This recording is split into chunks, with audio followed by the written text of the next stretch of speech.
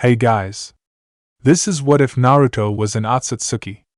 Many have heard the story of Hagoromo Ōtsutsuki, the sage of six paths, but barely any have heard the story of his brother Naruto Ōtsutsuki, the elemental sage. Godlike Naruto. Hit like and subscribe if you like this one, and also please check the author in the description. Let's start.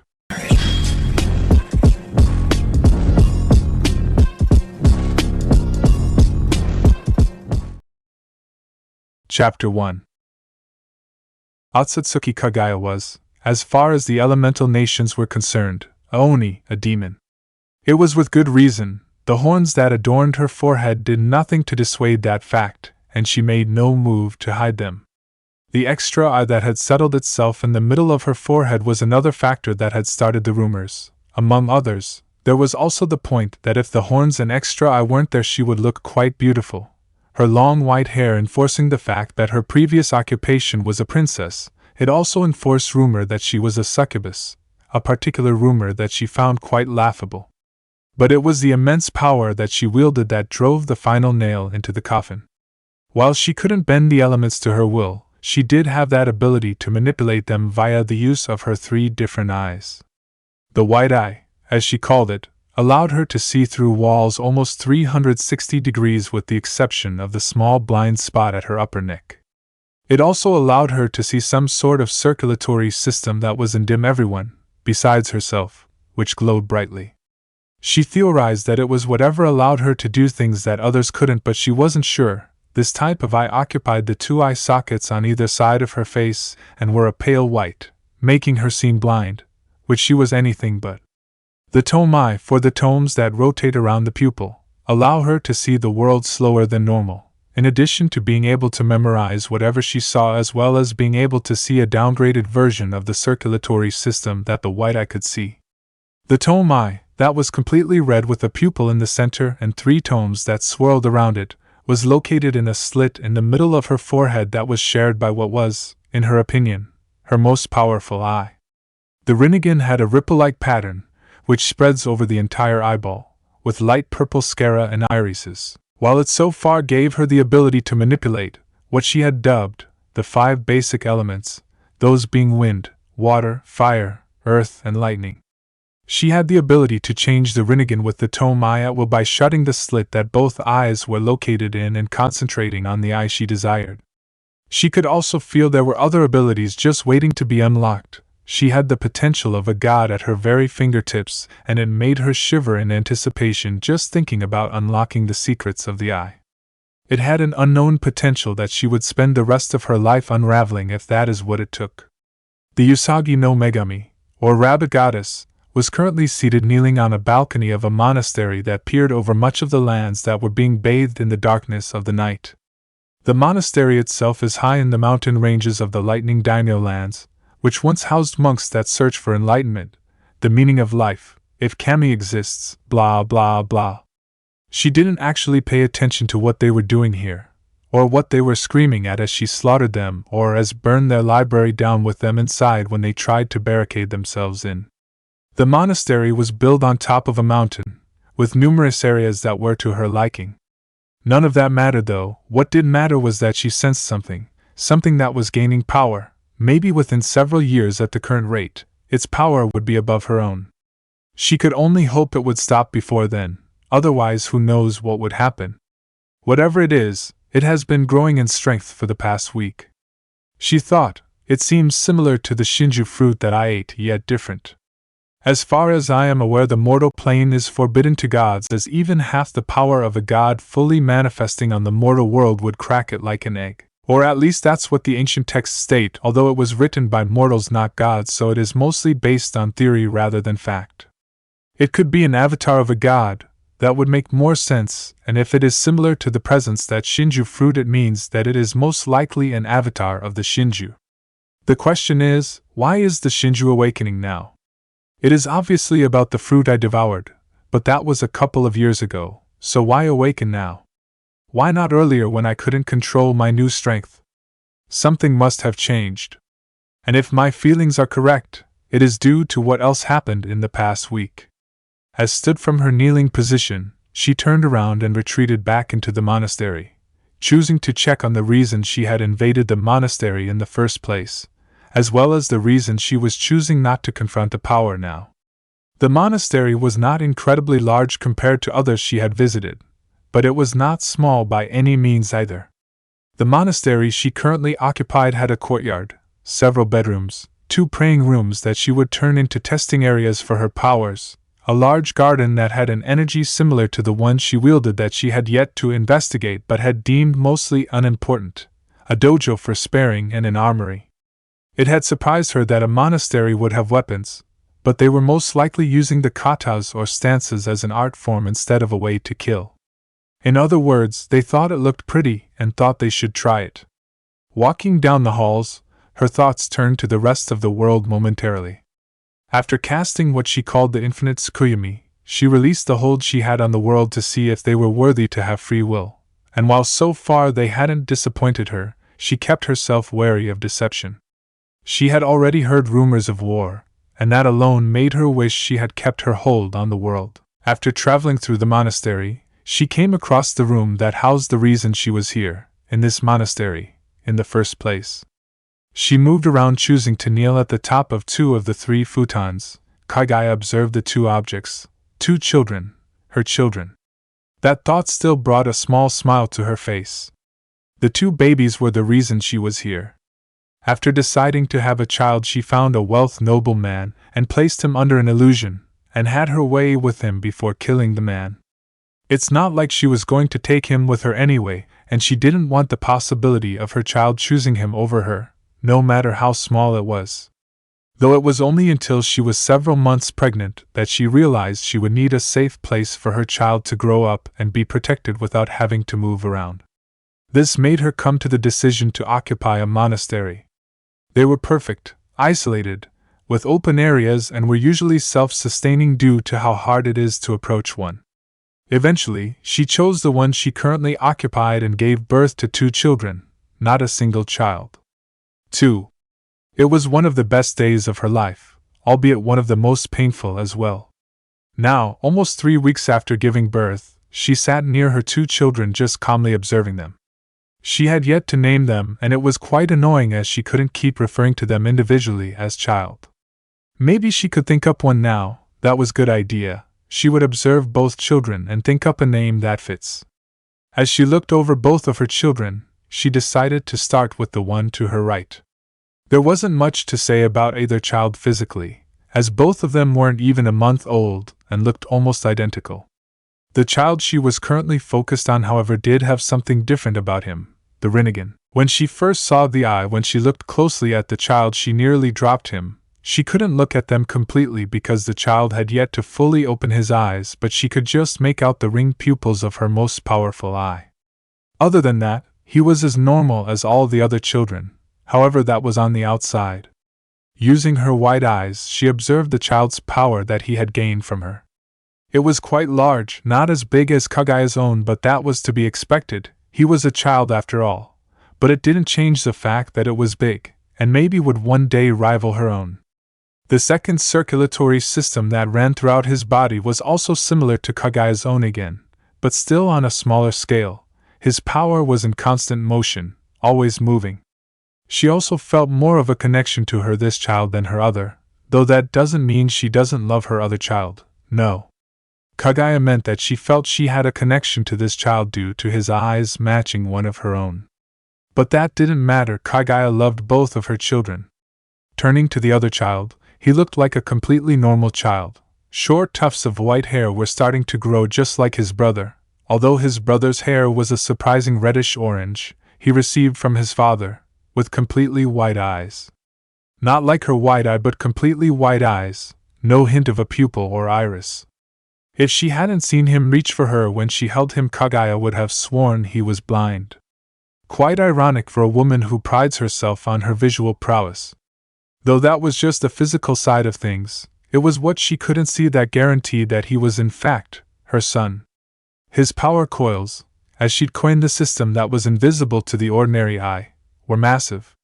Not massive as another word for big, but his coils were already on par with her own. But there was something about his coils that differed from both Kagaya's own and his brother's.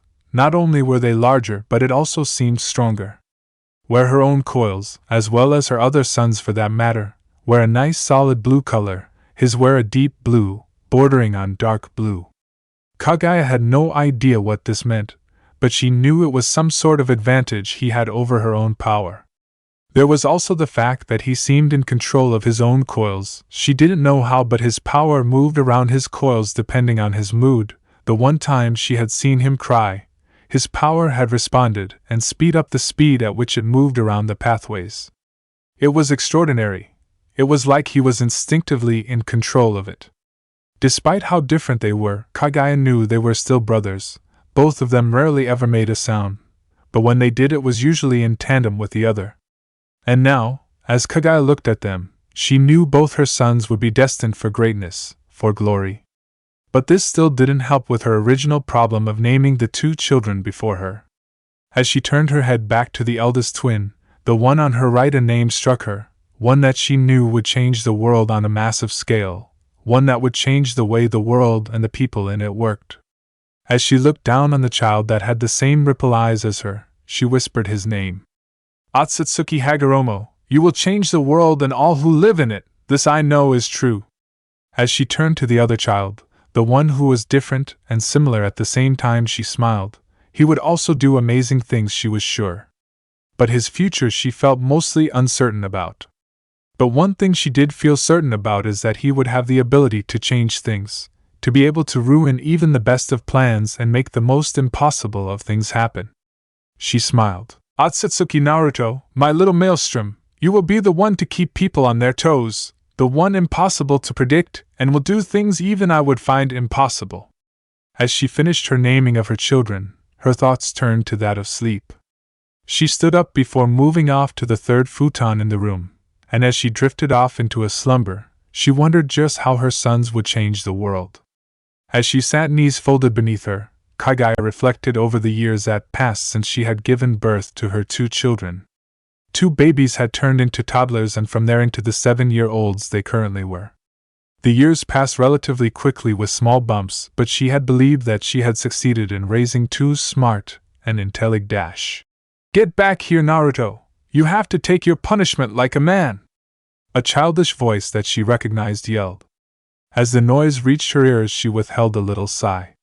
Despite her intention to raise them like children that were worthy of the station of a noble, meaning not childish, both of them had moments when it seemed like she had made no progress at all. Naruto was incredibly resistant to her methods, it seemed. While Hagoromo had welcomed her lessons and tried to act dignified and wise at all times, despite still having the stature of a child, Naruto had shown he was instinctively childish, and took every opportunity to remind both herself and his brother that fact. It's not my fault you fell off a branch and into pond. That's all you. Another voice, Naruto, yelled back. You pushed me. The first voice accused loudly. Not my fault you're not aware of your surroundings. Naruto yelled back. Kagaya released the sigh she tried to withhold. This was a common occurrence. Hagoromo would try to complete his daily meditation in a tree above a pond in the garden, and Naruto would come along and try to make a fool of his older brother by pushing him into a pond somehow, usually succeeding in his endeavor. Kagaya honestly didn't know who to be disappointed in more, Naruto for the prank or Hagoromo for not moving after the 5th time. Kagaya simply turned her head to the right as she watched 2 7-year-old children burst out from the bush with speed that 2 children shouldn't have. The first having white hair that was starting to hang down, completely white eyes, wearing a brown monk's robe with red magatama down the front, barefoot, with small bumps on his forehead that would eventually grow into horns much like Kagaya's own. Kagaya's belief that Naruto wasn't blind turned out to be true. Kagaya had actually believes that Naruto has better eyesight than normal in exchange for not having his mother's or brother's eyes. The fact that Naruto would never have awesome eyes like his mother or brother at first made Naruto sad at first, a bit jealous that Hagoromo had the same eyes as his mother before Kagaya pointed out that Naruto had the same hair as her. Naruto then swore he would wear his hair long just like her, which made his mother smile a bit at the promise, believing it to be cute. The second boy that came out from the bushes had short reddish hair with purple eyes that had ripples that spread out from the dot at the center of the eye. He was also wearing the same robe as the boy before him and was also barefoot. Hagoromo had grown up to be a serious child like Kaguya wanted. He played with his brother sometimes but would usually choose to read the books that he scavenged from what left of the library or meditate usually. This was what originally started Naruto's reign as the self-proclaimed prank king, believing Hagoromo should stop being boring and have fun instead of sitting still and doing nothing. Despite Hagoromo's constant objections to Naruto that meditation was doing something, Naruto continued to prank Hagoromo whenever he found him meditating. When questioned why he continued to constantly prank his brother, Naruto only replied, "I'm bored and Hagonikin isn't doing anything important." Naruto seemed to find infinite amusement in calling Hagoromo his nickname. The two children continued the chase with speed that would astound an outsider but was just normal in the family of three. While Kaguya hasn't started training them in their powers, she had given them a fitness regime to help occupy their time in the monastery while she tried to train in her own powers and privacy. She didn't want one of her children to see her training and try to replicate it on their own.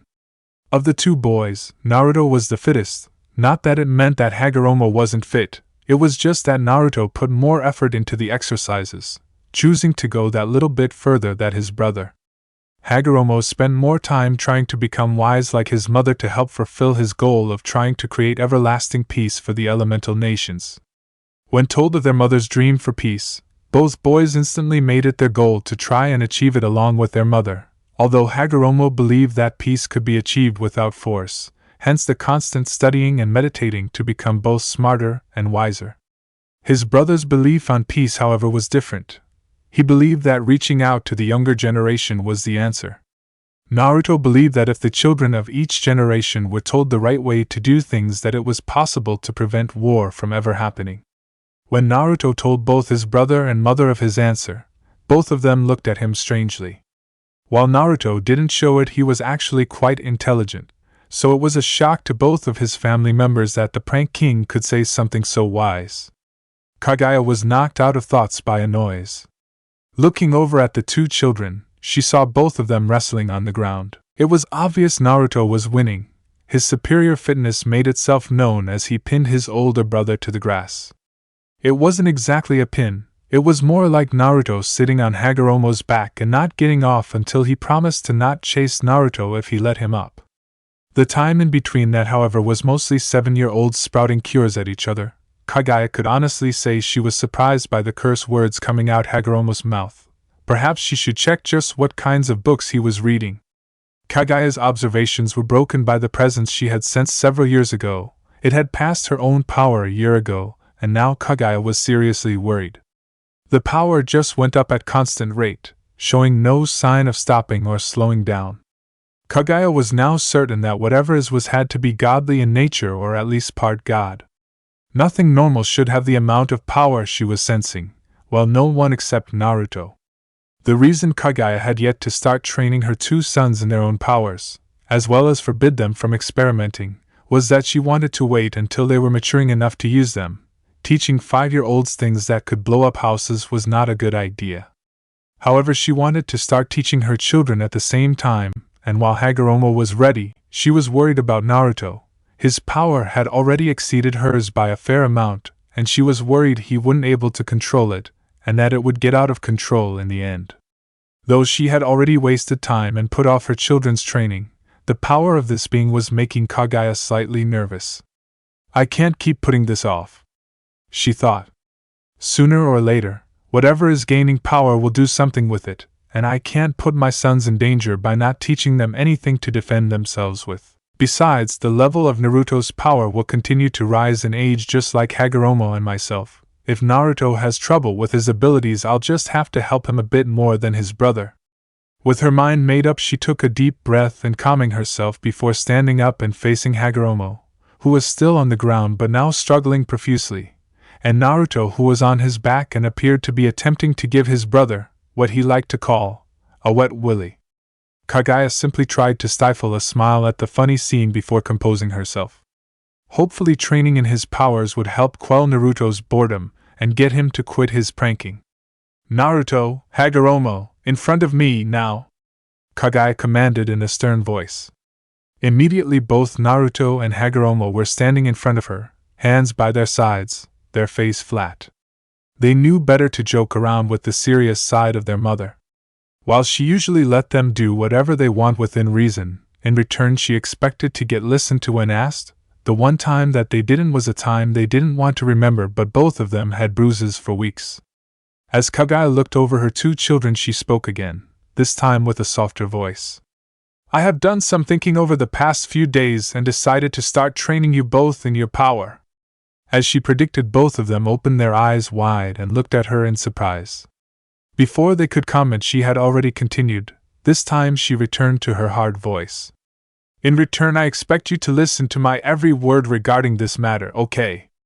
That means that you do not experiment with your powers alone unless I say that it isn't dangerous. You don't use your powers against each other unless in a spar. Also, individual rules for each of you. Hagoromo, you do not attempt to copy anything you see me do, and do not attempt to find out any powers of the Rinnegan. Okay? Hagoromo nodded, showing he understood, and Kagaya turned her attention to her youngest. Naruto, you do not attempt anything you see me or your brother use, because you don't have the Rinnegan and you might hurt yourself somehow. Everything you learn will have to be from scratch. Do you accept this? Naruto looked up at his mother with unwavering eyes and nodded. While Naruto didn't know what he could do, he felt the need to prove he was just as good as his brother could be. While he got over the fact that he would never get the Rinnegan, Naruto always felt left out when his mother and brother discussed the abilities of the eye.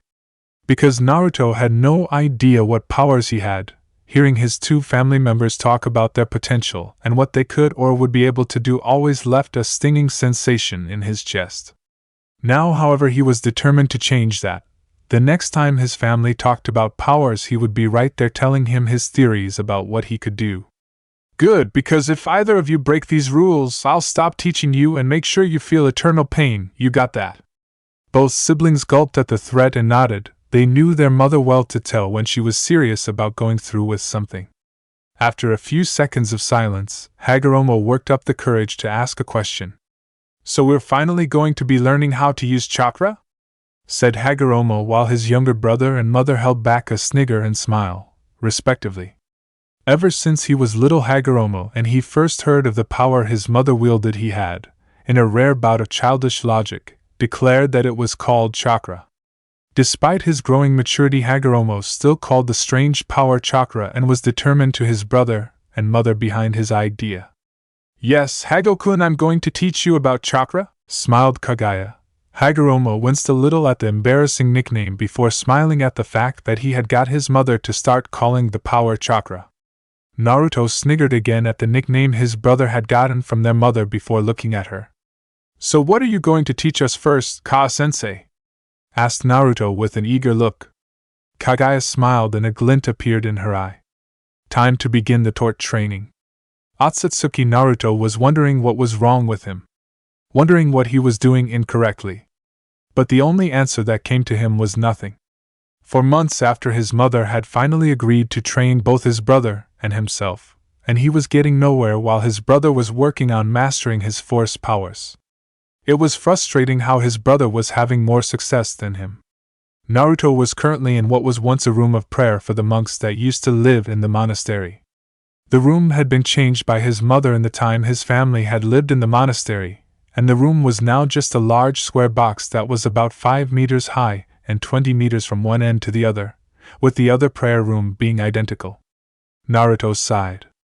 He'd done what his mother had said and just meditated, hoping the abilities that he had would just come to him like it had to his mother, but it wasn't working.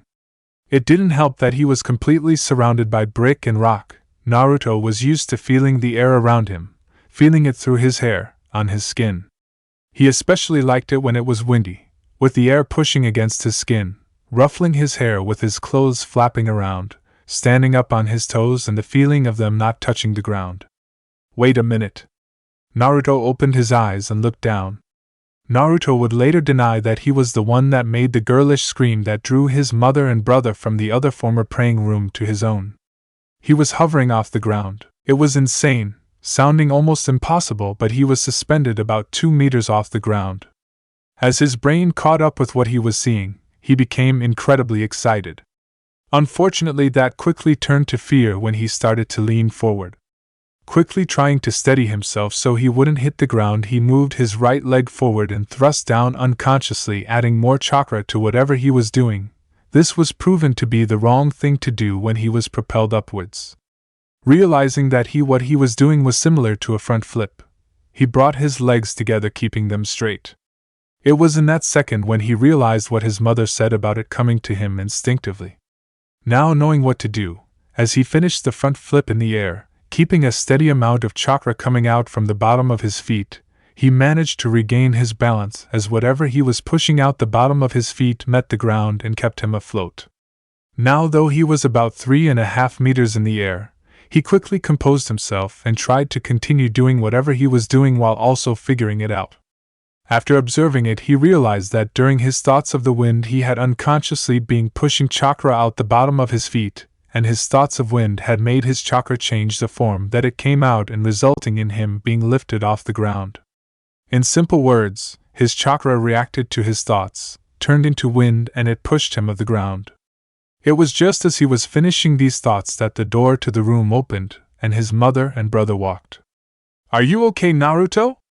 "We heard a scream," his mother said as she walked in before stopping and looking around before frowning. "Naruto, where are you? If this is one of your tricks, Ka-san, I don't think that this is one of Naruto's tricks," Hagoromo said as his wide eyes locked on to his younger brother. His eyes had been able to see the chakra coming from the ceiling. "What makes you say that?" his mother said as she turned her head to look at him. Hagoromo didn't answer at first but instead pointed towards the ceiling. "That," he simply said. As the self-proclaimed Oni turned her head upwards before her eyes mimicked her eldest son. There hovering in midair was Naruto with a smile she knew wasn't going to be coming off his face anytime soon. "Hey Ka-chan," he said in a sing-song voice. "Guess what I can do?" Somehow she knew that this was only the beginning. Chapter 2. When Otsutsuki Kagaya heard what she thought was the girly scream of her youngest child, she didn't really know what to expect when she walked into the room he was occupying with her oldest in tow. But she was pretty sure that seeing him suspended in midair by nothing was not one of them. At first she thought that he had inherited some sort of illusion ability from her, and that what was currently in front of her was an impressive illusion meant to deceive her. But channel chakra, as Hagoromo insisted that she couldn't keep calling it power, into her wide eye quickly disproved that theory. She could see his chakra traveling around his body, only this time it was at a constant, relatively fast pace. The chakra traveled around his body, but when it got to his feet, some of the chakra was siphoned off, appeared to change somehow and become pressurized wind that shot out from his feet. Kagaya was shocked. While she could manipulate the 5 elements and some sort of force thanks to the Rinnegan. But that was just it, manipulating. What she could do with the elements was like a giant trying to pick up a grain of sand. While she could use the elements, she would never have the kind of control that her son was displaying before her. "Hey Ka-sensei, look at me, I can fly like a bird." She was shaken out of her musings by the object of her thoughts starting to move around the large praying room at a quick pace, about the same speed he could run, which was quite fast. Panicking at the thought of her son falling, she quickly made herself known to her youngest, who was too caught up in exploring his newfound power. "Naruto! Get down here now!" she exclaimed, worry and concern in her tone. Naruto stopped, slowly lowered himself to the ground before smiling like a cat that caught the canary. "So what do you think, Ka-chan? Pretty cool, right?" He excitedly, and with good reason, he was just flying. Flying. In his book that is like the king of all cool powers. However, his mood changed from excited to nervous when he heard the tone in his mother's voice. "What I'm thinking is how to punish you without killing you." The sickly sweet tone in his mother's voice was one he had heard before, as well as the words spoken. The words have another meaning besides the obvious one, which was, "You have 5 seconds to tell me why I shouldn't give you the beating of a lifetime." Knowing that his mother's threat was real, he quickly began saving his hide. "It was an accident," he voiced sheepishly, his right hand coming up to rub the back of his head like he always did when he was nervous. I was imagining the wind and wanted to be outside. Next thing I know, I'm flying. He hoped his excuse that was enough to avoid punishment, but just to be sure he decided to try to get on his mother's good side. On the bright side, your method about how it will come to you worked, he said, smiling while silently praying to Kami, Yami, Shinigami, and all the immortal beings in the world to help spare him from his mother's wrath if it didn't work. He didn't want to die young. There were still so many things he hadn't done, so many people he hadn't pranked yet. Well, his mother said, appearing to be believing Naruto's innocence in the matter. I suppose you had no control over what happened. Yes, Naruto thought he was home free. He was gonna live. On the other hand, you didn't come down straight away, so your punishment will be a beating by yours truly. Naruto blanched. Despite how fast he was, his mother was still faster and stronger than him. In other words, he was screwed. He sent pleading eyes to his brother, but the look in his elder sibling's eye was clear. Are you crazy? Every man for himself, bro, traitor. Naruto thought. And to think, I was going to ask for his help pranking Ka-chan. As his thoughts turned back to his mother, he faced her. She was advancing on him with a look that spoke of pain. A quick look to see if he could use his brother as a human shield turned out to be a bust, as he had already fled the room and closed the door. Oh shit. For the next half an hour the monastery would be plagued by the screams of a child and the insane laughter of his mother. Hey Naruto, didn't know your voice could go that high? Is there anything else you haven't told me? You're a bastard, you know that, right, Hagoromo? Hey, it was every man for himself. What in Kami's name was I meant to do? Not be a chicken would be helpful. I acted in my own interest just like you would in that situation. Naruto had no comeback for that. It was an unspoken agreement that when their mother was angry at either one of them, it was every man for himself. Now, a day after the beating he suffered from his beating from his mother, and Naruto was still sore all over. The Otsutsuki boys knew that when their mother spared with either one of them that no punches were pulled. The same could be said for her punishments. It was a way for the boys to want to get better, to stop the massacre that was sparing with their mother and be goofed to avoid the unrivaled pain they received from mother's beatings. You could have at least tried to get me out of it. Do you know how much pain I feel right now? Naruto whined as he lay on his back in the monastery's garden. His monk robes were still ripped and torn from yesterday's beating, and Naruto wasn't in any rush to get a new one in his current state. It was painful enough to walk outside. His brother was seated next to him, meditating while their mother was working on her project. They didn't actually know what it was, just that their mother promised she would give it to them when she believed they were ready, whenever that was. Naruto sighed.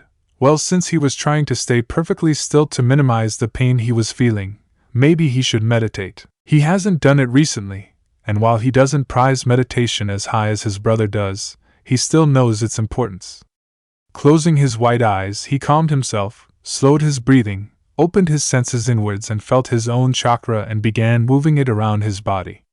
Ever since he was small, he had always had impressive control of his chakra, being able to move it around his body at whatever speed he desired, even reversing the flow if he tried hard enough. But he wasn't going to do that. Right now he was going to meditate. He felt his chakra flow around his body like a river, never deviating. It gave him a slight sense of euphoria. Breathing out a sigh, he winced as he moved his chest. He was sure that something was fractured in his chest. He wished something would fix so he would be in so much pain. He imagined his bone in the fracture and quickly healing. It was then that he felt it, the same instinct that gave him control over his wind abilities. He knew what to do. Channeling chakra into the wound on his chest, his eyes still closed, the thought of wanting to heal still on his mind. He stifled a gasp. He felt his chest healing, the fracture healing, even the bruises on his other ribs that he didn't know he had. Hearing his brother gasp beside him, he wondered what he was seeing before stopping that train of thought. He still had his stomach, arms and legs to heal. Spreading more of his chakra to his stomach than arms and legs, he began healing the bruises that riddled the rest of his body. Once he felt his body healed, he let his chakra recede back and let it flow the way it usually did. Opening his eyes, he slowly sat up before careful prodding his ribs before releasing a sigh when he felt no pain. Feeling eyes on him, he slowly turned his head to where he felt the stare coming from and saw it was from his brother, his ripple eyes wide and his mouth slightly open. Naruto looked at him for a bit longer before grinning like a loon. "Close your mouth, Hagokun. Otherwise you'll catch flies." The sound of his brother's voice brought Hagoromo out of his staring. "I'm sorry. What did you say?" Hagoromo said, still not quite there yet. He just say his brother healed from injuries that should have put him down for weeks at least. First flying, now self-healing, what was next? Hagoromo shook the thought from his head, knowing his brother. It was most likely going to be something that shouldn't be possible. "Well, I know I'm awesome, so I'll forgive your staring this once commoner. After all, who can't stop and stare in the presence of the mighty and totally cool Otsutsuki Naruto?" exclaimed Naruto, jumping to his feet and puffing his chest out in what was an attempt at making him look more awesome. Before Hagoromo could put his brother down in a mostly likely humiliating way with words, he was interrupted by his mother appearing at the entrance to the garden. Kaguya had been working on several surprises for her two sons that she would give them when she felt they were for them when she felt a release of chakra. One that she felt was most likely Naruto doing something stupid, like playing with chakra again. Although because of yesterday she was mostly likely going to take it easy on Naruto for the punishment this time, as not only was he probably still sore from his last one but also because he was doing this on instinct with no real control over what he was doing. Unless of course he was trying to fly again using his ability over wind. In that case something would be broken just in case he didn't get the message. Instead of being greeted by Naruto flying when she got to the garden, which was where the chakra had emanated from, she was greeted by Naruto standing up in what was left of his monk's robe with his chest puffed out, and his older brother sitting beside him looking like he was going to say something that was going to start both of them wrestling all over the garden. Wanting to avoid the situation, Kaguya made her presence known. "Would one of you two like to tell me who was using chakra and for what reason?" The sound of their mother's voice made both boys snap their heads in her direction. Soon after that, Naruto stopped puffing his chest out and Hagoromo stood up on his 2 feet. Naruto then gave a nervous smile to his mother. Possibly debating on running, Kaguya idly thought. Naruto then spoke up. "I found out another one of my abilities, Ka-chan," Naruto said before quickly adding. "And believe it or not, it wasn't dangerous in any way." Kaguya arched an eyebrow, asking for that explanation to be expanded upon. "My new ability lets me make my chakra heal myself," Naruto explained before scrunching his brow together in thought. "It may also allow me to heal others if I can bring that sort of chakra outside of my body," he added, like an afterthought. Hagoromo then spoke, adding his opinion. "I agree with my brother on both accounts, Ka-san.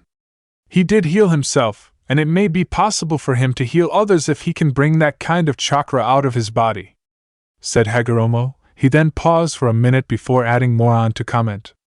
"But it is also my belief that he will have to study extensively about what he wants to heal before he can actually do that." Kaguya raised an eyebrow. "And what makes you believe that, Hagokun?" she asked. Naruto managed to hold back a snigger. The last time he laughed out loud, his mother started to constantly call him Naruto for the entire day. His mother doesn't usually call him that unless she wants to embarrass him, or is incredibly proud of him. Either way, he usually came out of the situation embarrassed, so he learned to laugh on the inside. Hagoromo's cheeks tinged red slightly before he composed himself, as much as a 7-year-old kid could anyway. When he performed the healing ability, he healed himself. It was just that, he was himself. He already knew exactly where and what he needed to heal. But if he was healing someone else and they were unconscious, he would have to know what was broken, especially if he was healing one of us, as our own chakra might reject his, believing it be doing more harm than good. Kaguya thought about what her son had said and realized he was completely dash. "Hang on, wait a minute, I didn't do anything." Naruto interrupted her train of thought with his words. "All I did was imagine myself to be healed." "What do you mean?" Naruto's brother asked curiously. "It's not like you could have just imagined yourself healing and you did." At the end, Hagoromo scoffed. That's impossible, it must have been your chakra. That's not what I mean, idiot. Naruto said indignantly while turning to face his brother. Honestly, he was dumb. What I meant was that the same thing happened yesterday. It was instinct. I imagined myself healing and then I suddenly knew how to do it. Then when I moved my chakra over the areas where I was injured, my chakra healed me. I didn't think about my bones mending or anything at all. It was like my chakra knew what was injured and fixed it. The mother of two watched her children bicker while she thought over the situation. Naruto's chakra had healed him, that much was obvious. But what was left uncertain was if the chakra acted on its own or if it used her son already had. There was only one to find out. Both of you stop. Instantly both of the children stopped arguing and stood in front of Mother, hands by their sides. Here is what is going to happen. Naruto, you are going to work on bringing that chakra out of your body. Once you do, I'm going to find an animal and injure it. You will then have to send out your chakra to fix whatever I did. This will determine if you can heal injuries that you don't know about, okay? Naruto nodded. Good, she said before turning to her eldest and speaking. Hagoromo, you can choose to either stay with your brother or do something else. It is up to you. Hagoromo also nodded. Good, Naruto, you may begin. While she went away to find an animal, Naruto turned around and sat back down, determined to recreate the feeling from before. His brother followed him, choosing to observe his younger sibling, watching the chakra around his hands spike. What his brother was doing definitely demanded observation. Naruto could have the ability to heal almost anything. He also wanted to see if maybe he could recreate this. Hagoromo had always been about peace, and this was the perfect technique to help him. But even if he couldn't heal people, he was happy for his brother. He knew his brother felt a little self-conscious of abilities, feeling that he might not measure up to his mother's standards. After all, their mother told the both of them that she found out about an ability that could summon animals for battle. Another ability lets her create some kind of strange armor and change her arms into weapons of some sort. They had theorized that they were some kind of advanced weapons. They hadn't even found out all there was about the Rinnegan, and even now it was a lot to live up to, so he could understand Naruto's excitement over a new ability. I got it! A voice cut Hagoromo off from his musings. As his eyes focused on his brother, he noticed that Naruto's hands were a bright green and glowing. Thanks to his eyes, Hagoromo saw that the usual dark blue coat of chakra that completely surrounded Naruto's body was now broken by the green chakra that enveloped his hands.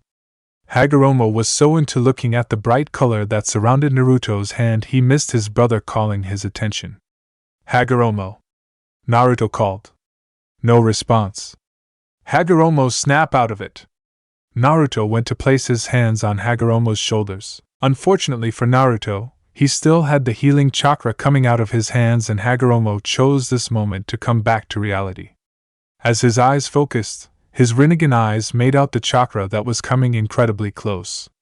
Hagoromo's brain only registered incoming, chakra, and hit. Snapping his arms up, taking Naruto by surprise and grabbing him at the wrist.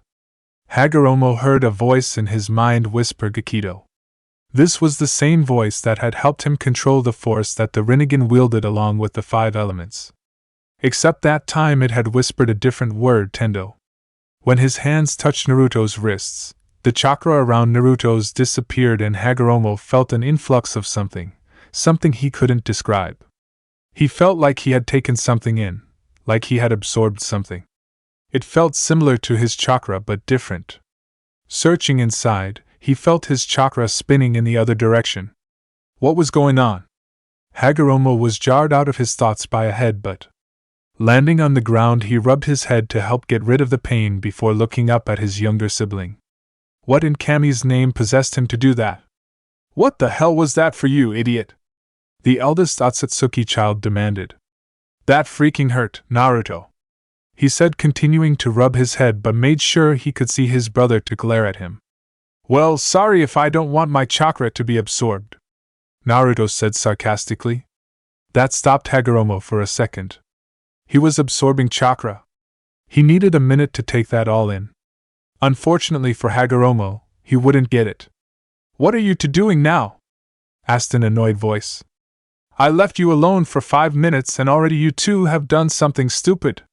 Kaguya sighed. She left for 5 minutes to get a bird and injure it, which was currently resting in her hands, and already her two children had gone and done something, potential dangerous, if what her hunch was correct. It wasn't my fault this time, I swear! Naruto exclaimed, pushing his hands out in front of him, before gesturing to his brother, who was now standing, with a pointed finger. It was him, all him, not me. That guy there. I think Kaa-san gets it, Naruto, Hagoromo said in a dry voice. All it would have taken was saying it once. Hey, you can never be too certain, Naruto defended, folding his arms across his chest. Kaguya by this time had just raised an eyebrow in amusement. It was always funny to see her children interacted. Despite how amusing it was to see the two bicker, she needed to find out what happened. Would one of you care to tell me what happened? She asked. The two children stopped their arguing and stood straight with their arms by their sides. Hagoromo then launched into the tale about what happened during the 5 minutes his mother was away. By the end of the tale, Kaguya had come to a conclusion about what to do. Turning to face Hagoromo only and spoke in what the two brothers called her sensei voice. It was a voice she used when she was serious, but not angry at them. Okay, Hagoromo, we will investigate if this Gakido, or Preta path, later. Right now we will focus on Naruto. She then turned to Naruto before showing him the bird she had in her hands. Okay, Naruto, this animal had some sort of injury. You are now going to heal it, okay? Naruto nodded before stepping forward and taking the bird from his mother's outstretched hand and place it on the ground. The bird didn't try to fly away or run, indicating it either trusted him or was too injured to move. Putting that out of his mind, Naruto focused on the healing the injured bird. Bringing forth his healing chakra, as he decided to call it, and placing his hands over the bird, almost touching it, felt it starting to work. As his chakra started to surround the bird, he began to get a mental image of the bird. No, not just a picture. It was like his chakra was scanning the bird both inside and out, searching for what was wrong. There, he thought before frowning inwardly. Damn, Kaa-chan really didn't take it easy on this bird. It has a severed spine. No wonder it didn't move when I put it down. Wow, Kaa-chan, harsh. Naruto stopped thinking about the injury and moving on to healing the bird.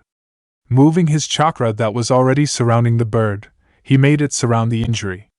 He then watched as the wound slowly healed. It wasn't as fast as when he healed himself, but he put that down to the severity of the injury. This bird had a broken neck. Ordinarily it wouldn't be able to recover at all. There was something else though. He could feel the healing that was taking place. Every piece of bone that reconnected to blood vessels that regrew and new nerves that were created. After several minutes of healing, the wound closed and the bird snapped back up to its feet before spreading its wings and flying out and away from the garden, most likely now knowing to stay away from white-haired women. Naruto then stood up, turning to his mother, awaiting her comments. The praise he got made his heart sing. Well done, Naruto-kun, well done! Kaguya praised. I honestly didn't believe you could do it and that your brother's theory was correct, but you proved me and him wrong, and for the better. She smiled at the look of happiness on her son's face. She knew that Naruto feared disappointing her. It was one of the reasons he exercises so fiercely. Kaguya would always love her son, nothing would change that. Just because he didn't have the Rinnegan didn't mean that she didn't believe that he would grow up to be strong. In fact, she believed that it would make him stronger because of it. There was a part of her that was worried for her eldest child though, because he had the Rinnegan, and how she was showed it with praise about how it made the wielder almost God, something she now regretted doing. She was worried that it might make her eldest son an arrogant brat like a noble's child. That was something she didn't want happening. You have a powerful skill there, Naruto. Healing a severed spine is something that even I can't do, she admitted. Naruto's smile only got wider at that. His confidence in his own abilities had increased thanks to his mother's praise. It felt good that he had something only he could do. It made him feel like he could do something that mattered. How do we know he healed the internal wound though, like cut veins and all that? Hagoromo pointed out. Both his mother and himself hadn't seen just exactly how much of the bird Naruto had healed. The only reason they could tell that the spine had been healed properly was because the bird had flown off. Naruto turned and smiled at his brother, still high on the praise from his mother.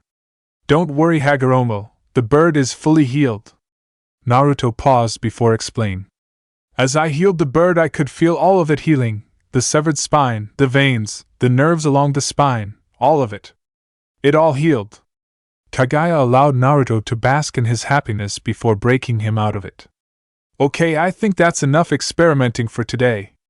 Tomorrow, Hagoromo, you will be practicing the elements, while Naruto, you will be out here working on your power over wind." When both her sons nodded, Kagaya continued. "In that case, because of the discoveries that were made today, I'll allow both of you to have today free of training." She knew that the last part wasn't. Both of them wanted to know more about their powers and would most likely spend the entire day, if they could, training and expanding on their abilities. She watched as both of them moved to different part of the garden before moving back to her room. She still had surprises to finish after all.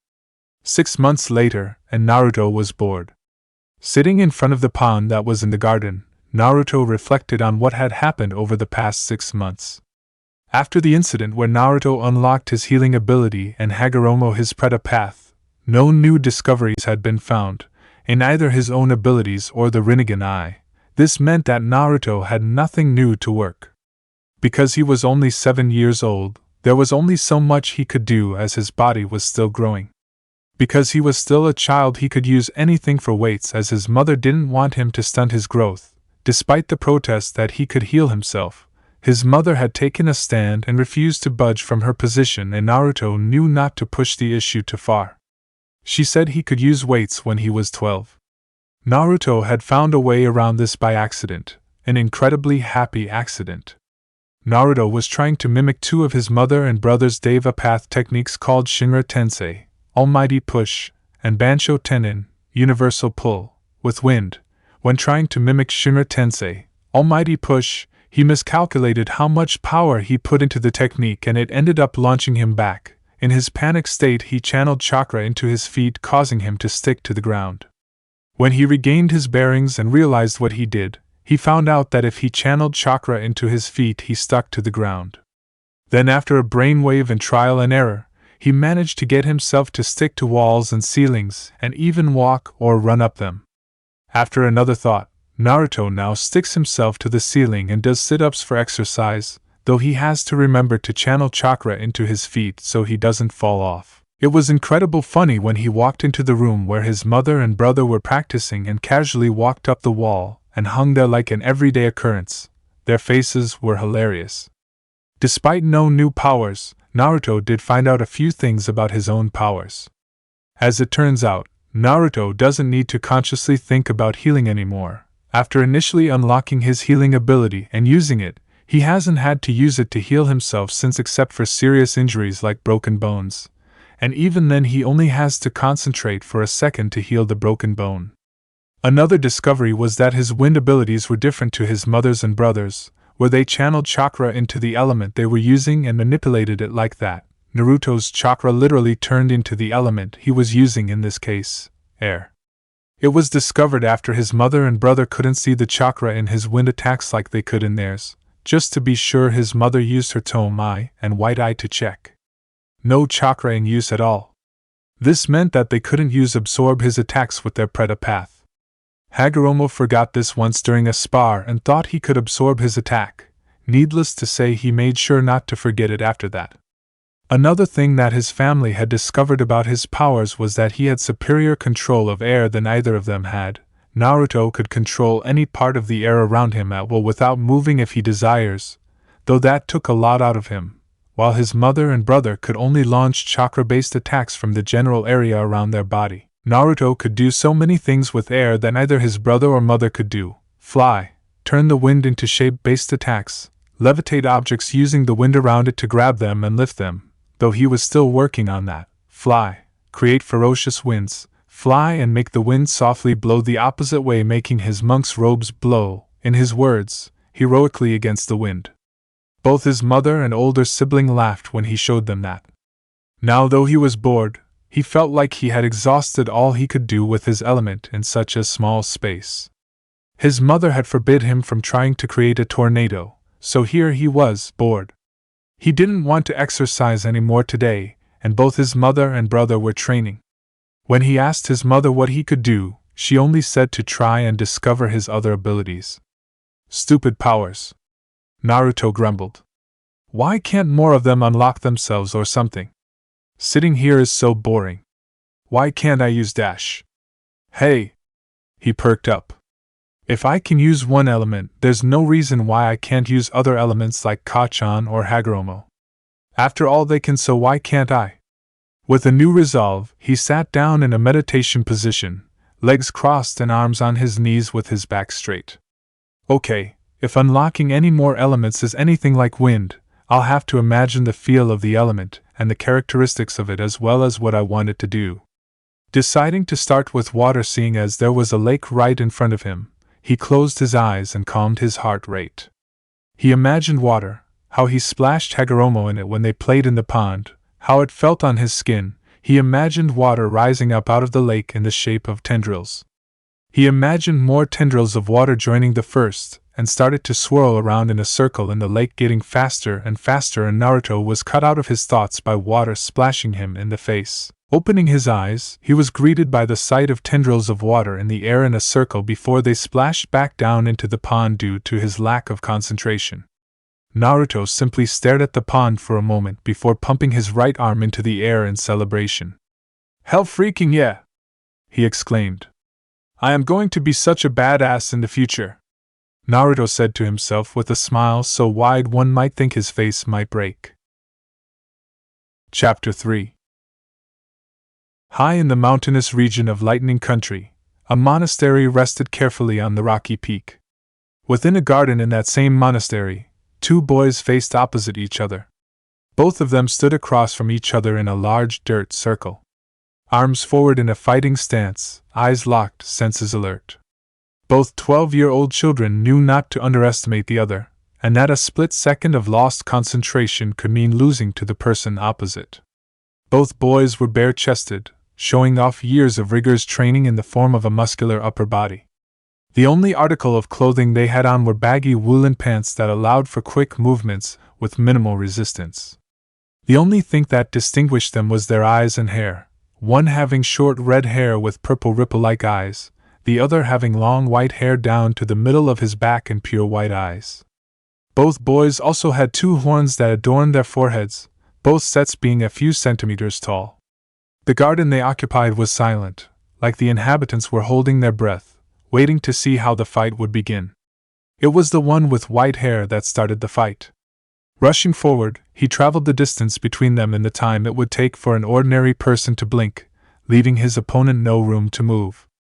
He appeared in front of his opponent, launching a right kick to the red-haired boy's side with speed that most would find impossible to keep up with.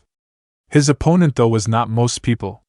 Blocking the kick with his left foot, the red-haired boy thrust his right arm forward, trying to hit his opponent with a palm thrust to the chest. The keyword being trying. The white-haired one seemed to be able to read his opponent's move, already moving his left hand to grab the boy's wrist. Succeeding, the white-eyed child yanked the other child's arm forward before letting go of his wrist, while simultaneously punching the redhead in the chest, launching him back several meters before he came to a stop. It was stupid of you to try and fight me up close, Hagoromo. You know I'm better than you in that regard. The white-haired one taunted. The other child, Hagoromo, just rubbed the part of his chest where he'd been punched. I know that, Naruto. What do you think I was trying to do with that palm thrust? Hagoromo said. Damn, he wished his brother didn't punch so hard. Although, he thought, it could have been much worse were this not a spar. His brother had recently found out how to channel chakra into his fist and release it in such a way that when he punched, he could knock down several trees. They had the proof in another part of the large garden that made up part of the monastery. Hopefully I won't have to use. He was shaken out of his thoughts by his instincts screaming at him to move. Deciding to trust them, he leaped to the side. It was only his years of training and naturally quick reflexes that helped him narrowly avoid a bolt of lightning that struck the ground, with enough heat and power to scorch the earth and throw up a small amount of dirt. Turning to his brother, Hagoromo yelled out at him for his stupidity. What the hell was that, you dumbass? You could have killed me! You have to remember that your lightning is far more deadly than mine, and also travels a whole lot faster.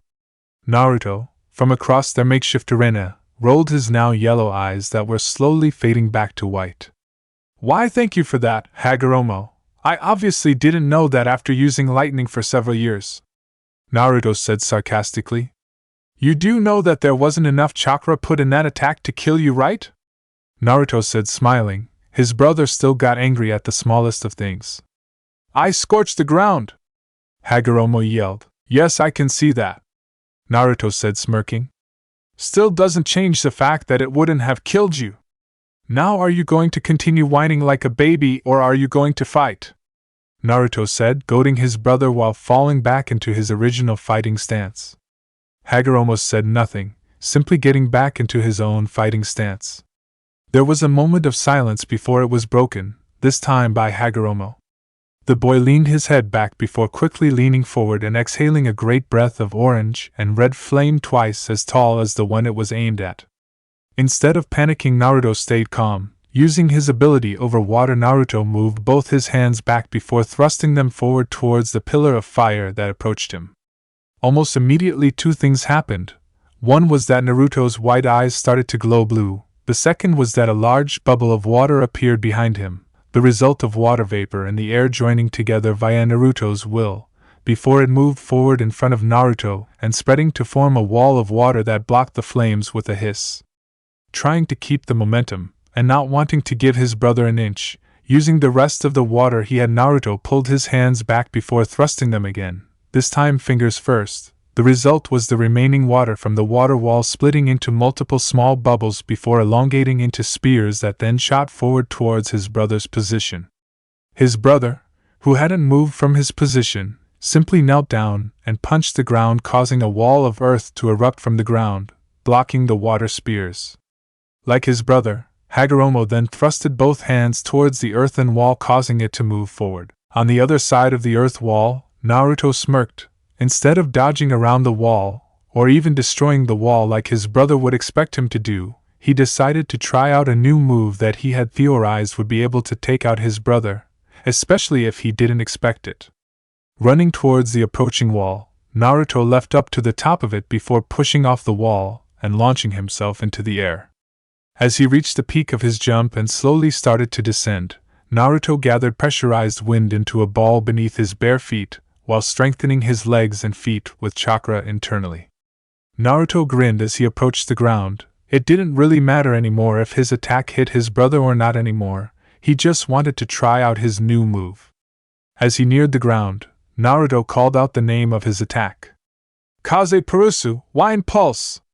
As Naruto hit the ground feet first, the sphere of wind beneath his feet was but under amazing pressure because of the combined factors of Naruto's weight, the speed he was falling at, and the solid earth underneath the sphere. Not being able to go up because of Naruto's weight and speed, and not being able to go down because of the earth, the sphere of wind did the only thing it could do. It exploded to the sides. A ring of air shot out from underneath Naruto at breathtaking speeds, kicking up dust as it rocketed outwards before slowly losing momentum. Naruto stood where he landed, waiting for his brother to appear and attack or for the dust cloud to settle. As his visibility cleared, the youngest Otsutsuki spied a dome of earth roughly where his brother was standing last time he checked. Assuming that his brother was still in there, he readied himself, just in time to watch as the dome retracted back into the earth, revealing his brother. Almost immediately his brother spoke to him, agitation clear in his voice. Are you going to do something stupid in every match? Hagoromo questioned. A noticeable vein was bulging on his forehead as a sign of his frustration with his brother. I don't know. Naruto questioned back in a lazy voice, clearly trying to annoy his red-haired opponent. Are you going to do something, interrupt a match for things that could wait till later? Yes, his brother replied. I am. Hagoromo continued to look at his brother before smirking, slightly confusing Naruto. I was saving this for a later time, but I guess now will do. As Hagoromo got into a fighting stance, he mumbled something inaudible to Naruto before he charged. Naruto was surprised at the speed that his opponent was now displaying. He was much faster than before. After getting over his brother's speed, Naruto quickly moved out of the way of the incoming charge before sweeping low with his foot, trying to use his brother's speed against him. Once more Naruto was surprised when his brother stopped quickly before jumping over the outstretched leg. Naruto quickly straightened back up and engaged his brother with several punches, trying to keep him on the back foot so he could quickly figure out what had changed with his brother's combat skills recently, and, if possible, find a way around it. "What's going on?" Naruto questioned inwardly. Hagoromo was never this fast or agile before. What did he do? Naruto then inwardly winced as he caught one of his brother's punches that almost managed to get inside his guard. And strong as well, he mentally added. Naruto was quick to backpedal to get out of his brother's arm reach. "The only thing I know of that Hagoromo could be using is..." Just as he realized what his brother was using, the voice of his brother jolted him out of his thoughts. "I see you realize what I'm using, Naruto," Hagoromo said as if reading his opponent's thoughts. "And you are correct, the Azura Path." As Hagoromo finished speaking, wordlessly 4 extra arms sprouted out of his shoulder blades. "Out of all the paths he knows, it happens to be the one I hate the most," Naruto said to himself, though his brother still heard him and could only smirk at the reason why. When Hagoromo was first learning how to use the Azura Path in one of the prayer room, it was just himself and Naruto in the room as he wanted to learn more about his mother's and brother's special eyes. While Naruto was in the room, Hagoromo lost control of the path slightly. The result was his fist shooting off his arm and slamming into an unprepared Naruto's stomach. Hagoromo's youngest brother rolled around in pain of the floor. Hagoromo himself laughed until his voice was hoarse. Since then Naruto has steered clear of his brother whenever he used that particular path. "Don't tell me you're still upset about the Azura incident?" Hagoromo asked, while stifling a laugh. After what had been dubbed the Azura incident, the youngest of the Otsutsuki had told both his mother and brother that if they used that particular path in front of him with the exception of a spar, he would leave the vicinity immediately. "And you wouldn't after being hit in the gut by a flying fist. Anyway, how do I know you have control over that path and that you won't just start firing fists at me?" Naruto said as he eyed the 6 fists wearily, as if he expected them to explode. "I wouldn't be using the path if I could control it perfectly. Have some faith in Naruto," the eldest Otsutsuki sibling replied to his brother. "I did," his brother mumbled. "And a fist hit me in the gut." If Hagoromo heard his brother, he made no move to show it. "Fine, I guess when I beat your ass it will feel all the sweeter." The youngest sibling then smirked. "Let me show you something else I have been working on recently." As he spoke, Naruto's normally white eyes turned a fiery red and Hagoromo frowned slightly as he recalled why that was. After a couple of years using his elements, Hagoromo and his mother noticed that when Naruto used a certain element, Naruto's eyes would turn a light shade of the respective element. However, the light always got slightly darker and closer to the color of the element Naruto was using. Their mother theorized that the closer the color was the element Naruto was using, the higher the mastery Naruto had over that particular element. But that wasn't the reason Hagoromo was frowning. The reason he was frowning was because during a fight a few months earlier, Naruto was using the elements heavily while fighting against Hagoromo when Naruto suddenly stopped and his eyes flashed different colors. Sometimes both eyes were the same color, other times different colors in each eye. This continued for about a minute before Naruto collapsed backwards onto the ground, unconscious. When he awoke a day later, Naruto waved off concerns from both his brother and mother, saying that it was just another part of his abilities he unlocked unknowingly by using his multiple elements at the same time. When asked what it was he uncovered, Naruto said that he wasn't quite sure, and he would tell them when he was ready and had a firm grasp on what it was and how it worked. It was after Naruto displayed his healing ability that any new abilities that he uncovered, he would be able to practice by himself, as it was unlikely that his mother or brother would be able to help him with any abilities, and so Naruto explored his abilities by himself. That was months ago, and Naruto still hadn't shown any indication what it was his new power could do. Hagoromo got ready for the fire that he knew he would receive from Naruto, tipped off by his glowing eyes. Hagoromo calculated that it would most likely come from the hands or feet, maybe even creating it in the air around him. Instead, though Naruto chose to take a deep breath and release it in a blowing motion, the result was a large plume of fire to extend out of his mouth. What happened next shocked Hagoromo. The fire twisted and turned, molding itself into something, though Hagoromo didn't know what. The answer was soon clear as fire in the shape of a dragon rushed the six-armed child, with the child barely able to jump to the side to avoid the impact of the elemental dragon. He was caught off guard though when the attack exploded, just catching him on the edge of the blast radius. While Hagoromo came out of the blast relatively unscathed thanks to his Azura path, he was still singed by the fire. He was left no room to comment though, as rock roughly the size of his torso was flung at him by his brother. However, utilizing the abilities of the Azura path, he simply punched the boulder, shattering it with his strength. Not wanting to let his brother have any more time to launch another attack, Hagoromo quickly stuck his wrist out. Wordless, several small pointed projectiles launched themselves out from his wrist via fire that came out from the bottom.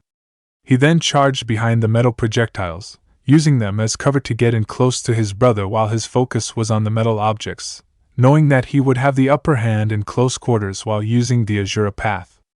Naruto was surprised by the small projectiles, not having any knowledge of them due to not wanting to be present when the Azura path was used. However, it didn't take a genius to know that the incoming projectiles weren't friendly. Quickly gathering his chakra, while knowing that the elements would work against such a large number of projectiles, and extending his hands in front of him. A dark blue dome surrounded Naruto just as the first of the projectiles approached. After the first of the metal objects impacted and exploded against his shield, creating smoke that obscured the front of Naruto's view, Naruto inwardly thanked his luck. He seriously doubted that any earth shield or any shield of the elements he could make would be able to hold up against the current onslaught. It was then that he felt a heavy object smash into his shield with a dull thud. Naruto smirked. Poor Hago, the white-haired boy said to himself. His brother mustn't have seen his shield through the smoke created by his own projectiles. If he had, he would have used a much stronger attack to try to breach his shield, rather than charging. The shield was actually made out of Naruto's own chakra. This was another ability he discovered over the years. Naruto didn't actually the full extent of this ability, like how large he could create structures, because there wasn't enough space in or around the monastery, or how much damage or pressure his chakra creations could take, as it could withstand all of the attacks that weren't on a large scale with the exceptions of the Deva Path's unnamed force abilities. The attacks of the Deva Path moved the chakra constructs unless they were anchored to the ground, just like anything else. There was a passive ability about his chakra construct's ability, as it had been named, that made both Hagoromo and his mother quite frustrated, though this wasn't so much an ability granted by chakra constructs, but more like a side effect his chakra had on that constructs he made. As it turns out, his chakra was incredibly dense, or in other words compact. Normally this wouldn't mean anything besides meaning that Naruto had more chakra than previously thought, but the surfacing of his chakra construct's ability changed that. Because his chakra was incredibly dense, this made the constructs he created harder, but also meant that they were charged with more chakra than originally thought. This had the side effect of rendering the Preta path almost useless against him unless they were fully touching him. This was because it made it slower to absorb the chakra from the chakra constructs he created, meaning that his mother and brother would have to grab onto the constructs, or be touching them for long periods, leaving them open to attack from either himself or other constructs.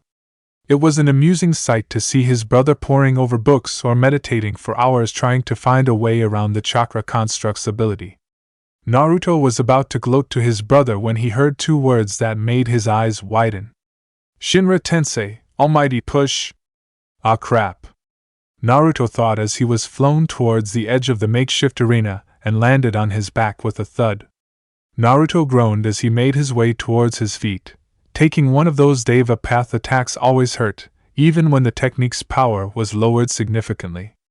Looking towards his brother at the opposite end of the field, now having the normal 2 arms instead of 6, he couldn't help but inwardly face-palm at his own stupidity. Why the hell didn't I press the advantage? Alright, too busy with the mini flashback. Note to self, have flashbacks when not sparing within close range of Hagoromo. As he got back into his fighting stance, ready to continue slogging it out with his brother, he was stopped by a voice. Hagoromo, Naruto, stop your spar and come over here, I must talk to you. Turning towards the voice, he noticed his mother standing near the entrance. He lowered his stance, noticing Hagoromo doing the same, and made his way over to his mother. Naruto's mother, Kaguya, had not changed much over the years. The only thing that was really different about her were the 4 long objects wrapped in brown cloth she was holding, 2 in each hand. As they approached her, she sat down with her knees underneath her, placing the bundles on both sides of her, and gestured for them to do the same, which they did. As they sat opposite their mother, they noticed a serious look on her face. After a minute of silence, the Oni spoke.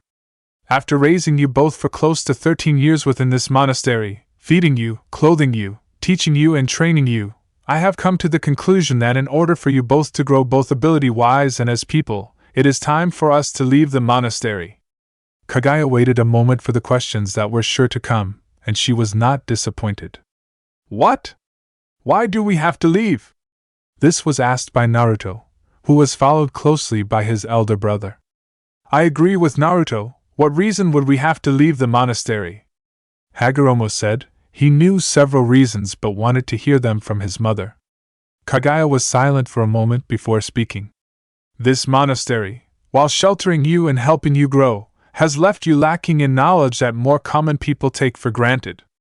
Things like how to interact with other people your own age and an understanding of how the rest of the world behaves and works, I have unfortunately stripped from you when I decided to raise you both in isolation from the rest of the world. It will also hopefully help you see why I believe that peace can only be achieved through forceful means. Here she looked at Hagoromo while he looked back defiantly. During this, Naruto sighed. How to achieve peace has been a constant argument between mother and son, both believing that their method was the true way to achieve peace. The only reason Naruto was left out of their argument was that because Kaguya's and Hagoromo's methods completely opposed each other, and because Naruto's own method of peace was almost completely different from both of theirs. After another minute of staring at each other, Kaguya and Hagoromo broke off the staring match and Kaguya continued speaking. There is also the fact that there isn't enough space to use truly devastating techniques without destroying the monastery, and both of you need to be able to use your abilities on a large scale. Here she turned to Hagoromo again, but this time spoke to him instead of staring. There is also the fact that some of your abilities require people in order to properly test, and I'd prefer it if you didn't use your brother as a test dummy. There are also techniques for other paths that I haven't told you about because they need large amounts of space. Before we leave, however, both of you need to be able to use a weapon that won't draw attention to yourselves. Here she unveiled the 4 bundles, placing 2 in front either brother. Both of them received a sword, a katana to be precise. Both of them were almost exactly the same, the differences being the guard and the color of cloth the hilt was wrapped in. Hagoromo had his guard in the shape of an orange magatama with purple cloth around the hilt, while Naruto had a golden guard that was etched with the kanji for fire, wind, water, earth, and lightning in a circle. The cloth on Naruto's hilt was a dark blue, the same shade as his chakra. The other gift Hagoromo and Naruto received was a shakujo and a staff, respectively. The shakujo was a strange black metal pole with a gold large ring stuck on top and 6 smaller gold rings hung from the larger ring. Naruto's staff was strange, made of the same black metal that made up Hagoromo's shakujo. It has a gold topping that split, going opposite ways before the sides pointed down, making the top look like an M shape. Both boys were speechless. The weapons were amazing. Where did you get these? Hagoromo asked after a minute to fully take in the weapons in front of him. The 2 swords were in the armory when I originally arrived here. The other 2 weapons were made by me. Kaguya replied to both boys' shocked features. Their mother had made these. How? Naruto asked. I used an aspect of the Rinnegan to create them both, she said simply. This shocked Hagoromo slightly more than Naruto. Hagoromo had thought he'd seen the majority of the abilities his mother wielded with the Rinnegan, although he knew that there were some abilities he hadn't seen, hence why he wasn't surprised when his mother told him he needed more space for some abilities. But to hear that there was something that could create things was a shock. Why had his mother not shown him this? And more importantly, when did she figure this out?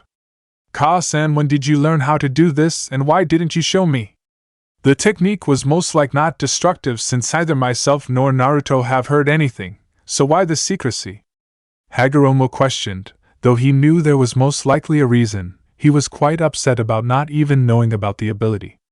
Because Hagoromo, Kagaya said simply, like she chiding him. The technique I used to create the weapons you see before you is the pinnacle ability of the Rinnegan.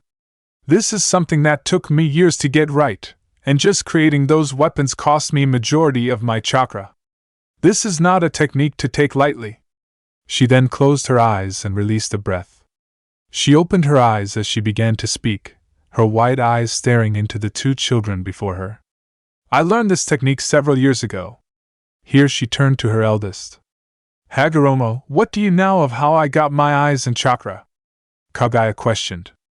Hagoromo frowned, not seeing the point in such a question, but answered it anyway, hoping it would give him the answers he desired.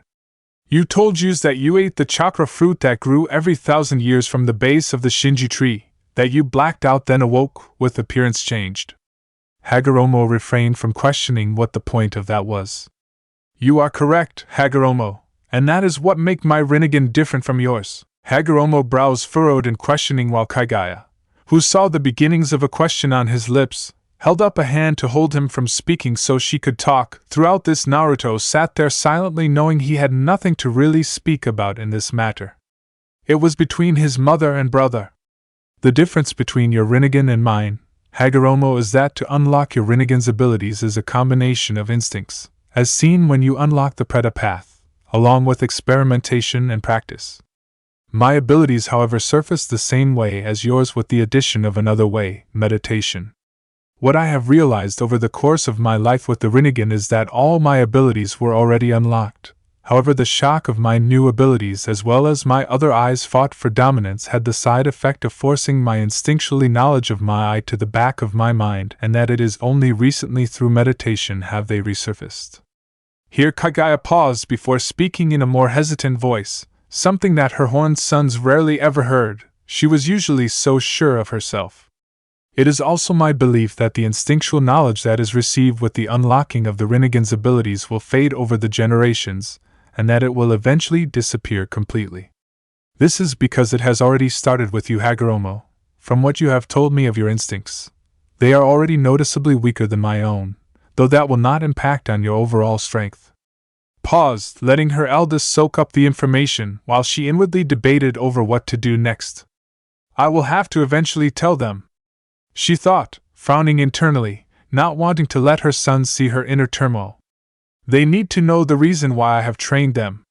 Despite the faith she had in her sons, she was still worried it wasn't enough to face what was coming, or that one of them would do something stupid. I must have faith in them to do what must be done. Kagaya took a deep breath, willing herself to calm down while simultaneously squashing the doubts that lingered in her mind. Her children could do this, they had to. Hagoromo, Naruto. She called, getting the twins' attention. It was quite funny when she thought about it. If she hadn't given birth to the children before her, she would have never thought they were twins. It was almost laughable. One was calm, incredible intelligent, mostly quiet, ripple-eyed, red-haired boy. The other was a sometimes loud white-haired child, white-eyed child that hid his surprising intelligence under his mask, if it could be called that. In fact, the only reason one would think they were related would be the horns that adorned both their heads. Otherwise, they could have been born in two completely different families. Shaking herself out of those thoughts, she returned to the present. It is time I told you why I started your training. This got both boys' attention. As far as they knew, their mother wanted them to control their powers so they wouldn't accidentally kill someone. Noticing her children straightening up, showing how much attention they were paying here, she continued. Almost 13 years ago, I felt a being of some sort gaining power rapidly. At first I thought that someone else had eaten the Shinju's fruit, but I immediately discarded that idea as I had already eaten the fruit some years before. After inspecting the being's energy, I realized that it was incredibly similar to my own chakra. At the time I would have investigated, but the two of you had been born and I wasn't about to move around with two newborn babies. So I decided to stay here at the monastery. Here she took a breath before continuing to speak. It was only later that I realized what it was, as well as why it was gaining power. It was the Shinju. Ignoring the intake of breath she heard from both her sons, she continued, and the reason it was gaining power or awakening was because it was after its chakra.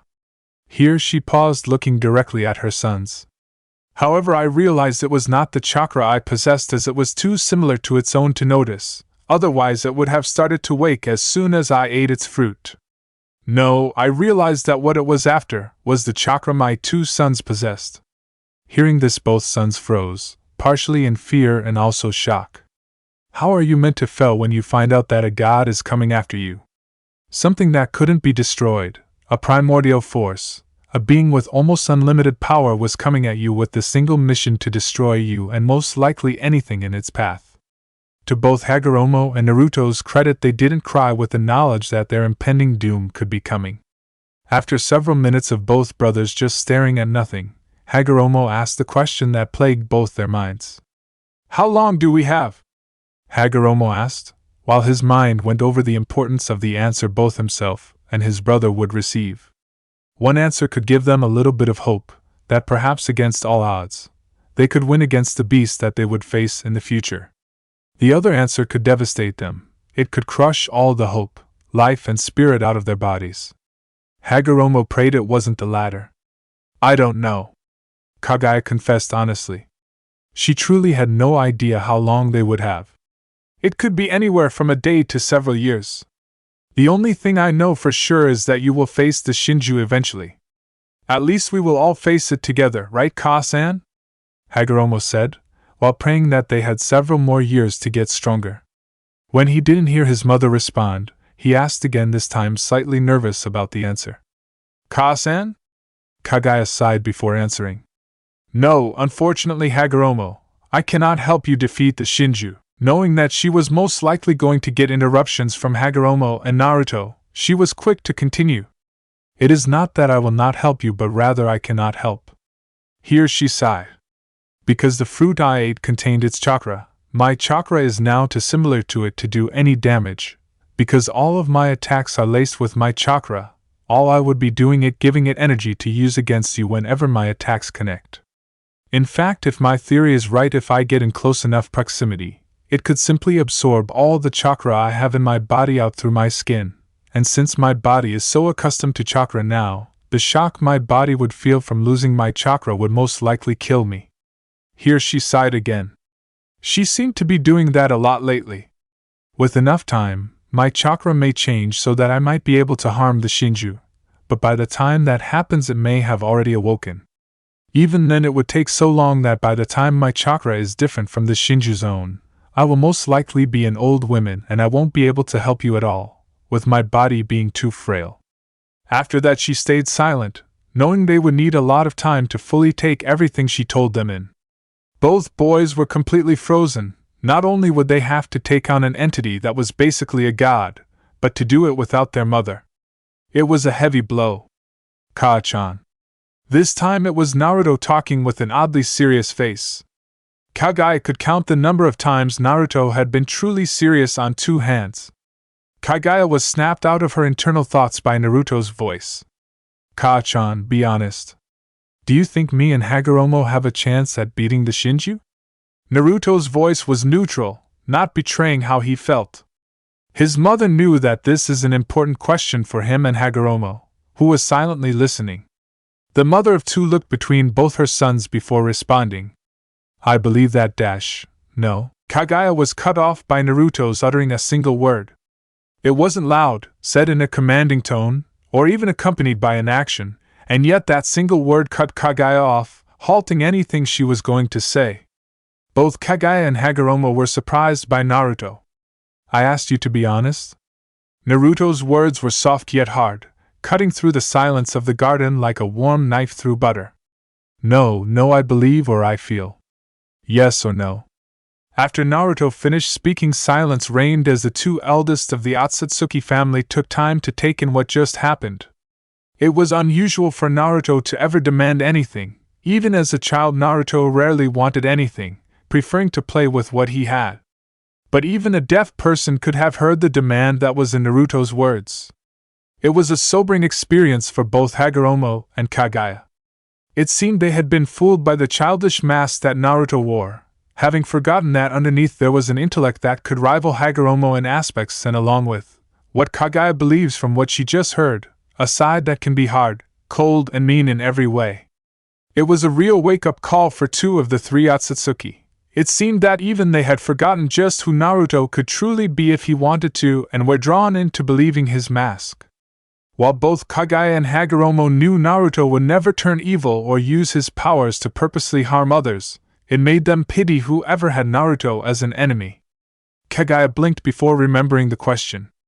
After a few seconds to think about it, she presented her answer to Naruto. Yes, with the right training. Naruto didn't verbally answer, instead choosing to nod his head. After several minutes of silence, it was broken by Hagoromo asking a question. When will we be leaving the monastery? This could mess up some of his projects he had been working on while he was staying in the monastery. Hopefully they wouldn't be leaving soon. Do not worry about your projects, Hagoromo, his mother said as if reading his mind. We will not be leaving for maybe a few years, as both you and your brother must practice with both of your weapons, perhaps even creating individual styles for them if you are proficient enough. Naruto frowned for a second, thinking over the reason for having the weapons, before opening his mouth.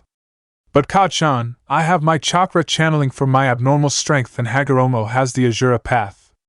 Why would need weapons at all? But Kagaya shook her head slightly. This is what I mean by not knowing how the world works, she said with slight sorry. In the outside world it isn't normal for some using hand-to-hand fighting style to beat a samurai or sword wielder. The extra reach of the sword and the sharp blade are usually enough to ward off anyone fighting someone with them. However, if you defeat anyone with a sword, no matter who it is, it won't attract as much attention as it would if you beat them bare-handed. As she finished speaking, the family descended into silence for several moments before Hagoromo asked one last question. Ka-san, could I see the technique you used to create my Shikujo and my brother's staff? Creating something from nothing sounds like an interesting ability. Hagoromo inquired. The ability sounded amazing with its possibilities having the potential to be limitless. Kagaya nodded but gave no verbal reply. She extended her hands and held them out palms up while closing her eyes like in meditation. Slowly, a red flame sprung to life in her left, and while simultaneously, a blue one appeared in her right. Both of the flames continued to grow in size, yet there was surprisingly no heat from either of them like a normal flame. The flames stopped growing once they had completely encased both hands in their respective colors. They both continued to flicker and both around like they were swaying in a breeze. Suddenly, Kagaya lifted her hands slightly before turning her palms to face each other, still shrouded in their respective colors, before slammed them together. A bright light exploded out from where her hands met, blinding both the boys, who looked away, and their mother, who closed her eyes, before the light slowly dimmed. As the last of the light faded away and both boys could look at their mother, or more specifically, her palms again, they found her palms now open like flat scroll and occupied. A butterfly, a black and blue butterfly, was calmly in her palms, inspecting its surroundings before it took off, fluttering out of Kagaya's hands and reach, while Hagoromo and Naruto followed it with their distinctive eyes, as it flew up, around the garden and out into the world beyond the monastery. Both boys then turned to their mother wide-eyed. She internally smirked at their expressions, pleased that she could still shock them from time to time. That, she said, was what I like to call Banbutsu Sozo, creation of all things. It has the ability to create anything the wielder desires. After several seconds of stunned silence from Kagaya's children, Naruto leant over and whispered into Hagoromo's ear while his eyes were still focused on his mother. You know how I got over my jealousy of your eyes. Naruto left no space for a reply, instead continuing to whisper. I lied. That was totally cool. Hagoromo chose to ignore him in favor of asking his mother a question. How did you do that? He asked. What did you use? Chakra, she said simply. Well, not chakra entirely, more like the aspects of chakra being used to create something new. Here both Kagaya and Hagoromo missed the pensive look Naruto got on his face. After uncovering my instinctual memories of Banbutsu Sozo, creation of all things, I discovered that two things are required to create chakra. I named the two aspects yin and yang.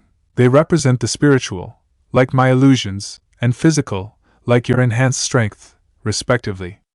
Yin was the blue flame with yang as the red. Yin is used to bring what is imagined into reality, while yang is used to breath and vitality. Together they create something from nothing.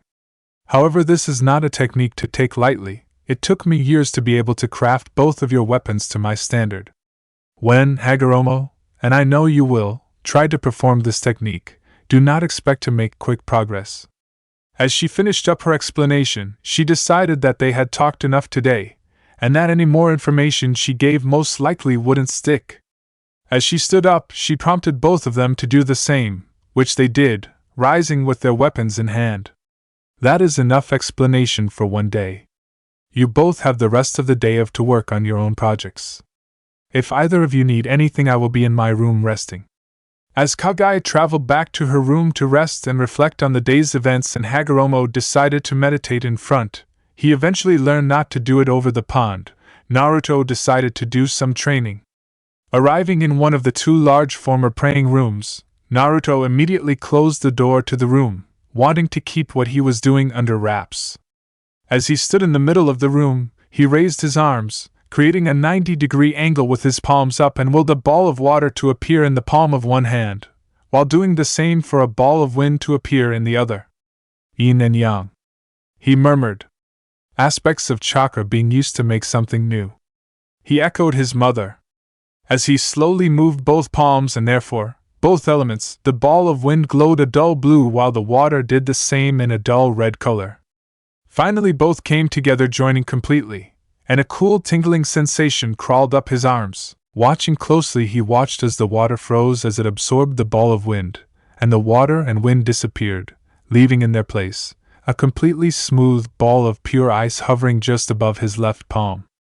With a mere thought, the newly created ball of ice rose, before flattening itself. The now disk of ice slowly started to rotate at an increasing speed, before it shot forward, slicing through the air like it was a katana through the parchment of a scroll. It went so fast that Naruto actually lost track of it. Suddenly there was a horrible screeching sound from the wall opposite Naruto's position. Walking towards where the noise originated from, Naruto was greeted a surprising sight. There was no ice disc on the floor or even embedded in the wall. At first Naruto simply thought that the disc shattered into tiny pieces, but quickly dismissed that thought. The sound he heard didn't match that possibility. Looking around the area, he was about to give up when he noticed something. A thin line, about as thick as two pieces of parchment placed on top of each other, with the width of Naruto's waist if he had to guess. The cut itself was several centimeters deep. Unbelievable, Naruto thought in awe. Such strength in the ice is meant to be impossible. It should have shattered as soon as it hit the wall. It didn't though. Most likely because of a side effect of being made by chakra.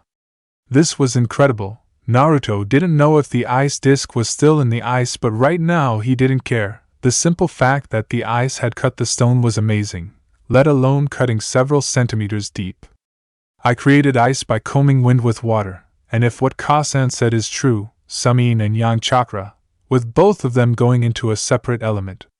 If I count fire, water, lightning, wind and earth as the basic elements, that means there are another 10 possible elements that I can learn. However, this only counts if I only combine 2 elements at a time. What if I combine 3, 4 or even 5 elements at once?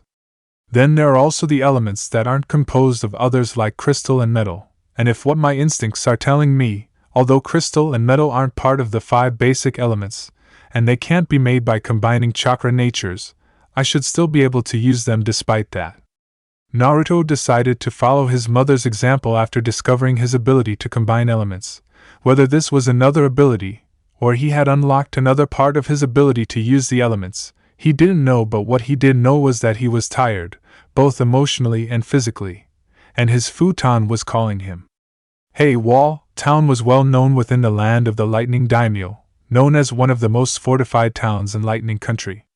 The village, as the name suggests, has a 10-meter-high wall made of stone that runs around the perimeter, along with numerous guards that were posted along the ramparts of the wall. The addition of the forest that began several meters from the town's wall and circled all the way around, as well as the fact that it was built near the base of a mountain, only added to the defenses the village had. Because of the level of security of the town, it had, over the years, become a trading hub for Lightning Country, with numerous stalls and stands that sold everything from food to clothes to weapons and, if you knew where to look, slaves. A side effect of the booming business during the day gave the town a seedy underbelly to go with it that was a home to prostitutes, murderers, criminals and mercenaries alike.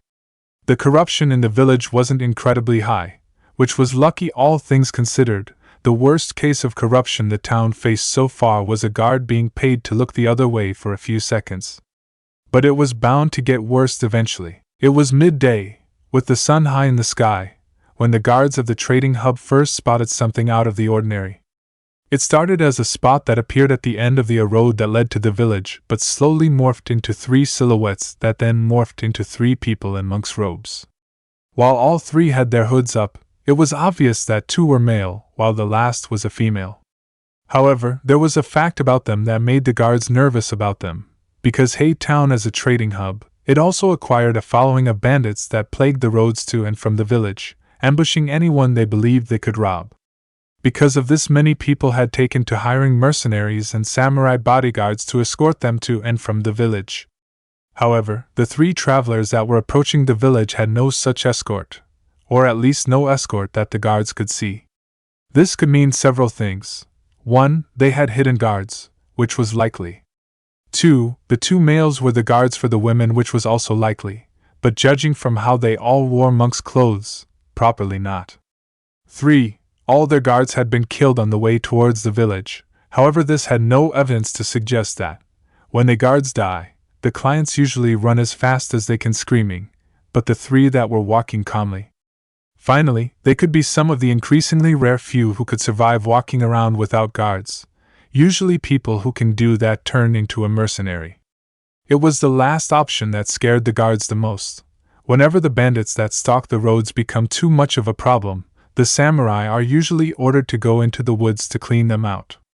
This usually involves several losses for the invading party, as the samurai's armor is for one-on-one fights on an open area, not a dense forest that the bandits live in. The armor of the samurai is bulky, meant for endurance, and therefore can't match up against the speed and flexibility that the bandits have with little to no armor on. It was because of all this that the samurai on the ramparts were wary of the 3 travelers. There was no way they could have traveled through the forest without encountering at least one group of bandits. If they could travel through the woods that surrounded the fortified town, and come out without a scratch or drop of blood to stain their clothes, the samurai truly doubted that they would be able to do anything but slow them down. As the 3 travelers got closer to the large village gates, the guards that stood outside the village near the gates approached them, all the while inwardly praying that the obviously strong travelers weren't looking to start trouble. As the guards approached, the 2 male figures fell in line with the female one of them on either side, like guards flanking a client. Neither of the approaching guards could see the full faces of the 3 robe-wearing travelers. The only visible part of the face they could see was the mouth, the rest of it being blocked out by a hood attached to the robes they were wearing. It slightly unsettled the guards. The hoods added a bit of menacing aura around them, the kind that instinctively warned people that they were powerful, and that to fight them was suicide. "Hello there, travelers," the first guard said, trying to not let his fears show in his voice. "What brings you to Town?" It was the female of the trio that spoke. "Greetings, guardsmen," she said with her voice gave no hint of her mood. "Both I and my sons are wishing to enter your town and stock up on supplies, before continuing on our pilgrimage." "You are monks?" he said, surprised and a bit suspicious, momentarily forgetting about the potential strength the 3 before him could have. "What proof of this claim do you have?" For a moment none of the 3 moved, until the 2 companions reached into their cloaks, while the guards who could see the action all tensed simultaneously. They let their bodies relax, however, when instead of pulling out swords, both of the males pulled out what looked like monk staffs, one with gold rings that made a cling noise as it moves, the other with a gold M-shaped cap on the top. Both of the staves had a shaft made of a strange black metal. "Is this enough proof?" The voice of the woman of the group jarred him out of his thoughts. There was now an undertone of annoyance that the guard recognized, having dealt with many nobles and upper-class visitors before. "I apologize, monk-san," apologized the man, giving a small bow when he did so. "But I had to be certain. You never can let your guard down in times like these. Forgive my rude manners and please enjoy your stay at Hay Town, the trading hub of the Land of Lightning." As the last bit was said, the guard gave a motion to one of the guards on the stone ramparts, and the large gates of the town opened to the three travelers. Chapter End. Make the town's citizens. As the three travelers entered the town, what they saw was something that would stay with them for the rest of their lives. Every stall, every alleyway, every street, every house, there were people, in green spandex. "Mother?" one of the travelers asked in horror. "What is this?" The mother said nothing for a while, simply staring at the town of spandex. "This is one of the reasons I preferred isolation," the mother said in a monotone voice. Suddenly, one of the townspeople appeared right in front of them. "Yosh, 3 travelers have come to our great town. I feel such youth. Come, travelers, let us partake in the springtime of youth." The man, if it could be called that, was, like everyone else, wearing a green spandex jumpsuit, with a bowl-cut hairstyle and eyebrows that were moving. "Ka-chan," the other traveler whispered. "Are his eyebrows moving? How are they so thick? They remind me of caterpillars." Suddenly, what part of the person's face was visible paled. "They just wiggled at me. Ka-chan, I'm seriously scared." The other son didn't make any movements but inwardly agreed with his brother. "I know, Naruto," his mother whispered back. "But don't make any sudden movements and maybe it will leave us alone." Both boys, trusting their mother's advice, stiffened and tried not to move even an eyelid. Unfortunately, it was all for naught.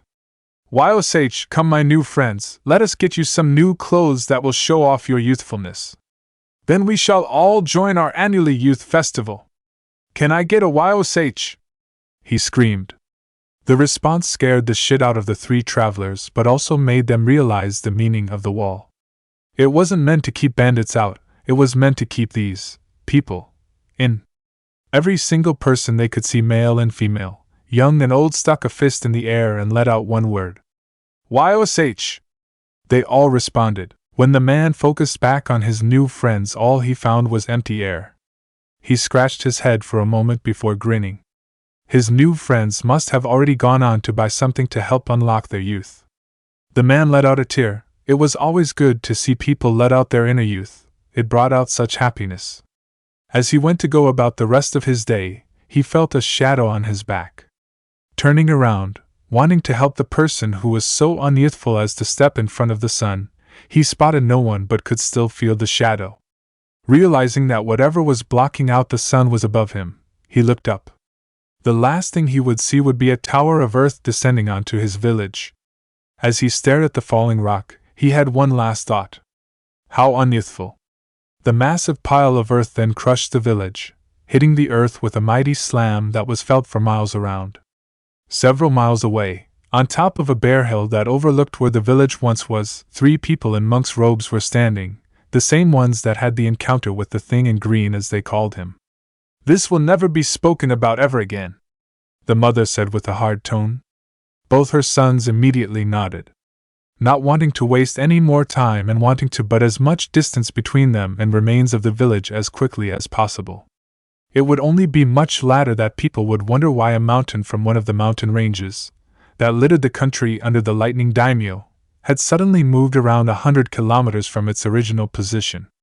It would be a day later that a passing couple would find a baby wrapped in a bundle in the woods, and thinking it was abandoned, they would decide to take it home. As the woman unwrapped the bundle to see the baby, it was revealed to have a mini bowl haircut and bush eyebrows. As the baby looked up at her, it gurgled out a word. "Yosh!" The people would think nothing of it, and take the child back to their home. Chapter 4. The village that the 3 hooded travelers found themselves in was a lively one. There were stalls that lined the street that constantly had several customers at any one time. Children were walking along with parents, pointing out to their parents the things they would like from the various stalls that lined the street. All in all, it was quite a surreal experience for all three of the travelers. Would that be how my sons act, had I not taken them away and trained them? It was quite strange how to see the various children that were around and imagine her sons taking their place. She couldn't quite imagine it. The mere thought of calm and patient Hagoromo jumping up and down pointing at something he wanted seemed so ridiculous. Even Naruto acting like these children seemed far-fetched, because while he was a ball of energy when he was younger, he had never really asked for anything. So the idea of him demanding something like these children, and in some cases, throwing a temper tantrum, was laughable at best. Oblivious to their mother's thought, the two men on either side of her, with staves in hand, looked around at the houses, stalls, and people. The majority of their thoughts were on how weak all of them looked, having been raised and trained by their mother, who valued and prized strength. It was quite hard to see these people as anything but weak. While Hagoromo tried to look at this from the people perspective, thinking about how they didn't have chakra or how they didn't have someone like his mother to guide them, Naruto had no such qualms. By Kami, these people are so weak, he mentally raved. I know they don't have chakra, but most of these people look like they've never been in a fight in their life. It's ridiculous. A strong wind from me could blow most of these people over. While Naruto's views on the residents of the village may seem harsh, Naruto had experienced a mental maturing over the 3 or so years since they had been told of what Hagoromo and himself would have to face in the future. The now 16-year-old had become more serious, only becoming his old self in rare moments to help lower the tension between his mother and brother. The white-haired boy inwardly frowned when he thought over the tension between his mother and brother. Hagoromo's rising determination to help the innocent people of the elemental nations had started to cause a rift between him and his mother, who still maintained the belief that will had to be destroyed for peace. In Naruto's opinion, Hagoromo's belief on how peace should be achieved is idealistic and foolish, bordering on stupid. Though don't get Naruto wrong, he wished that achieving peace would be as easy as Hagoromo says it is, but Naruto knows that won't be the truth. Peace will be achieved through blood and war, by mistakes. That is how Naruto believes that peace will be made, when people realize their own stupidity. Naruto believes that both his brother's and mother's method to peace has the same problem: what happens when they were gone to enforce the peace? When he had asked this question to his mother and brother, both had simply said that they would choose a successor. What successor? Naruto mentally swore. The one that will magically pop out of the ground with the power, wisdom, and desire to uphold their own version of peace, with the ability to choose the perfect successor for themselves as well? What happens if they become corrupt? It's impossible. Besides, who has chakra other than the three of yous, unless one of them wants to ask the Shinju for the job? Naruto asked himself sarcastically. Let's go, my sons! His mother's voice snapped him out of his thinking. It is time to go get supplies before we find somewhere to rest for the night. Tomorrow we must be out of the village by mid if we are to reach our destination at our desired time. Once we have bought the food we need, we will seal it in one of Hagoromo's scrolls when we reach a private place. As she finished speaking, she started to walk forward and into the maze of stalls. Both boys made no sound, instead setting off after their mother, wanting to make sure they kept her in their sights. The town was incredibly large, and with no indication of where you were going, it was easy to get lost or lose the people you were traveling with.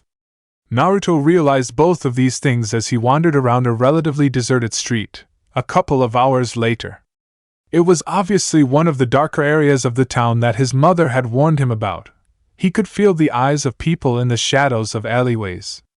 The gazes that were full of hostile intent that would make a lesser man a nervous wreck, but Naruto was not a lesser man. He had done and seen things that would make the fools in the shadows die of fear. Simply looking at him with the desire to kill him wasn't going to do a thing beyond piss him off. He was so caught up in his thoughts that he almost didn't feel the small hand that tried to sneakily weave itself under his robe from behind and search around for something. Utilizing his reflexes, Naruto spun around and grabbed the hand at the wrist with his free hand, causing the owner of the hand to start trying to yank it away to no avail. Turning to the perpetrator, he was surprised to find it to be a little girl, no older than 7 or 8, wearing what, At one point in time, looked like to be clothes but no appeared to be rags that hung from her body. She had blonde hair, a surprising color, with violet eyes that looked at him with fear. When the girl realized that she wasn't going to get her hand free, she started to cry.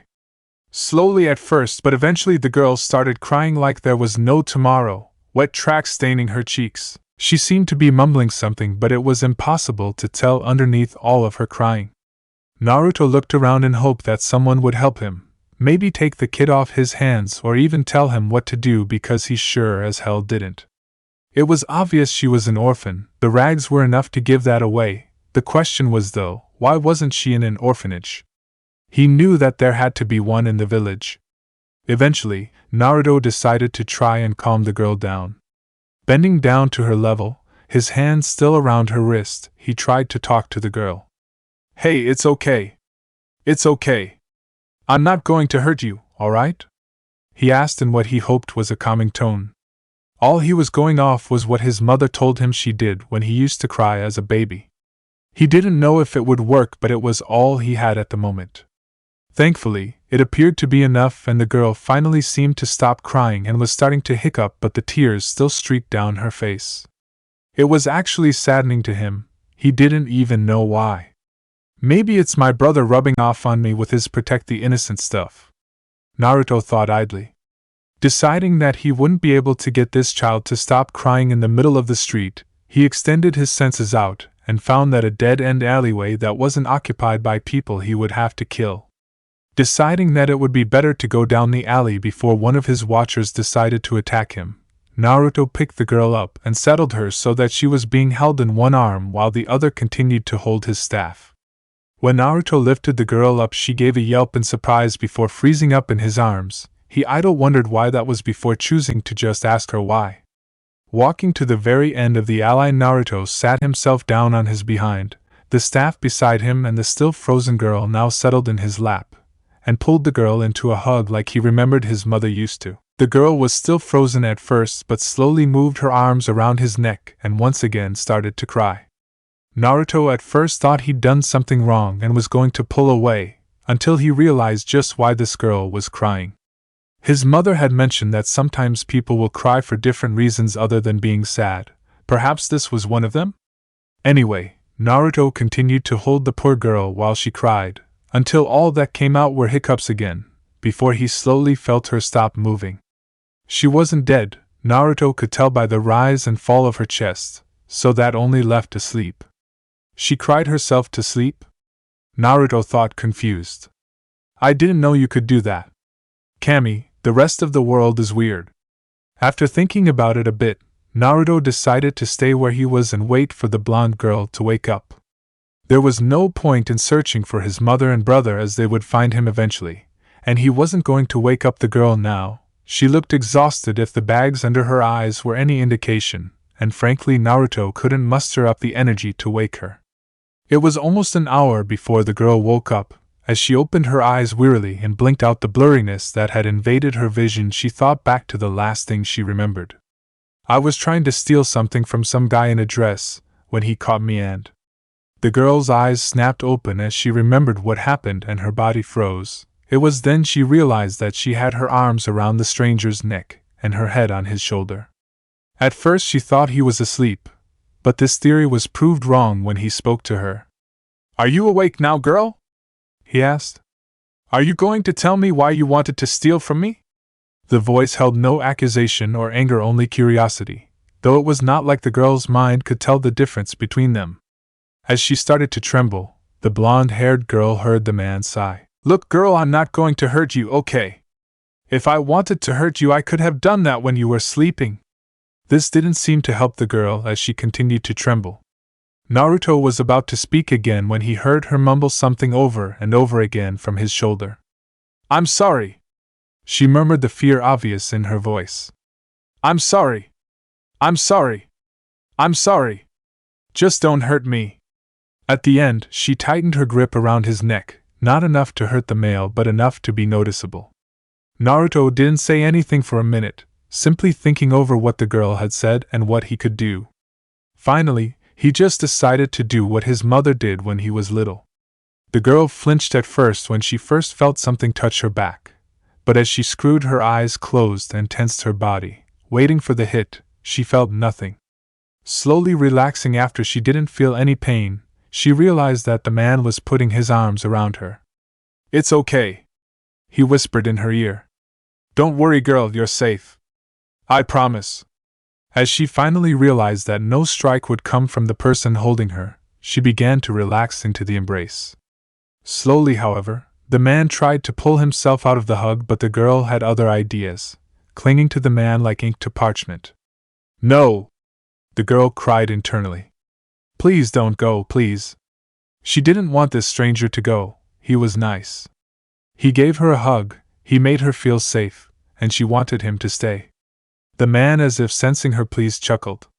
"Don't worry, girl, I'm not going anywhere. I just want to get a look at you, okay?" The girl didn't move for a few seconds before very slowly eased herself off him until she was sitting back on his lap with his arms on her shoulders to reassure her that he wouldn't leave. It was then she realized that she couldn't see his face, as it was underneath a hood. "Now, are you going to tell me why you tried to steal from me?" he asked with a questioning tone. The girl seemed to squirm under his invisible gaze that she could feel staring her straight in the eye. She then looked down and mumbled something inaudible. "What was that?" Naruto asked the girl. "A little bit loud next time, okay?" The girl, still looking down, gave her answer. "I was hungry," she said quietly. The words, while louder than before, were still quiet. Naruto internally frowned, being careful to not show it on his face, lest he scared the poor girl. While his mother had told both himself and Hagoromo about how some people couldn't eat because sometimes there wasn't enough food, but there was plenty in this town, he had gotten lost in shops that sold food. How could she be hungry? "Are you not being fed enough?" he asked. "Do people not give you enough food to eat?" The answer made Naruto's blood boil and his chakra surge. "No one gives me anything," the girl said with her head still down to avoid the man's gaze, not wanting to see the disappointed look that she knew would be on his face. "I have to steal stuff to eat." After using several meditation techniques he knew to calm himself down, Naruto knew that if he didn't before he asked another question, the answer would most likely go on a rampage. "Why are you on the street? Don't you have an orphanage to go to?" Naruto questioned, while praying that the answer was good enough to not warrant him going on a killing spree. Unfortunately, it wasn't. "I don't know what an orphanage is," she said, trying to sound out the word orphanage. "But I lost my Ka-chan and Tu-chan," she continued, sniffling at the end. "I don't know where they are." Tears were appearing in the corners of her eyes. Naruto, to his credit, didn't show any outward reaction. Internally, however, was a different story. So she isn't an orphan, just lost, he thought. That's a bit better. I thought I might have had to do something drastic. Thankful, his thoughts of violence were halted by a question from the girl. Man-san, why are you wearing a dress? I thought only girls could wear dresses." After that comment, the girl's 7-year-old mind came to one conclusion. "Man-san, are you really a girl?" That question was met by utter silence. A twitch developed above Naruto's eyebrow gave away his annoyance. "No, it's not a dress, and I'm not a woman," he managed to get out. Why would she think he's wearing a dress? "But I see other women wear stuff like that," she asked with a childlike innocence. Childlike innocence, my ass, Naruto thought. She's asking these questions on purpose, I know it. Naruto inhaled a deep breath of air to calm down before he did something he regretted. "Girl, it's not a dress, it's a monk's robe." As he saw the girl open her mouth, most likely to tell him that it was a dress, he quickly asked another question to help divert the girl's attention. "What's your name, kid?" The little girl smiled at the question, happy that someone seemed to be paying attention to her. "My name's Akari. What's yours?" she asked curiously. To Naruto's happiness, she seemed to have forgotten he was wearing a dress. Thank Kami for children's short attention span, he idly thought. "My name's Naruto, nice to meet you, Akari." Naruto smiled, reassuring the violet-eyed child.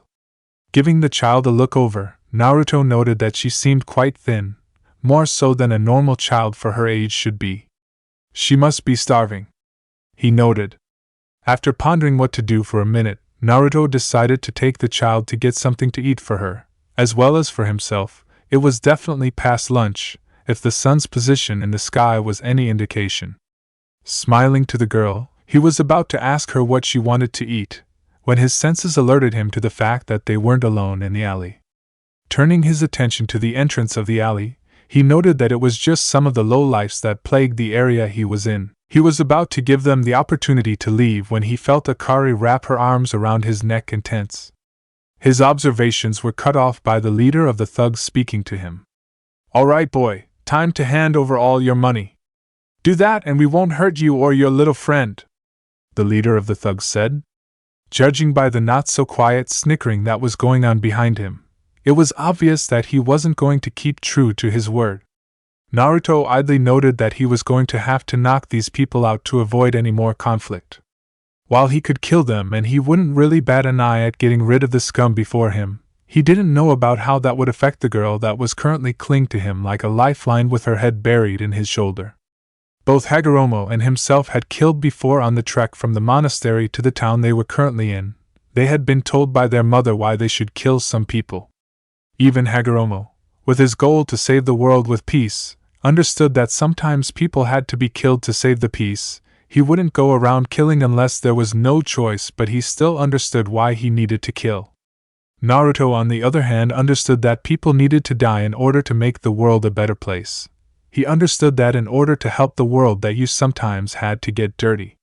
While Naruto wouldn't kill anyone that got in his way like his mother most likely would, he wouldn't make killing a last resort either. He would kill when he thought the world could do better without the person in front of him, but wouldn't kill people just because he didn't like them. Unfortunately, the girl he was holding knew nothing about that. She was 7 after all. Reasons for killing someone shouldn't even occur to her. However, she most likely knew that killing was wrong and therefore would most likely assume Naruto was evil, not that he was. Naruto's and Hagoromo's mother, over the course of 3 years, drilled into them just what the rest of the world thought was normal. A person killing several people when it wasn't their job description, especially when they had the power to knock them out, was not normal, and could get Naruto into trouble if anyone caught him. So knocking them out was the best course of action, he decided. First, however, he had to get Akari off him so he could move properly. "Akari," he whispered in her ear. "Don't worry, I won't let them hurt you, I promise. Just let me get up and I'll deal with them."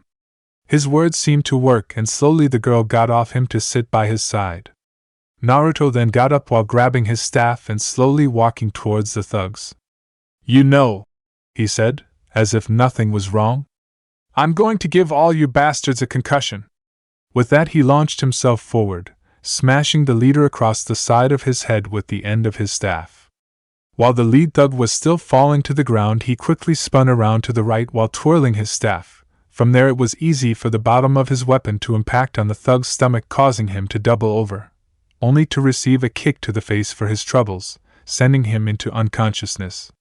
By this time, the rest of the thugs had finally gotten their act together and went to charge what they thought would be easy prey because of their numbers. They got a shock, however, when their prey fought back, dropping low and sweeping his staff underneath their legs, causing all of them to topple over like a stack of cards.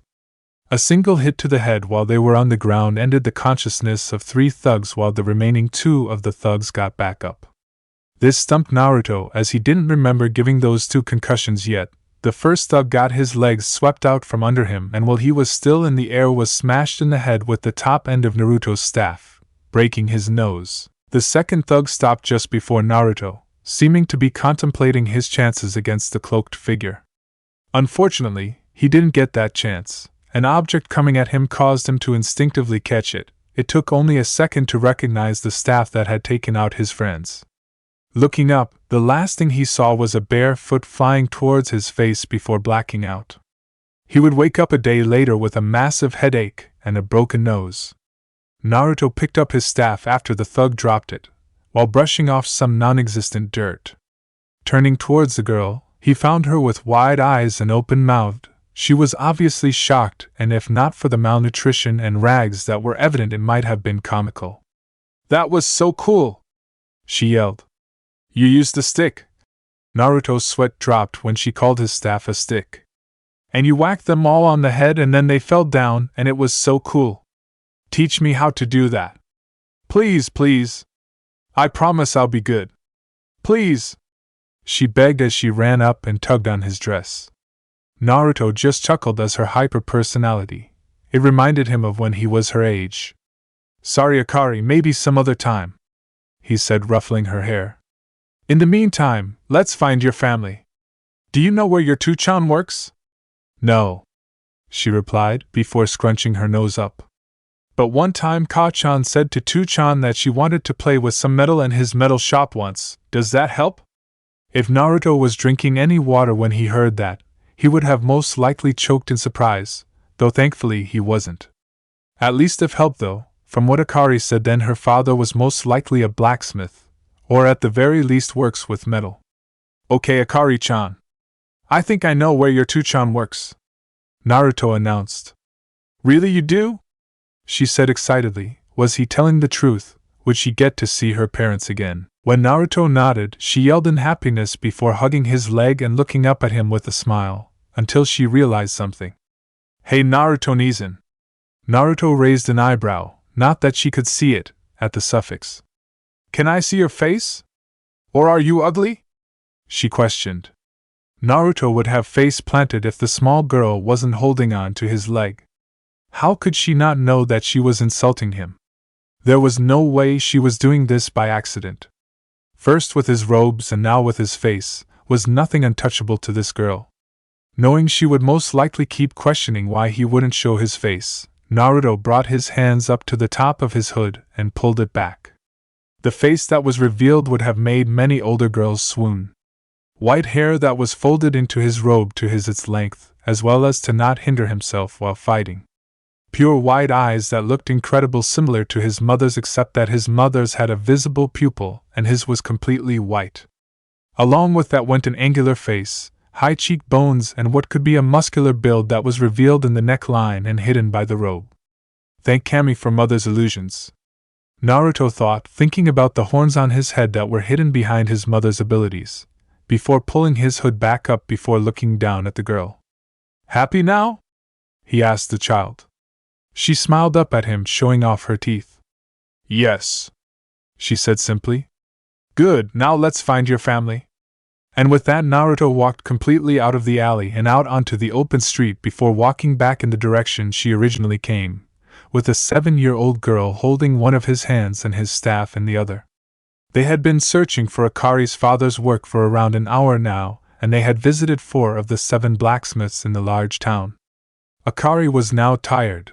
Thankfully she had her Nizan who could pick her up while she slept. Her Nizan was awesome like that. Naruto was walking towards their next blacksmith, hoping this was the right one, otherwise his mother and brother would properly get angry, and with how his mother hates being around inferior people, she might do something drastic. Walking into the shop with Akari on his hip, head resting on his shoulder, Naruto gently shook her awake while taking a look at what was in sale. While Naruto had no intention of buying anything besides the fact that he didn't have enough money for any of the things that were on display doesn't mean that he can't get ideas for other weapons from them. After receiving his staff and katana from his mother, Naruto always felt a bit vulnerable when using both of the gifts in a weapons-only match. Because all it took was one false move to have his weapon removed and he would find himself defenseless. Naruto had wanted a weapon that wouldn't give him that vulnerability. However, his mother had told him that she had no knowledge of such weapons that wouldn't have that weakness, while his brother said that neither did the archives of the monastery. This didn't mean that he wasn't skilled in using the staff or katana. Naruto was actually really skilled using both weapons when he put the weakness out of his mind. It just left him always feeling vulnerable. The only thing that Kagaya suggested was tying a strong braid of string around his weapon and attaching it to his wrist. But Naruto didn't want some makeshift solution. He wanted a weapon that wouldn't give him such an obvious weakness in a weapons fight. So instead, Naruto thought about designing a new kind of weapon. He had the design of the weapon as well as most of the parts, but he didn't have enough Ryo to buy the amount of metal he wanted, and he had no idea where to find some if he wanted to shape it himself.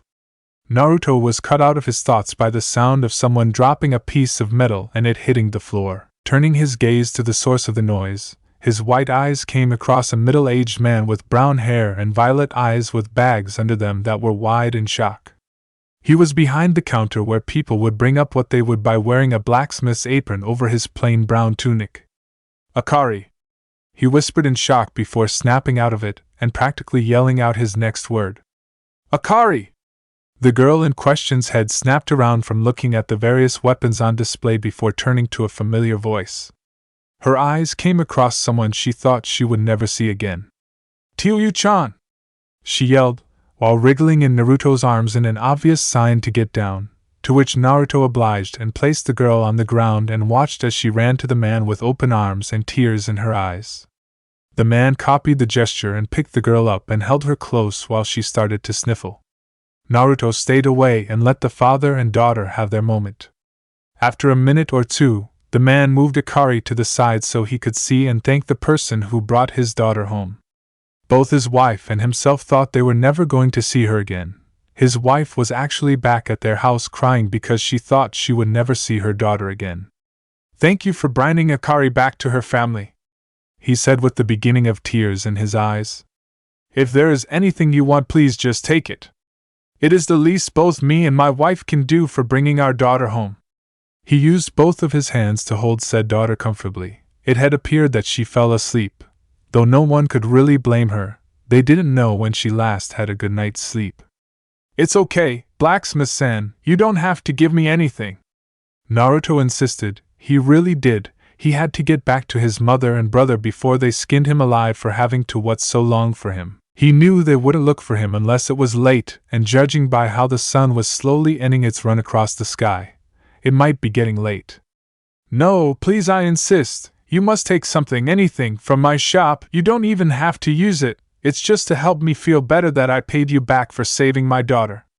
It can even be just some scrap metal that I have in the back.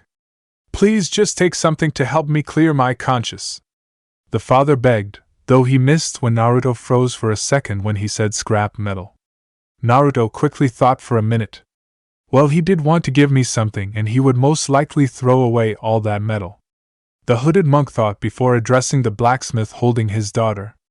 "Exactly how much scrap metal do you have, Blacksmith-san?" Naruto smiled. "Oh yes, today will be a good day indeed." Hagoromo Ōtsutsuki didn't know how his brother managed to push all the right buttons to get on his nerves, but he would like to find out. A lot of the time he seemed to do it on purpose, like when they were little, but lately it seemed he was doing it unintentionally. It didn't matter how he was doing, all that mattered was that his brother was seriously going to get it when he got back for leaving him alone with his mother. Both of them were standing in front of the place they would be staying in for the night. It was just a regular inn that had some spare rooms. Nothing too fancy, nothing too cheap. It wasn't that he didn't like her, on the contrary, Hagoromo loved his mother just like he used to when he was boy.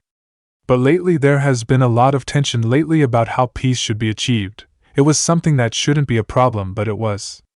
Hagoromo's constant belief that love was the answer seemed to, not anger, but annoy his mother. He felt that his mother was trying to show him some hole in his belief that he was not seeing, while he was also trying to do to her, but he just wasn't seeing it. Peace had turned into a constant argument in their family, and it seemed that his brother was caught in the crossfire with both his mother and himself trying to convert him to their belief.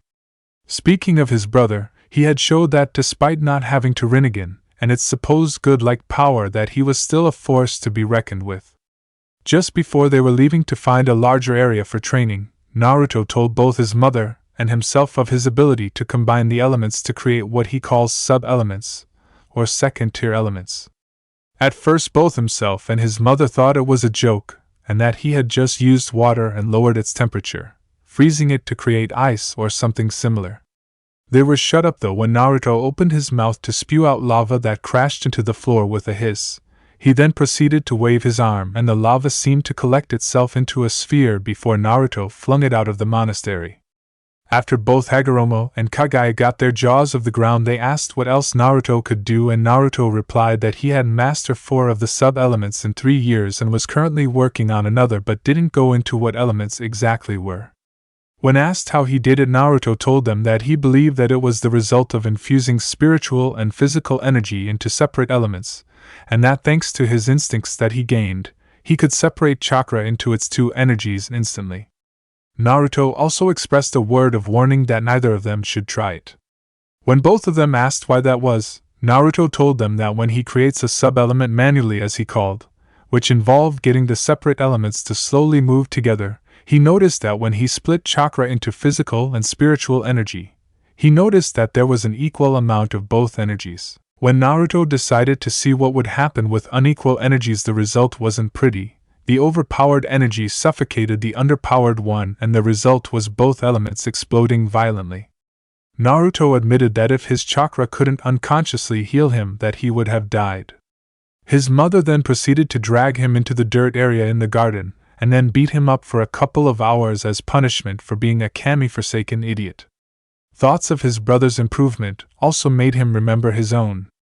Hagoromo had proved that he was quite skilled using his shikujo and katana, more so than his brother, which was a surprise for him since his brother usually excelled in the physical areas of combat. Though after his brother had told him about how vulnerable he felt with the weapons, he understood why. It would be like learning how to write with his opposite hand, not impossible, just uncomfortable and would take a while to get used to. Though when his brother told him about a weapon he was going to design that would suit him, Hagoromo expressed his doubts. After all, while Naruto was competent in his plans, they usually ended with some sort of explosion. Hagoromo actually commented that he thought he might have been using the explosions like an element. Hagoromo didn't like the glint that appeared in his brother's eye when he said that. Thinking about explosions then made Hagoromo think about the, not really a new ability he uncovered, but more like a new application for chakra, like when Naruto made his chakra heal himself. During his early teen years, Hagoromo had been searching in the archives of the monastery when he uncovered a book talked about symbols that did things when applied in the right ways.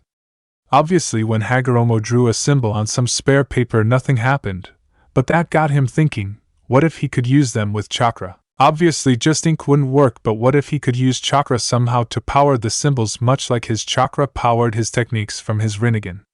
That was when Hagoromo discovered that if he channeled chakra onto the ink, that symbol came alive and did what the book said it was meant to. Unfortunately, the symbol had been one for fire, and it was only thanks to him coating his hands in chakra that he escaped with it. From then until they had to leave the monastery, Hagoromo had practiced what he called fuinjutsu, sealing techniques, while recording all he did as well as writing out ideas for new seals that he wanted to try out in a book he now carried on himself.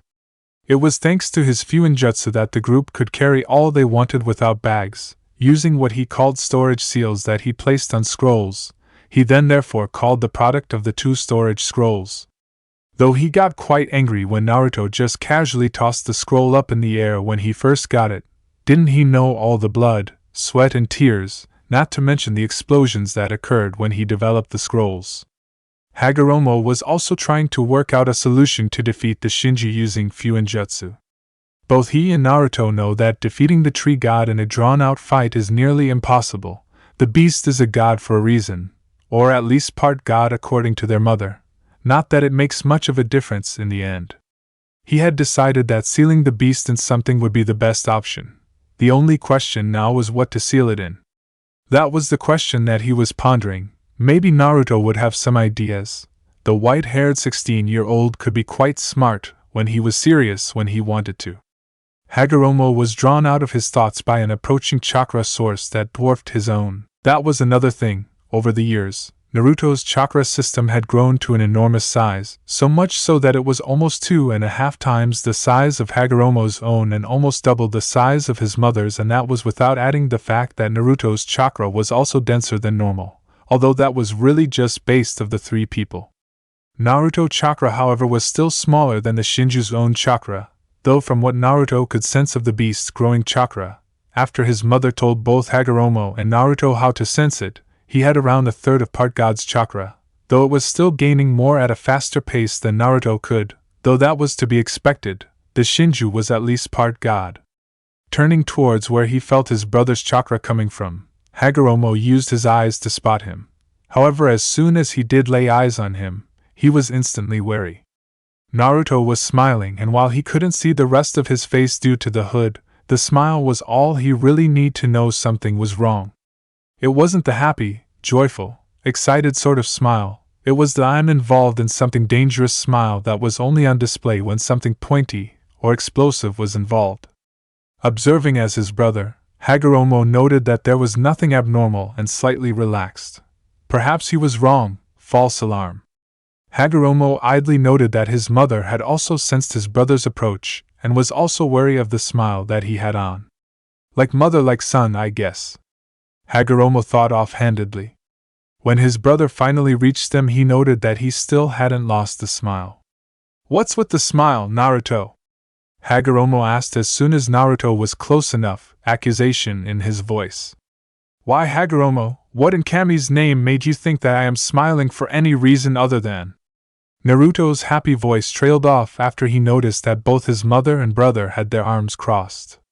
He could feel their stares. Naruto pouted. Oh, fine, he said with the pout almost visible in his voice. I'll show you when we enter our room.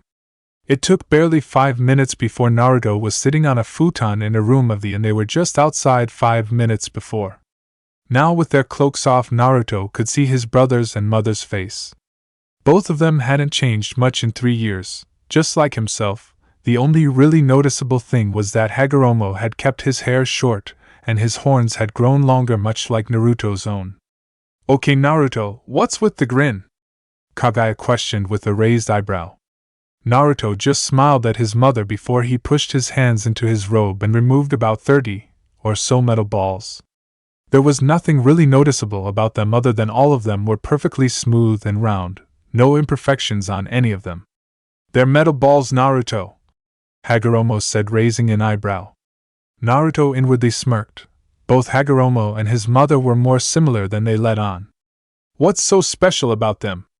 Naruto simply smiled. Both Kagaya and Hagoromo were wondering if the other member of their family finally lost it before said family member's eyes started to glow a dark gray and all of the metal balls rose up from Naruto's palms and started to circle around Naruto. Both Kagaya and Hagoromo were wide-eyed at the display. Moving metal was something beyond even the Rinnegan, so to see it being manipulated so easily was a shock. Both of them were jarred from their staring by Naruto's voice. Remember when I said I would make a weapon that doesn't need to be held? Naruto asked them. His family members nodded, still looking at the balls that had now stopped rotating and were hovering above Naruto's head. I now have all the pieces I need to make it, he said. Son and mother were about to question what blade he was talking about when the metal balls that were hovering around started to come together until 4 groups were formed. 2 of the 4 groups possessed the same amount of balls, while the other 2 groups also had the same amount of metal balls, though they had a significantly less amount than the first 2 groups. What happened next surprised the eldest members of the Otsutsuki family. The metal came together and melded, the metal balls of each group seeming to melt together, forming a metal ball that was the size of all the metal balls of that group combined.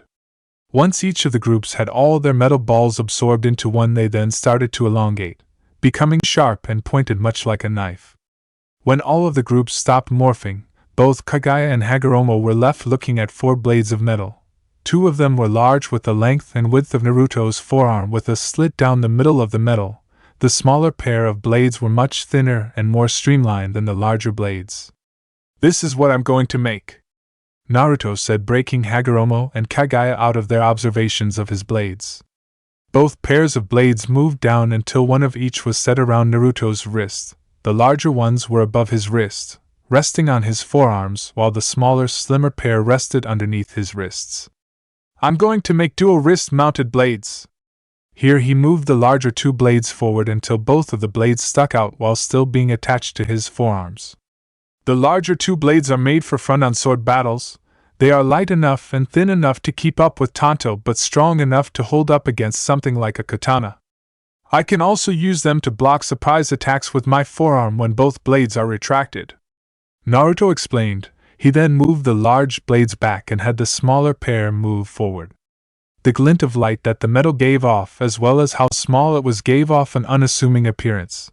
But both Kagaya and Hagoromo knew from experience that Naruto would never keep something that didn't help him in some way. The smaller blades are for surprise attacks that enemies won't expect, as well as deflecting attacks and killing silently.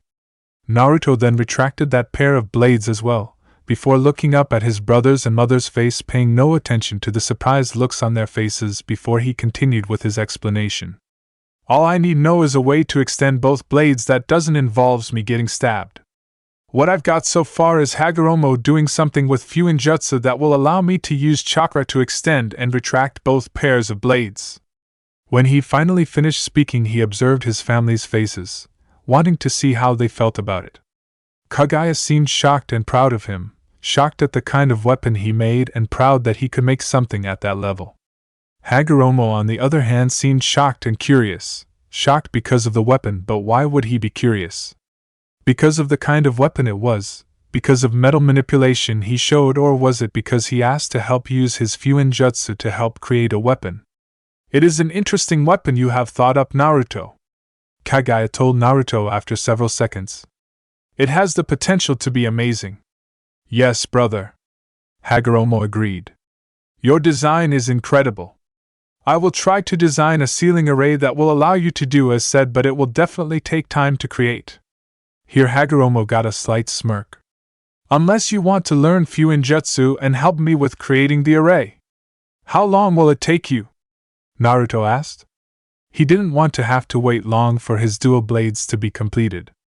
A year, maybe more, Hagoromo replied, and waited for the inevitable outburst. What? Naruto exclaimed. A year? Why would it take you so long? He whined. Hagoromo's rippled eyes immediately hardened. Have you forgotten just what we will be fighting in the future, brother?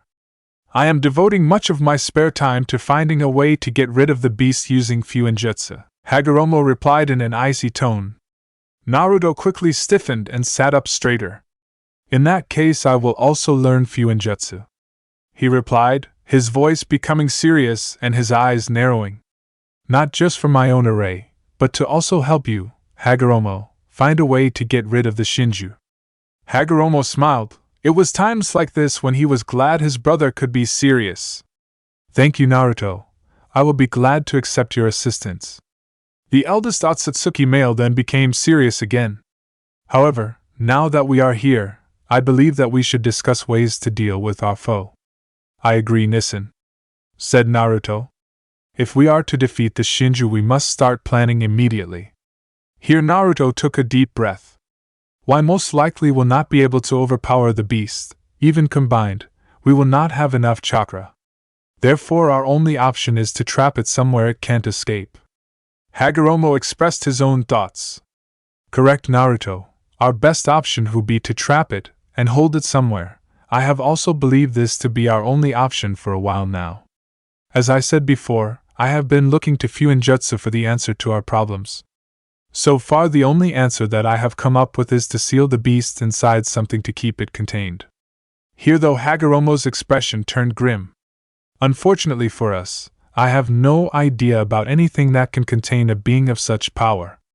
An animal is a possibility, but then so is the possibility that the Shinju's conscience will override the animal's mind and take control.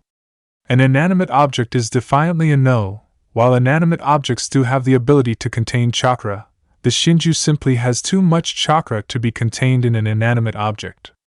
Hagoromo took a deep breath before continuing. The only object I could come up with would be either you or myself, Naruto. There was silence in the room after Hagoromo's confession of their options with Fuinjutsu. Kagaya, who had been standing silently while her two sons had their conversation, could do nothing but watch the grim looks on their faces. She knew she would be no help in this kind of conversation. Any ideas she had wouldn't work. As they said already, they couldn't overpower the creature, and they were already talking about trapping it using Fuinjutsu. What could she contribute to a discussion about a subject she had no clue over? While Hagoromo watched his brother's face, Naruto's brain was currently running over all their options in his head, trying to find anything they had missed or overlooked in their discussions. Could we destroy it using Fuinjutsu? Naruto asked suddenly, looking at Hagoromo. What? He said, startled by his brother's words. Destroy it with Fuinjutsu. Can we do it? He repeated, looking at his brother. You once said that the limit with Fuinjutsu was one's imagination. Would it be possible to absorb all its chakra using Fuinjutsu? Hagoromo said nothing for several minutes, thinking over his brother's proposal. Hagoromo then shook his head and sighed. It is possible, Naruto, but there are several problems with that. 1. We would have to keep the Shinju in a certain area while the seal takes effect. The seal would have to be on the ground, as it would be impossible to grab onto the beast and carve the seal onto the skin. Then we don't know how long it would take or even if we could keep it there. Remember, we have no idea of any of its abilities. For all we know, it could fly just like you, Naruto. 2. Where would all of its chakra go? Because it would have to go somewhere. There are just far too many high-level risks involved in trying to absorb its chakra. Couldn't you seal it into someone else? Both brothers turned to their mother, who, for the first time since they started the conversation, was speaking. Why can't you just seal the beast into a random person if you can seal it into yourself? Because where would the chakra go, since only Naruto and myself have the chakra pathways that can support the Shinju's chakra? If we did seal it into a normal citizen, there is no telling what the Shinju's chakra would do to the host body. Hagoromo paused again before adding to his words. There is also the fact that anything bigger could have disastrous consequences. It's bad enough that we're trying to seal away a possible primordial entity, but anything that destroys it could do serious damage to our world. There is an obvious reason that it is here, on this plane, otherwise it would have left long ago. It may hold the world together. That revelation was disturbing to say the least. The possibility that anything they did would end up with both Otsutsuki males dead was depressing. It was like either way they ended up dead. However, both boys would try go with the possibility of death rather than certain death. It was then that Kage decided to put an end to the depressing aura that had enveloped the room. Hagoromo, Naruto, go to bed, both of you. Kage commanded to her children, though both of them knew it was actually her nice way of speaking to them. As they got older, both of them realized that their mother was starting to become harder on them. She still cared about the two of them, obviously, otherwise she would have left the two to their demise. Naruto theorized that the reason she was becoming harder on them was because they weren't cute anymore. He was probably slapped up the back of his head for his comment by Hagoromo. Both boys nodded at their mother, with Hagoromo and Kagaya then left for their own rooms while closing the door. Naruto's eyes stopped their glowing as he then changed out of his robes into some loose pants from a storage scroll before sealing up the clothes he had worn during the day and placing it next to his bed.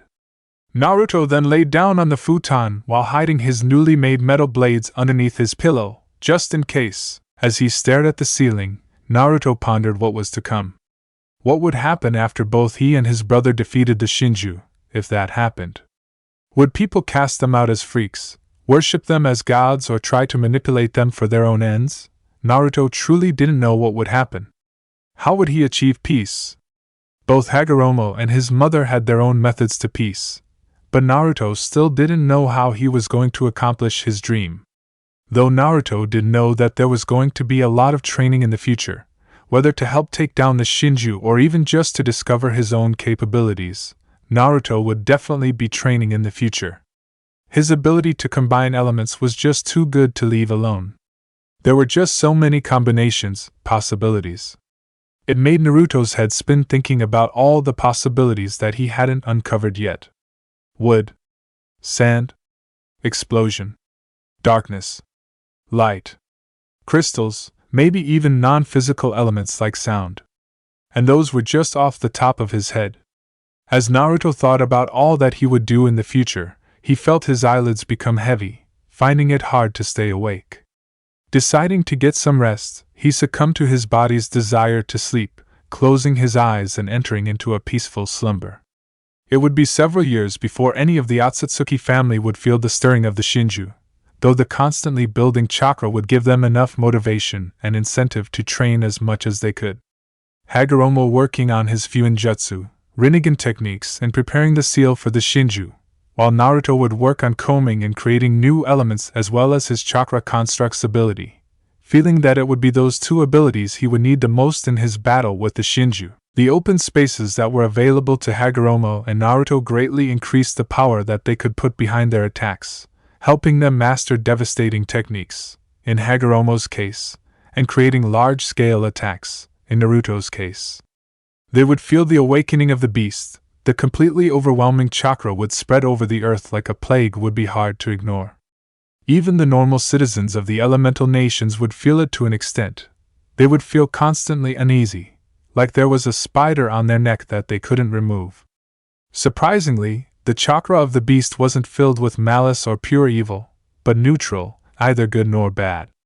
Part of the family was actually grateful that the beast had finally come. The tension that was constantly building was almost unbearable. All three members found it hard to sleep with the atmosphere that was taking hold. Naruto actually thought that the Shinju would destroy his family without even doing anything. The increased tension from the looming threat of the Shinju and combined with their different views on achieving peace was putting a strain on the relationship of Hagoromo and Kagaya. What would usually be just staring contests and heated conversations had evolved into shouting matches that could only be resolved when Naruto physically got in between them. Fortunately and unfortunately, it wouldn't be the Shinju that destroyed the family, but the decisions that were made after it. It would be those decisions that would destroy the family, and shape the elemental nations for years to come. As the battle approached, both brothers readied themselves, knowing that the beast would come for them as the only other chakra around besides its own. Both knew that the battle would be one of epic proportions. The amount of chakra and destruction that would be flung around would be, most likely, the largest amount ever at one time. This also affected where they would have their final battle. Hagoromo and Naruto knew that no civilians could get in the way. So they went to a place where there were no people, to the southeast of Fire Country. While there had been expeditions to the lower east of the Land of Fire, there were no sentient inhabitants. A quick fly-over by Naruto proved this. The large circular land asterisk would be perfect for the confrontation with the Shinju, uninhabited, isolated and spacious. When they felt the Shinju's awakening, both brothers quickly sighed goodbye to their, packing what they would need for the upcoming fight and set off for their preset battleground. As both, now, men traveled to their destinations, uncertain of the outcome, both knew one thing. It would be a battle for the ages. Chapter 5. The world was holding its breath. The silence that engulfed the area was as loud the roar of the mightiest animal. Not that there were any animals in the area, however. The land was barren, desolate, bare. The rocky plains stretched as far as the eye could see whichever way it looked. There were no trees, there were no animals, and if it wasn't for the two figures standing on top of 10-meter-high outcropping rocks, there would be no life. Though there was no sun for them to see each other with, but that was okay. They didn't need to see each other, only what was to come. The first figure on one of the rocks was wearing a white, full-length haori with a black shirt, beneath which he wore a necklace which was also made up of 6 magatama. He had short, spiky orange hair along with eyes that had a black dot as a pupil, a purple sclera and iris with 4 rings that spread out from the pupil and a trimmed goatee. He had horns on his head that were several centimeters above the skin along with a light-colored circle on his right palm and a dark crescent moon on his left.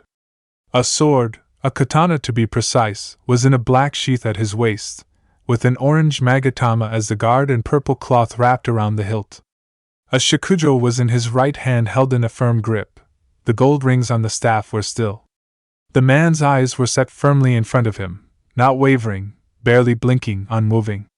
On the second rock was another man that was also following his companion's lead and staring firmly ahead with his pure white eyes. The horns on his forehead were roughly the same size as the other man on the rock beside him. Wearing a white full-length haori with a high collar, much like the other man beside him, along with dark pants and shirt. Just visible near the sleeves of his haori, on his arms were 2 strange arm bracers, made with leather, yet there was also metal poking out beneath the sleeves. His long waist-length, white hair that went down his back didn't hide the katana he also had sheathed at his waist, though he did nothing to hide it either.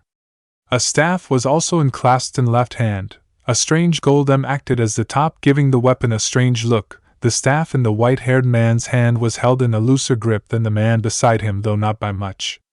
The object of their focus could only be described as some sort of demon, a creature whose appearance comes from one's nightmare. The creature was a dozen or so kilometers away, though the size of the creature meant that the two men didn't have long before it would be upon them. For thick legs that were thicker than most mountains held its titanic body off the ground. As each limb impacted the ground, it left a crater that could be 30 meters deep, a testament to its massive size. The forelegs, however, looked more like hands than feet, while the hind legs were reminiscent of a dog's. 10 tails swung behind its body as it moved, each one having the ability to knock down mountains with ease. Both brothers had seen the beast do that on the way towards them. Spiky protrusions, much like the two companions' own on their foreheads, were spread out over the top of the being's oval head, along with the cone that adorns its back. Almost the entire thing was a murky brown color that covered its entire body. The only part of the creature that was a different color was the tips of the horns that sprouted around the top of its head like a crown. On the front of the head, looking at the two standing figures, was a single eye that rested above a mouth with teeth that could make a shark look like it had baby teeth in comparison. With the red sclera and iris along with 4 ripples that spread out from the dot-like pupil and the 12 tomo that were spread out along the ripples, it reminded both men of their mother's tomo eye and the Rinnegan combined. This worried both males. The most worrying thing about the entity before them was the pure overwhelming chakra that it seemed to exclude from its body. Both of the men could barely grasp the power that the thing before them wielded. If this was the power of a primordial entity, it certainly lived up to its name. They had felt its chakra exploded when it first awoke, and though they hadn't seen the full extent of its power, they had seen the smoke on the horizon signaling its approach. They'd even thought they had seen the flickers of fire. Living proof of the power that they would have to fight against, the power of a living force of raw power, the power of a god. "So, this is the Shinju?"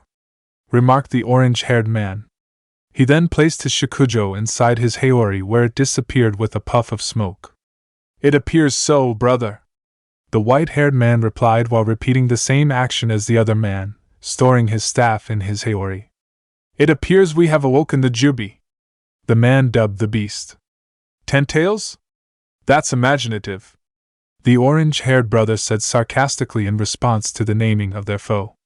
"I don't exactly have time to think up a smart one, Hagoromo," the haori-wearing man said as he watched the beast lumber closer. The shockwaves it sent with each step was now buffering the brother's clothing. Hagoromo didn't respond straight away, leaving the two of them in silence for several seconds, only disturbed by the increasingly loud booms as the legs of the primordial entity hit the ground broke the silence. Hagoromo then turned his rippled eyes to his brother. "Naruto." Hagoromo was finding it hard to swallow as he talked. "Whatever happens in this battle, know that you will always be my brother, and that if I had any way to die besides the sands of time, it would be to fight by your side."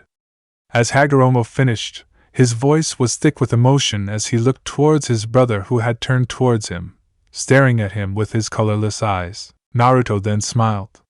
"You will always be my brother as well, Hagoromo," said the younger sibling, his own voice thick. He managed to clear his voice before giving his brother a small smirk. "Bet you I can do more damage than you can." Hagoromo gave a small smirk back to his brother. "I don't think so, little brother," taunted Hagoromo, putting emphasis on little brother. Naruto said nothing back, choosing to jump down from his rock, rocketing high up into the sky and over the Shinju, its eye tracking him as he ascended. Hagoromo knew what his brother was going to do and acted accordingly. Gathering his chakra, Hagoromo thrust both of his hands diagonally upwards towards the Jubi, causing a pillar of earth to mirror his movements, shooting up like a spear towards its target. Or it would have, until a circle of its skin glowed a pale white, and quickly absorbed the chakra-enhanced earth into itself. Hagoromo frowned at this. They had prepared for the possibility that the Shinju could absorb chakra, but it didn't make him like it any more than he already did, which wasn't a lot.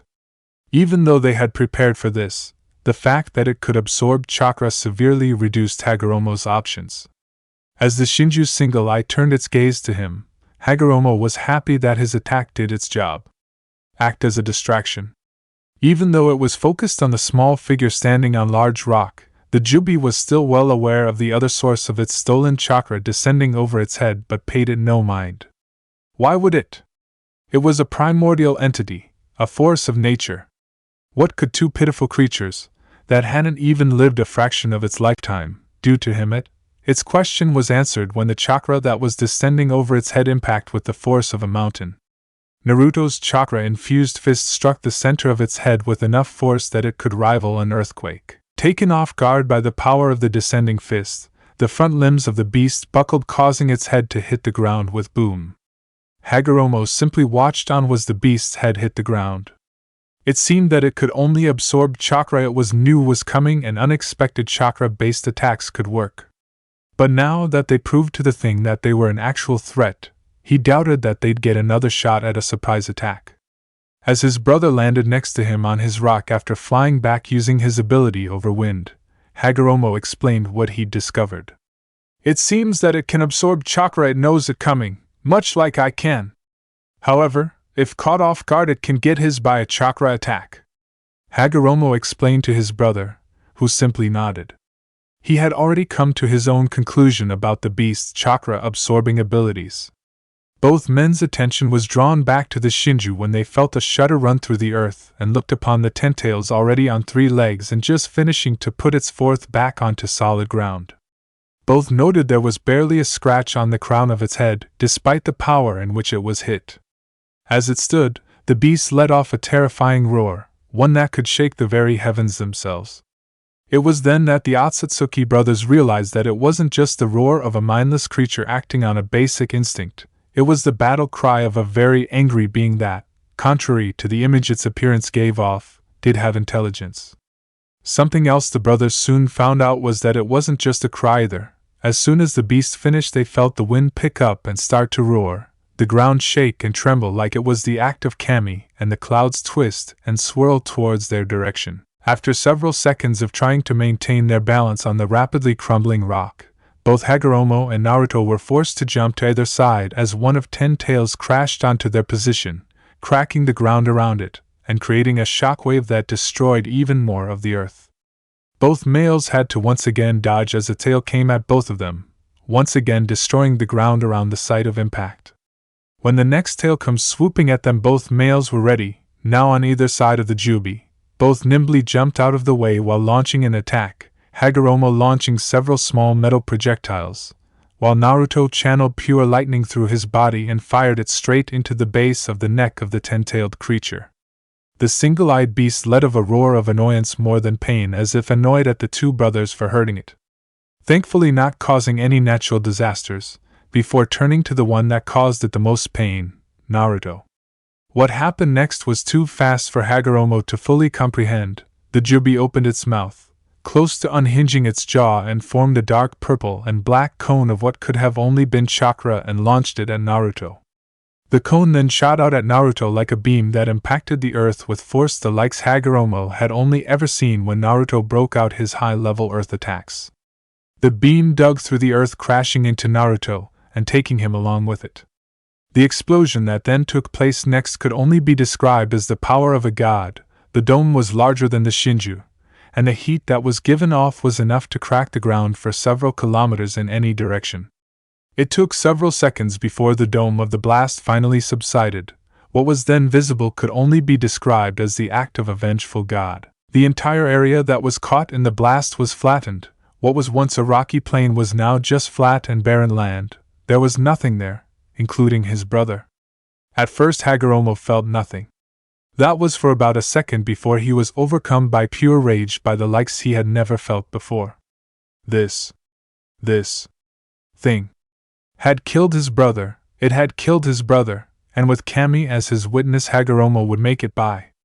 Pushing his arm out so that his palm was facing towards the Shinju, Hagoromo decided to start right now. Shinra Tensei, almighty push! He roared, forcing chakra down his arm. The repulsive force flew invisible through the air, only disturbing the ground slightly before crashing into the Jubi. The force struck with the rage of Hagoromo behind it, launching the hulking figure of the Shinju up into the air and a dozen or so kilometers away. But even then Hagoromo gave it no time to rest. Still burning with righteous anger, he leapt after the 10-tailed beast, covering the distance in a few minutes. Landing just before the one-eyed god, Hagoromo whipped his hands forward like he was cracking a whip. The large purple chakra chains erupted from his wrists, and hands that then charged the recovering Shinju and started to wrap around the beast, and its tails restraining it tightly, as per their user's will. Unfortunately for Hagoromo, he forgot about one of the 10 tails that were attached to the body. The only notice he had was the blurring of brown out of the corner of his left eye, before he closed his eyes and braced himself for impact. There was pain, but it wasn't from him but instead from the jubi still trapped in Hagoromo's chains. Taking a chance and opening his eyes, Hagoromo looked towards where he saw the tail coming from and was shocked. Pieces of metal had shot up through the ground and pierced the tail that was coming to was about to turn him into a smear, stopping it from moving though by the slight groaning of the metal it wouldn't be for long. "Hagoromo, you should really move your ass out of the way," said a strained voice, a voice that a few minutes ago he thought he would never hear again. Naruto. Several parts of his clothes were ripped along with several cuts and bruises, but other than that he looked fine, his cuts already healing thanks to his innate healing ability. His previously dead brother had his hands buried in the ground, his vambraces visible on his forearms, while his head was looking at Hagoromo, eyes glowing a gray. "Naruto," Hagoromo breathed. "How?" he asked, confused. "A chakra shield." Naruto managed to get out. A bead of perspiration rolled down his face. "Now do me a favor and move your ass," Naruto yelled. Needless to say, Hagoromo got the message. Quickly releasing his chains, Hagoromo leapt back as the Shinju, now unrestrained, quickly started to stand, now determined to squash the bugs that were proving to be an annoyance. Naruto then stopped reinforcing the metal, which quickly snapped under the strength of the tail. Hagoromo and Naruto quickly regrouped, just as the jubi was getting back onto its feet. "Hagoromo, we must set up the seal. It's obvious that we have no other option besides the seal," Naruto said quickly while eyeing the rising Shinju. "Yes, I agree," Hagoromo replied while also eyeing their foe. "I shall start to set up the seal now, while you keep it contained in this area. Remember, if even a single seal is sufficiently damaged, the seal will blow up with the combined power of everything I put into it as well as the natural energy that is in the area," he said seriously. If they screwed up here, everything would be over. This was always going to be something the brothers would do with no other option. It would not only endanger the life of both of them, but potentially the lives of every person and animal in the elemental nations. It was also something that they couldn't set up on the spot, as the seals would have to be in perfect condition, and if it was preset, the Shinju could have damaged it. Luckily for them, the seal was set to circle around the target, and could be as big as the sealer, in this case Hagoromo, wanted. The downside was that the Shinju had to be kept occupied so that the Hagoromo could focus on placing the seals. This meant that Naruto had to keep the jubi focused on him, which would be incredibly tough considering the power it wielded. But even though it would be almost impossible, it was their best shot at defeating the beast. Naruto nodded at his brother's words before taking off towards the 10 tails, who had by now gotten back up onto its feet and was tracking Naruto's approach with its single eye. It knew now that these two were a threat to it. It would have to deal with them to accomplish its self-appointed mission of retrieving what was originally its chakra. It had pondered about the other human that was running away from it, but quickly discarded the idea of pursuing it. The Shinju would eventually get its chakra back, that it knew for certain. Naruto stopped 100 meters or so away from the brown creature. If Hagoromo wanted a distraction, he'd get one. Placing his palms out, his eyes glowed a light green as the wind in front of him quickly started to rotate in a circular motion, forming a funnel for a rapidly growing tornado. It took mere seconds before the cylinder of the swirling winds was complete, picking up dust and rocks to be sucked inside its funnel. It was Naruto's own powers over wind that was stopping him from following those rocks. Naruto held the natural disaster in his grasp, with his ripped Haori blowing crazily behind him, before with a mighty push of chakra, he launched the tornado at his foe, who had been shaking itself to rid it of the many rocks and other debris that had hit it when they became caught in the winds of the tornado. Noticing the tornado, the Shinju intended to just weather the storm. After all, it usually created disasters like that when it roared, so it should be able to withstand the tornado. It was forced to rethink that when it sensed the human doing something else with its stolen chakra. Focusing on it with its single eye, the jubi noticed that the humans, normally, white eyes were now different colors. One was a fiery red with the other being a pure black with a white pupil. The small figure took a deep breath before blowing out something that surprised the one-eyed god, even Hagoromo, who was several kilometers away from the battle. He blew out black flames. The flames of Amaterasu. The black flames of hell. The pure black flames rushed the tornado and worked their way up the pillar of wind before fully integrating itself wind, changing the attack into a now black tornado that was spinning with the fires of hell licking at anything unlucky enough to get caught in its grasp. The 10-tailed creature didn't have enough time to escape the flames of Amaterasu that encased the tornado and was caught in the spinning blaze. It roared in pain as it was constantly burned and healed at the same time. Naruto gave it no time to recover, however. Naruto flung his arms up into the air, his eyes turning dirt brown and calling forth the earth to do his bidding.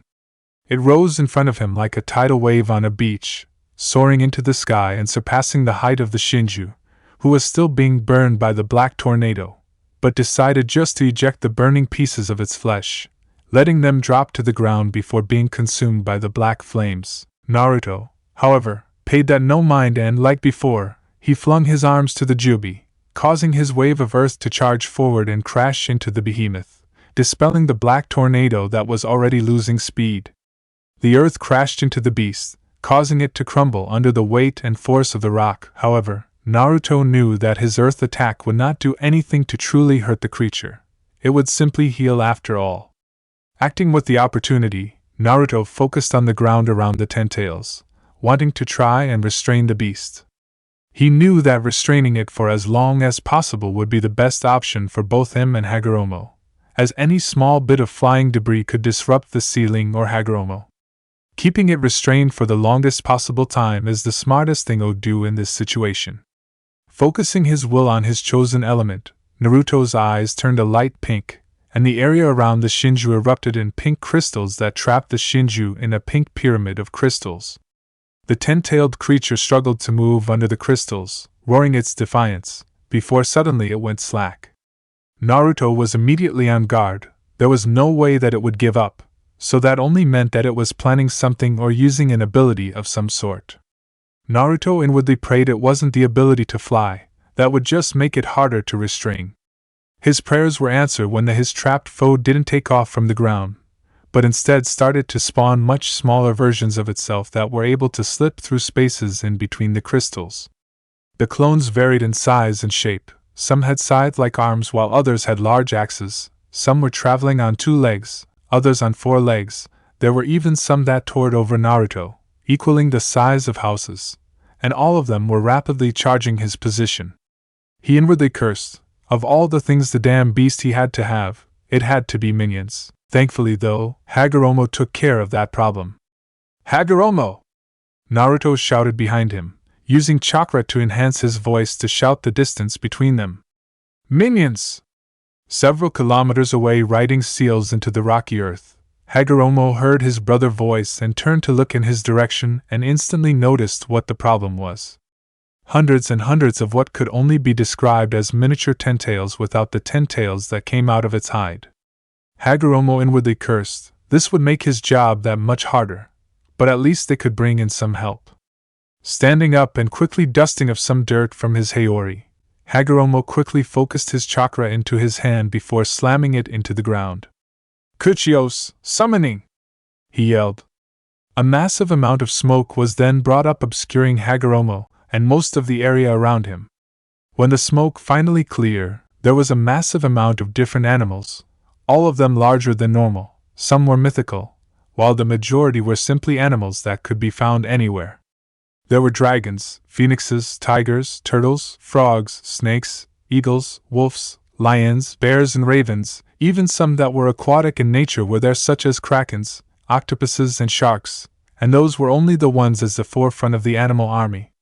The ones that were standing on 2 legs were holding weapons, from massive katana to scythes and swords, while the ones on 4 legs or flying were wearing a mur of different sorts. Most of them were different colors as well. There were creatures that were green when they were originally brown, and ones that were blue when they were green. Hagoromo and Naruto had nicknamed the various creatures summons, as they could be summoned from anywhere, or at least as far as they knew. The summons were originally created when Hagoromo had channeled much of his chakra into different animals. This caused the animals to grow larger and smarter. It also changed them physically in some ways. It also gave them the ability to use some of the elements, though on a smaller scale, the ability to talk and, in some cases, walk on two legs. They were essentially given chakra. Though with the mythical animals, they didn't know if the Rinnegan created them, or if they were summoned from somewhere, as they were mindless beasts when Chikashoto, Animal Path, summoned them. The mythical animals said that they didn't remember anything before they were summoned, and it is unknown to Hagoromo and Naruto if this is a side effect of the Rinnegan summoning a mythical creature or if they were created by the Sasarai. All of the newly called summons had agreed to aid the brothers in battle should the need arise. However, after that event, Naruto had noticed that Hagoromo had been oddly pensive about the event. It had cleared up several days later, but for some reason the mere thought of it brought a shiver down Naruto's spine. Hagoromo had thought of something that Naruto knew would come to bite him in the arse later. He was sure of it. As the smoke fully cleared one of the summons, a large light brown toad spoke to Hagoromo. He wields a large staff with multiple spikes on either end. Hagoromo-sama, the toad said respectively. All of the summons referred to Hagoromo, and a few of them to Naruto as well, with respect akin to someone of high status that saved their life multiple times.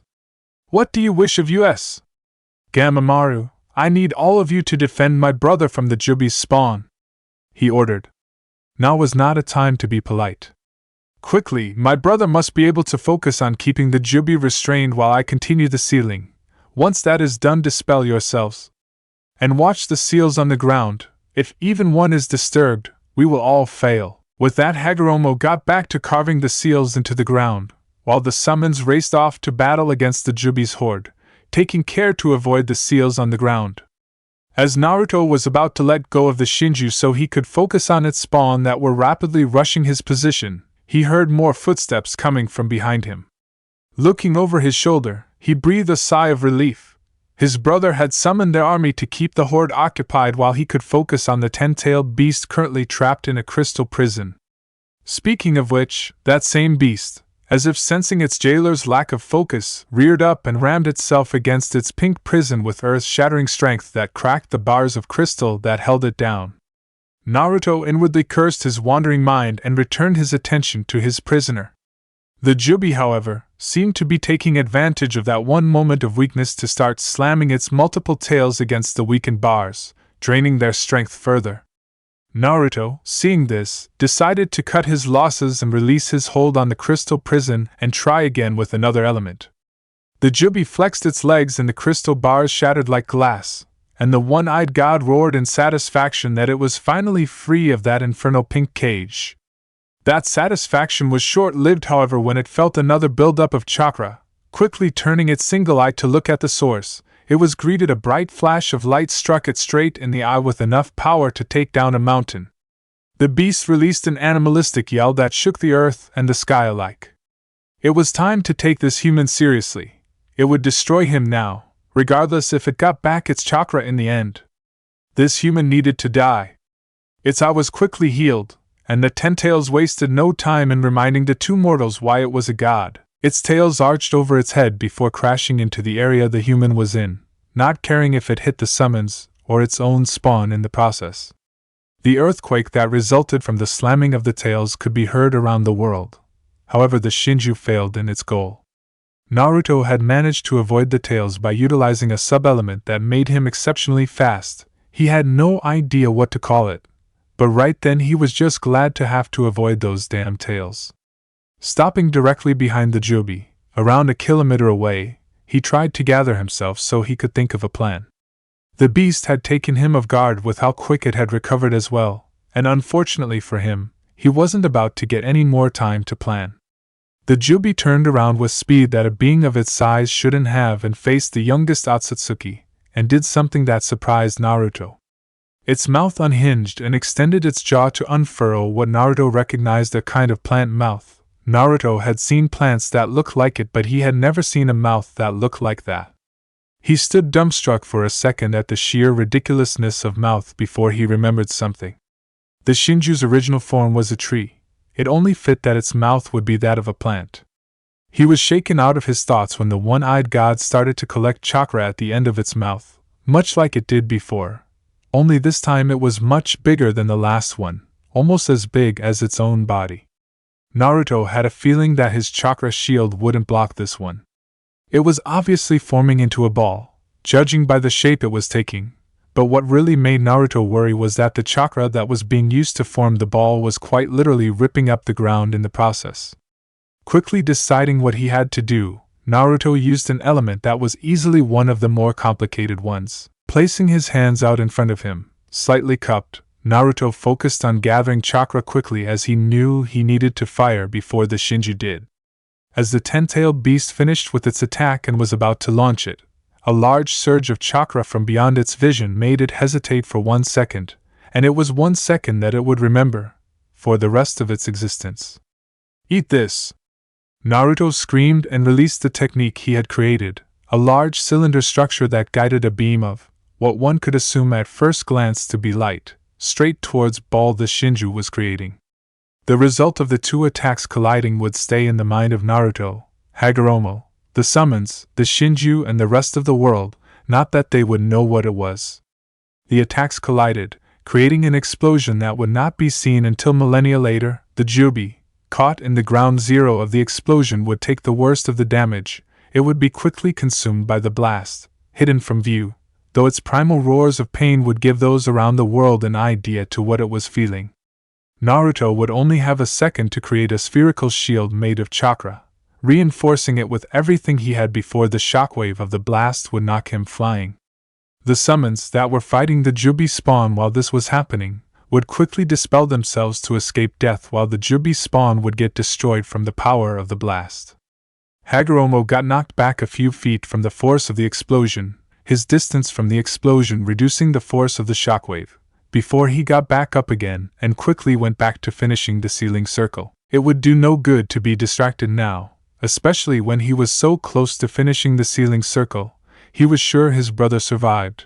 His primary concern was if any of the previous seals were damaged by the explosion, but there was no time to go back and check. He could only hope for the best. When Naruto first opened his eyes, all he saw was a bright light, quickly blinking. He was relieved that the brightness started to recede before completely disappearing, and he was greeted by the clouded sky. He slowly sat up just in case anything was broken, though unlikely considering he unconsciously healed. Though it was better to be safe than sorry, he idly noted that he was at the end of a trench he must have made with his own body. Quickly hopping out and looking around, he tried to find out where he was and how long he was out. He quickly realized that he hadn't gone far and could easily make out the bulky body of the Jubi that was lumbering away from him, most likely thinking he was dead. There were signs of injury on the titanic beast. The front of its body was severely burnt, though healing, and the slight limp on one of its front legs were indications of the damage it had received. Checking his chakra reserves, he idly noted that they were still 3/4 full, and he inwardly thanked his mother's harsh training, otherwise he might be drained. Naruto's eyes glowed green as he threw his Haori off, as it was basically rags now, and leapt up into the air and flew towards the beast and prayed that Hagoromo was still okay or that he could last until he arrived. His brother was meant to set up sealing circles while he fought it. Meanwhile, Hagoromo was inwardly cursing his brother if he was still alive. The Jubi was coming his way, and there wasn't enough time to finish the last dozen or so seals to complete the sealing circle, and all it would take was one swipe of its tail to ruin everything. Even if he could finish the circle, he still had to then carve the second circle that would seal whatever was in the first circle inside the second. The second circle needed to be joined to the first one at a specific symbol. He could feel the booms as the Shinju's 4 feet struck the earth with each step, each one closer than the last. The Jubi wasn't even slowed down by the explosion of the two powerful attacks. At best, someone could say that there was a slight limp in its step. Hagoromo was about sign defeat before he sensed a chakra source that he knew quite well, Naruto. He did sigh this time, in relief. Maybe it wasn't over, they still had a chance. Focusing back on his sealing, he noticed out of the corner of his eye the ten-tailed beast turned around to face the direction his brother was coming from. "Just a little more time, Naruto," he murmured, still focused on his seals. A little more time. As Naruto approached the one-eyed god, whose single eye was narrowed in anger at the sight of him, Naruto noted that it was only a few more steps away from Hagoromo, who was doing the last few seals on the first circle of seals. He needed to move the primordial god away from his brother and fast. Touching down several kilometers away from his foe and in the center of the sealing circle, he thrust his hand forward with his palms down, in the direction of the Shinju before clenching his hands into fists before he then slowly moved his hands back towards him before, with a yell, he pulled them back towards him in a single tug. The effect was immediate. The ground beneath the jubi was pulled towards the white-eyed Otsutsuki with the jubi still on top, effectively dragging the beast towards the center of the sealing circle. The beast wobbled on the moving platform of earth but managed to retain its balance, causing it to take its eyes of Naruto, something that Naruto exploited. He quickly stopped the platform moving, causing the jubi to be propelled off the slate of rock and land on the ground with a boom. Moving quickly, knowing that he only needed to stall his foe for a few more minutes at the most until Hagoromo was finished with the sealing array, Naruto took a deep breath before blowing out a pressurized stream of lava out of his mouth and into the Shinju. The beast roared in pain as Naruto started to aim the stream at the uncovered parts of the jubi, and the lava quickly started to harden, being exposed to the cool air.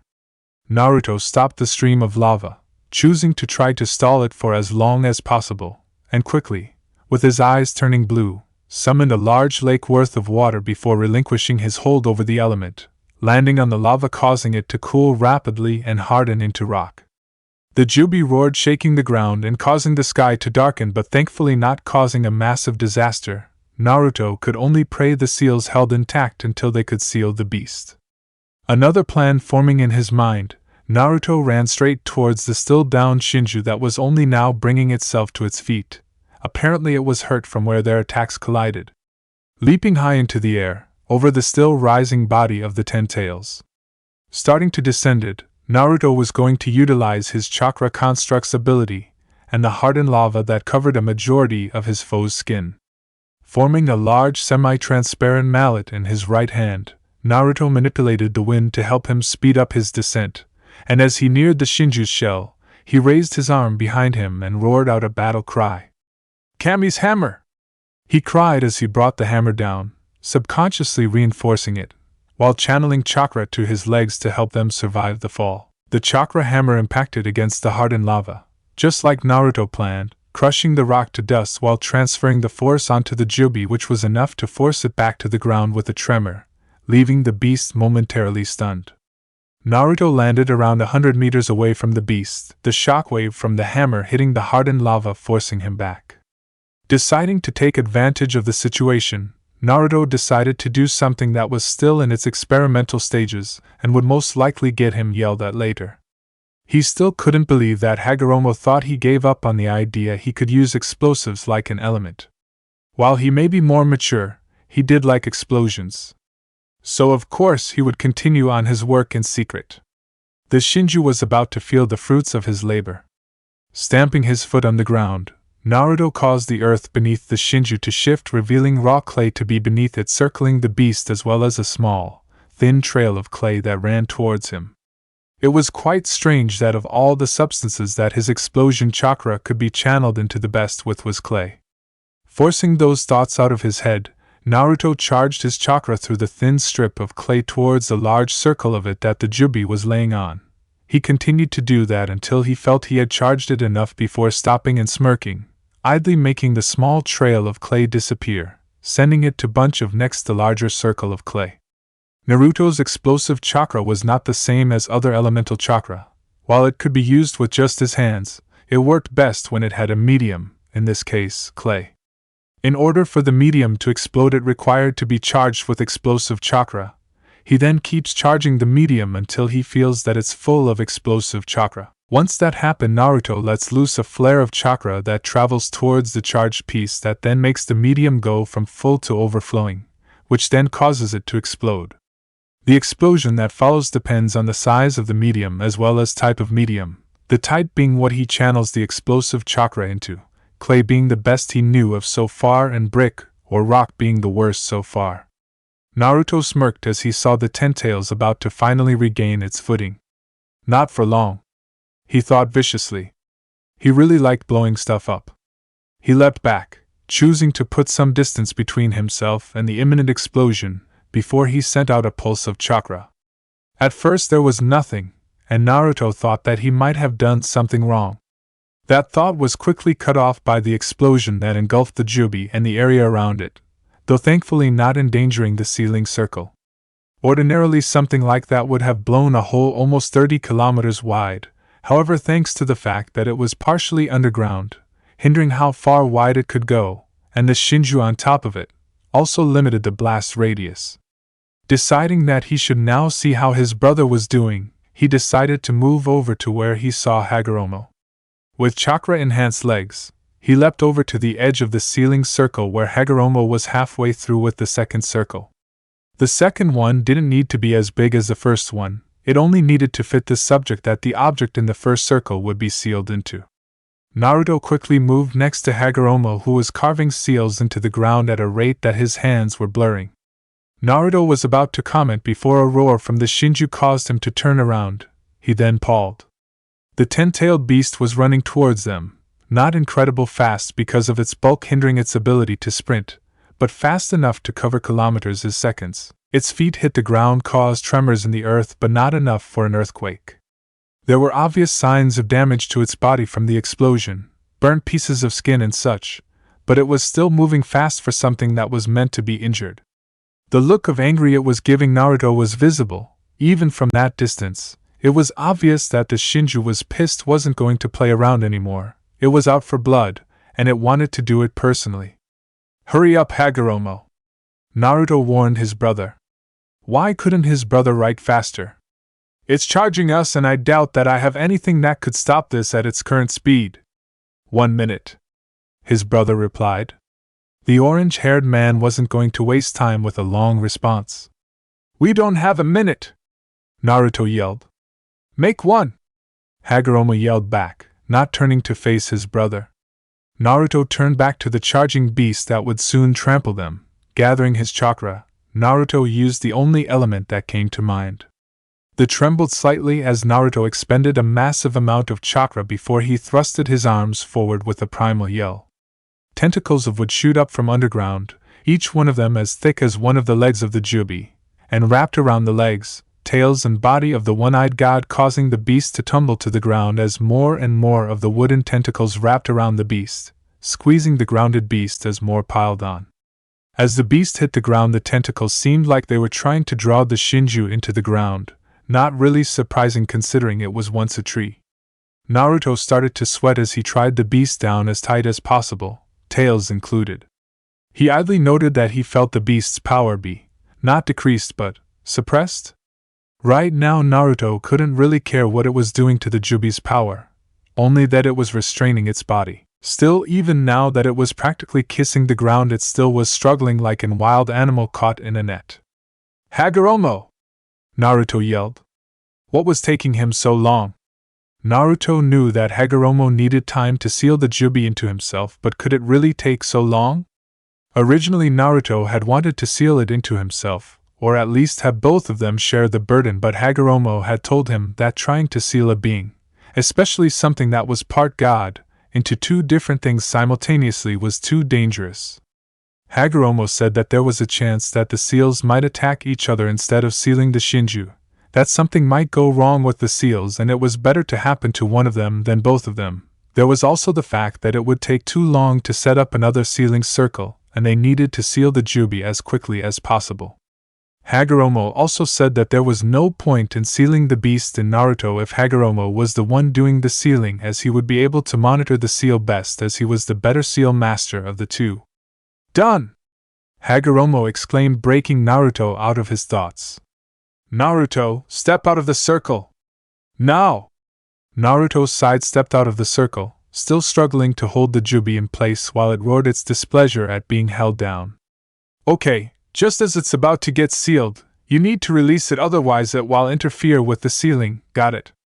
Naruto got no time to respond as Hagoromo slammed his hand down on the symbol that joined the two circles, causing the symbols of both circles to light up in a light blue color. "Fuin!" Hagoromo shouted. He then quickly stood up and ripped open his haori and shirt, revealing his bare chest before chains shot out of an intricate seal that was on his stomach aiming at the jubi. "Naruto, let go now!" The eldest male Otsutsuki yelled. Naruto listened to his brother, releasing the jubi and making the wooden tentacles retreat back into the ground, just in time as the purple chains shot forward, impaling themselves into the jubi at multiple points, including the head, body, legs, and tails. All of them were stuck by the chakra-manifested chains. As soon as it was released from the wooden tentacles, the jubi tried to destroy the humans before it but was attacked by the chains that not only started to stab at its body but were starting to drain it of its chakra. The one-eyed god struggled against the chains, trying to release itself, but it was no use. Its chakra was being removed too quickly and the chains were too numerous. It could feel its chakra reserves depleting, but that didn't stop it from still struggling. It was starting to revert to its weaker forms, a testament to how great the chakra drain was. It was then that the part god made a vow, one it promised to fulfill when it returned, and it knew it would, one day. It promised that it would make sure both of these humans paid. Whether it was them or their descendants, it didn't matter, just as long as they regretted their actions against the god. Neither Hagoromo nor Naruto knew what was going on. The Shinju appeared to be changing forms as Hagoromo sucked the chakra out of it. It changed twice until it was some kind of creature with 10 tails, a pointy bulb on its back with no back legs, razor-sharp teeth, and a single eye, the exact same as the creature that used to be in its place. This creature was still struggling against the chains. It struggled for a bit more before it stopped and looked directly at Hagoromo and Naruto, its single eye glaring at them with so much hate, so much rage that it would last beyond the Shinigami itself. It let loose one last earth-shattering roar that literally made the area tremble, before that last of its chakra was drained into Hagoromo, who with a yell of pain collapsed into unconscious. If Hagoromo had stayed awake a little bit longer, he would have seen his brother stumble a bit from the trembling of the earth and place a foot into the circle he was already occupying just as the last of the beast's chakra was being removed from the 10 tails. It was unfortunate that Hagoromo wasn't conscious, because he would have seen a large chunk of the jubi's chakra break off from the rest of it and get absorbed into Naruto as his foot placed itself in the circle. Naruto, however, did see that happen, and his face palled when it sunk in just what just happened. He suddenly felt a shooting pain that came from the leg in the circle that soon traveled up his leg and around his body.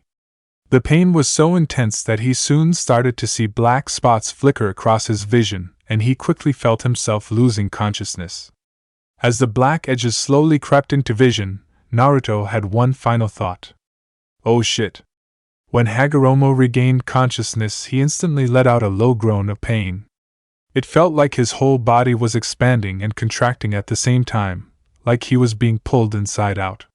He tried to sit up, but a firm hand on his chest gently pressed him back down. He opened his eyes slightly, but his vision was so blurred that it didn't help at all. He felt a cool sensation spread from the hand on his chest to the rest of his body and start circulating. As it did, the pain slowly started to fade. "Relax, Hagoromo," a familiar voice said. "The pain will eventually go away, but any movement will make it persist. What you're currently feeling is the rapid expansion of your chakra system. Any exertion could damage it. I'm trying to fix what I can." Hagoromo did so, closing his eyes and relaxing his entire body. "Naruto?"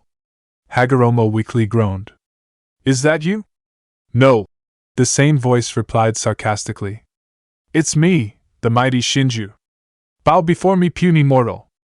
Hagoromo gave a weak chuckle in reply. That was his brother. Only he could joke about being a primordial deity that they had just fought in a battle to the death. Hagoromo's mind stopped as he remembered. The Shinju. The ceiling. His eyes snapped open completely as he sat up, turning to his brother, who had to lean out of the way to avoid clashing heads. Hagoromo felt his haori beside him. His brother must have taken it off to heal him. "Naruto! The Shinju, what happened?" Hagoromo exclaimed. He would have asked more questions, but Naruto already had his hands on Hagoromo's shoulders and intervened before his brother could fire off more questions. "Don't worry, Hagoromo," Naruto had to almost shout at his brother to get him to stop babbling out questions. The sealing worked, the Shinju is sealed. Here Naruto paused. However, there were side effects from the sealing. Tell me, was the immediate response from Hagoromo. He needed to know what was wrong and if it was serious. Hagoromo took a moment to take his brother in, his haori missing, vambraces visible, multiple cut marks and tears in his shirt, though there were no cuts or bruises on his skin thanks to his healing. Hagoromo put his haori back on, feeling a bit of a chill without it. Seeing Hagoromo's face, Naruto was quick to allay his fears. Nothing serious, Hagoromo, don't worry. It's just small physical changes as far as I can tell, he said sheepishly. Naruto, what are the side effects? Hagoromo grounded out. He didn't like that his brother tried to skirt around telling him the changes. Naruto, seeing that he was going to have to tell Hagoromo about the changes, sighed. Your skin has turned gray, permanently as far as I know, he said honestly. You also have a marking on your forehead, also permanent as far as I can tell. It's in the shape of a red rinnegan. Naruto saw no reason to beat around the bush if his brother wanted to know what the changes were. Naruto felt that it would do more harm than good to not tell him. Hagoromo didn't say anything for a while, choosing to think over the information. Naruto chose this time to look around their makeshift home. It wasn't anything besides a box of earth that Naruto hastily constructed when he came to after passing out. With a mere thought, Naruto made it retreat back into the ground. It was only meant to last the two of them till Hagoromo woke up, then they would travel back to their mother, who Naruto was sure was already on her way here as soon as she felt the Ten-Tails chakra disappear. From there, they would discuss what to do, whether it was training, moving, or simply going their separate ways. Both Hagoromo and himself were now roughly 25. Their mother didn't know the day they were exactly born. To the rest of the world, both Hagoromo and himself should have moved away from their mother and made something of themselves by now. But because of the Shinju as well as the fact that his family wasn't normal, they had all stayed together, and Naruto didn't know if that was a good thing or a bad thing. What about my chakra? Hagoromo's question knocked Naruto out of his thoughts. Turning to look at his brother, Naruto replied with the only answer he had. As far as I know, it's fine, but because I can't see your chakra system, I can't be sure, though from what I was able to detect, you're fine, Naruto replied. Maybe his mother could take a look at it later. Her wide eye should be able to detect any anomalies. Naruto then continued, knowing the real reason he asked about his chakra. As for the Jubi's chakra, it's there, but it seems like it's just sitting there, not doing anything. Naruto paused to think for a second. If I had to guess, I'd say that its conscious is still in the statue, therefore you should have full control of its chakra. Statue? Hagoromo questioned. What statue? Naruto didn't answer, instead pointing behind him. Hagoromo turned around, his eyes widening as he saw what his brother was pointing at. Without the wall from the makeshift hut to block his view, Hagoromo could now see outside and observe the results from the battle that had taken place. Two massive craters were the immediate eye-catcher, the result of Naruto using explosive chakra and the massive ball attack from the Jubi and Naruto's beam attack colliding. There were several smaller craters and scorch marks from the various attacks. However, Hagoromo's attention wasn't on these things. It was on the wooden statue in the position the Jubi last was. It appeared that the Jubi had turned wooden and changed its form one last time. It had lost all of its tails and its bulb, instead gaining wooden spines, which were cut off near the top, all over its back. It gained a neck and a head back after it lost it in its last form. There was a kind of bind around its eye where there was another eye on top of binding, exactly where its original eye would have been. Along with all that, the body looked mostly human with its two arms and legs. Its arms pointed upwards cupping something while its legs were crossed. Both of them simply stared at the statue for several minutes, both choosing to gaze at what was once their enemy that was now nothing but a large statue. So Naruto was startled when his brother asked him a question. Naruto, his brother asked suddenly. If I knew there was a way to make this world better than it was now, and I decided to pursue that decision, would you support my decision? Naruto looked curious, but on the inside he was narrowing his eyes at his brother. What was he getting at? That depends, Hagoromo, Naruto said slowly. Would I like the way you found? He was getting slightly nervous. What was his brother getting at? Naruto had a bad feeling settling in his gut. Hagoromo sighed. You gave your answer, Naruto. What happened next was a blur to Naruto. 1 minute Hagoromo was by his side, the next he was behind him, and using 4 strong arms of the Azura path to pin his arms to his sides. Hagoromo! Naruto yelled, surprised at his brother's actions. What are you doing? Helping the world, was the reply. Naruto now started to struggle against the 4 arms holding him down, though not hard enough to harm his brother. Naruto stiffened when he felt his brother draining his chakra through the skin contact. Hagoromo, what in Kami's name are you doing? Naruto was now practically screaming at his brother. His struggling was now becoming more and more frantic. Hagoromo realized that he needed to do it now, otherwise his brother would break free. The only reason he hadn't yet was because he didn't know what he was doing. If he did, he would have broken free immediately. Using chakra to create peace, he said calmly.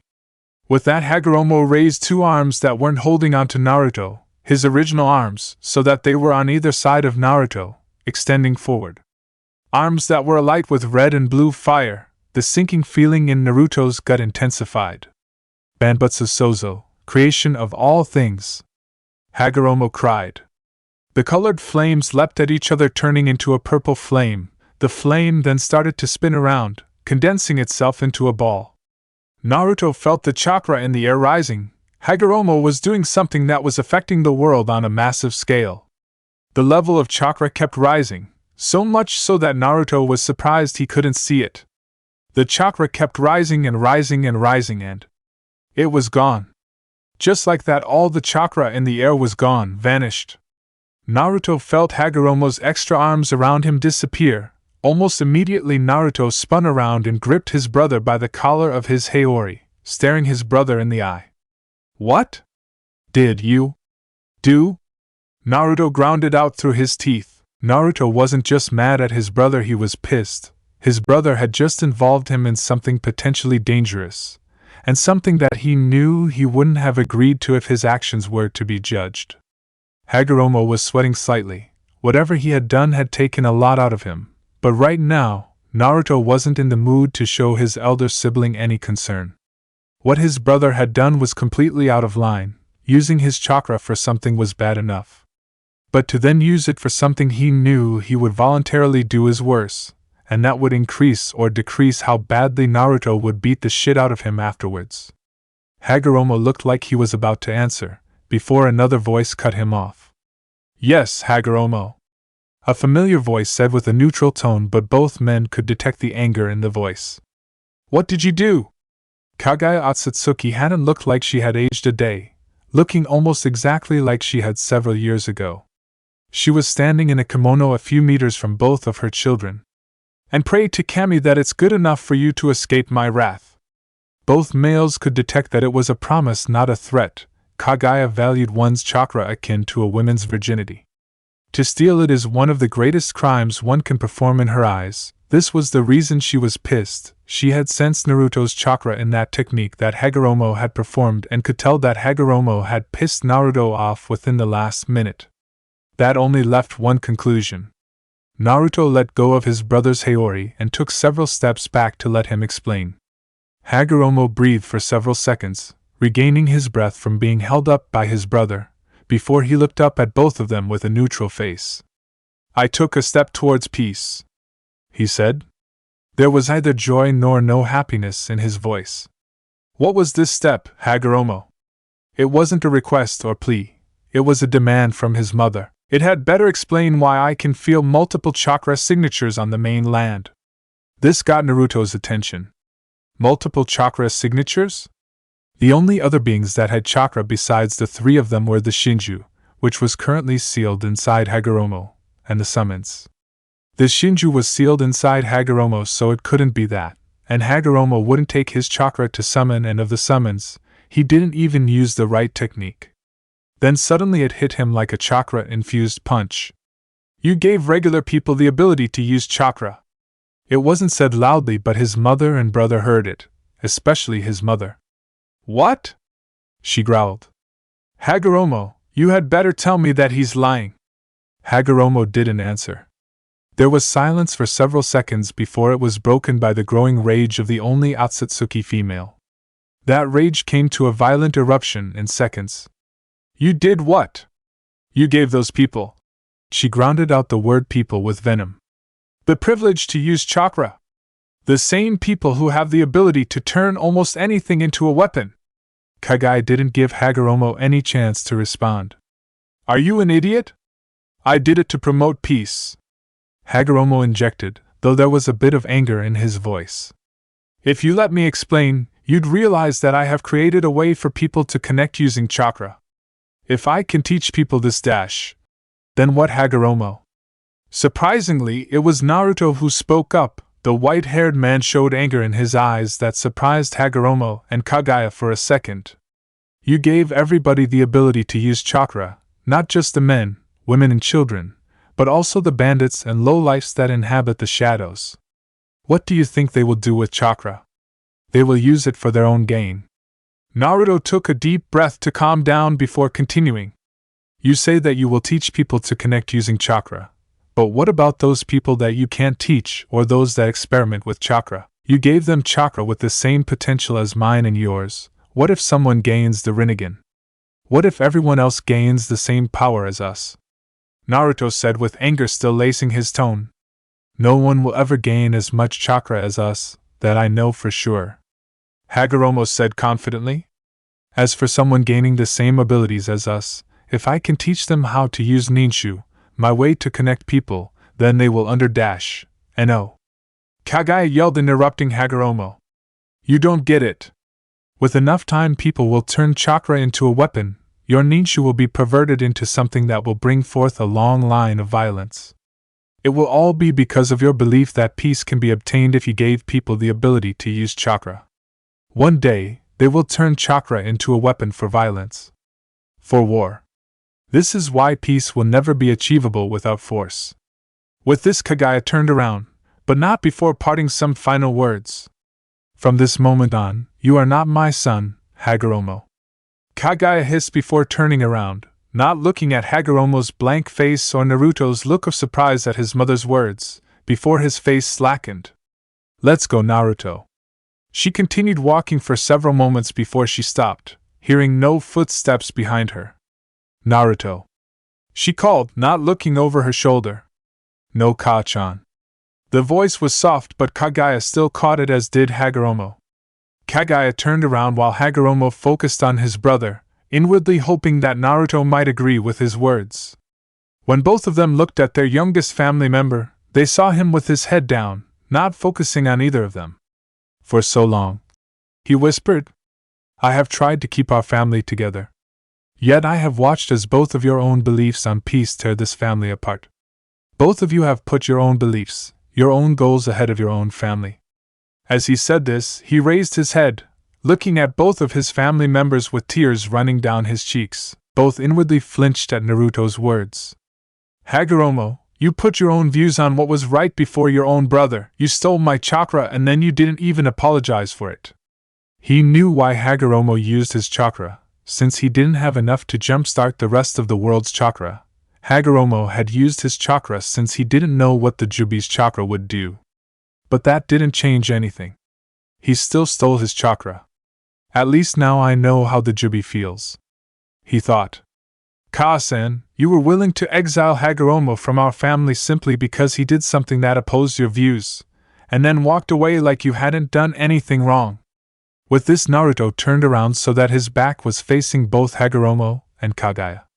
"If both of you can put yourselves before family, then so can I." Both Kagaya and Hagoromo saw him take a deep breath. "I can't take the constant war that the two of you have. I tried to overlook the flaws of my family, but both of you have brought them into the light in a way I can't ignore anymore." Naruto paused for a moment to get himself under control before continuing to speak. "I hope both of you have a good life, because I won't be in it." Naruto bent at the knees before taking off, using his wind manipulation to fly away. Away from the wreck that was once his family. He didn't look back. He couldn't afford to. When he landed, he would, for the first time since he was a child, cry himself to sleep. Both Hagoromo and Kaguya stood there for several minutes after Naruto disappeared over the horizon. Both of them stayed in the same place for almost an hour before Kaguya left. She didn't go in any real direction, she just started walking, not looking back either. Hagoromo stayed there for almost another hour, simply standing, looking over at the horizon. He then looked at the statue of the Jubi. "I'm sorry, Naruto," he whispered to the air. No one heard his apology. With that, Hagoromo set off, unsealing his staff from his haori and walking off, leaving the wooden statue in the middle of a battlefield. He had to teach the world how to use chakra. He wouldn't let all that he sacrificed be in vain. None of the family members would meet for years to come. And even then, it wouldn't be under the best circumstances. Somewhere in Fire Country, history had just been made. Underneath the surface of the earth, there was a cave that was occupied by 10 beings of great power.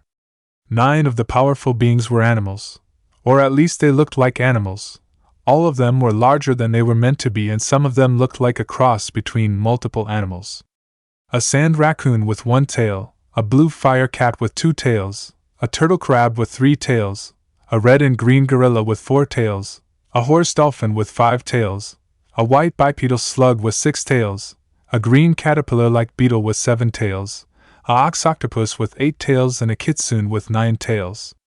Surprisingly, none of these 9 creatures were the most powerful in the room. That honor belonged to the man in the circle of the strange creatures, standing in the middle of strange symbols. The man in the center of the circle had pale red hair that went down to his shoulders, spiky with chin-length braid down the front of his left ear, along with a long goatee that went down to his waist. Horns protruded from his head above his purple rippled eyes and a red ripple marking on his forehead. The man was gray-skinned, wearing a white, full-length kimono with a pattern of 6 black magatama around a high collar, beneath which he wore a necklace which was also made up of 6 magatama. On the back of his kimono was a larger ripple-like marking with a pattern of 9 magatama arranged in 3 rows of 3 beneath it. The man was old, judging by the wrinkles on his skin. He was in his late 60s, early 70s, yet he still looked healthy for someone his age. The shakujo in his hand made it obvious he was some sort of traveler. The man was speaking with the several-tailed beasts. Speaking to them with no amount of fear in his voice that any lesser man would have had. But what did he have to fear? He created them. "I don't have long anymore. Shikaku, Matatabi, Isabu, Son Goku, Koko, Saiken, Komiai, Gyuki, Kurama. Even though you have been separated, you shall always be together. Until eventually that time shall come when you will become one. You each carry a name. And with a different shape than you had up to now, you will be shown a righteous path, different from the time you spent inside of me. What is true power, until that time?" He trailed off. "You wouldn't happen to be talking about me, would you, Hagoromo?" A voice from the darkness of the cave asked, the voice echoing all around the cave, making it impossible to locate the source. The large animals all snapped around searching for the voice that had managed to evade their senses, but found no luck. The man at the center of the circle, Hagoromo, however, was shocked. He knew that voice. He hadn't heard it in 50 or so years, but it sounded exactly the same. "Naruto," he breathed before he spun around to search for the voice. "Is that you?" The large animals were confused. Did their father/creator know this person? If so, how come they haven't met them before? A figure in a brown cloak dropped down from the ceiling into the middle of the circle with barely a sound. However, the slight thump of feet hitting the ground was enough to get the attention of the acute senses of the tailed beasts, all of them turning around to sight of the cloaked figure near their father figure. The kitsune, Kurama, snarled at the unfamiliar person so close to someone he thought of as precious. But Hagoromo simply put up a hand without looking to stop the orange fox from doing anything more. The Rinnegan wielder was staring at the cloaked intruder standing almost an arm's length away from him. "Naruto," Hagoromo said softly. "Is that you?" he repeated. "Yes, brother," the cloaked figure replied, surprising the tailed beasts at his relation to their creator. "It is me." As soon as he had confirmed that he was his brother, Hagoromo had wanted to hug the man opposite him but restrained himself. He didn't know if Naruto still harbored ill feelings towards him. "How have you been, Naruto?" Hagoromo asked, trying to find out what his brother had been up to in the last 50 or so years. "Terrible," Naruto said simply. Hagoromo withheld a wince. That was obviously the wrong thing to say. "Do you wish to talk about it?" Hagoromo, once again, withheld a wince at how hopeful his voice sounded. He had missed his brother over the years. Even though they hadn't parted in the best of ways, he still cared about his younger sibling. Though he couldn't see his eyes, Hagoromo knew his brother was staring at him from under the hood. This continued on for several seconds before Naruto sighed. "I killed Ka-san." That shocked Hagoromo to his very core, and to a lesser extent the tailed beast that surrounded him, but to Hagoromo it was like a baby killing a full-grown man. Naruto had always loved his mother until the day when the three of them separated, but even then Hagoromo still found it hard to believe that he could kill his own mother. The first thoughts running through his mind first of all was why. Naruto wouldn't kill his mother on a whim. Hagoromo knew that much. There must have been a reason why, and a damn good one at that. The tailed beasts, to a lesser extent, were also shocked. To kill one's family was a big thing. For the man standing before, someone who all of them called their father, saying that they killed their mother, and their father to not attack him immediately meant that this was not ordinary. "What?" Hagoromo asked, still stunned. Naruto simply sighed beneath his cloak. "Several days ago I was passing the site of our battle of the Jinchūriki when I felt a large chakra signature in the area. Being curious and slightly worried, I went to see what was going on. When I got there, however, I saw Ka-san pacing back and forth in front of the statue. I was about to leave when I saw that she was actually connected to the statue via some sort of cord. It seemed to be keeping her alive as well, because she never made any move to pull it out or sever it in any way." Here Naruto sighed again. "She was muttering about taking back chakra from the unworthy and getting back at the exiles. When I went to confront her, it became increasingly obvious that she was insane and unstable. She kept going on about how she was the true heir of chakra and that the two of us were Chakra's mistake and that I had caught her off guard, not letting her have enough time to finish her plans." Naruto sighed again. "In the end, we fought and I managed to overpower her with some new skills I acquired and kill her. There was some black figure that split off from her after the battle, but I managed to kill it. After that I realized that I should go inform you of her death.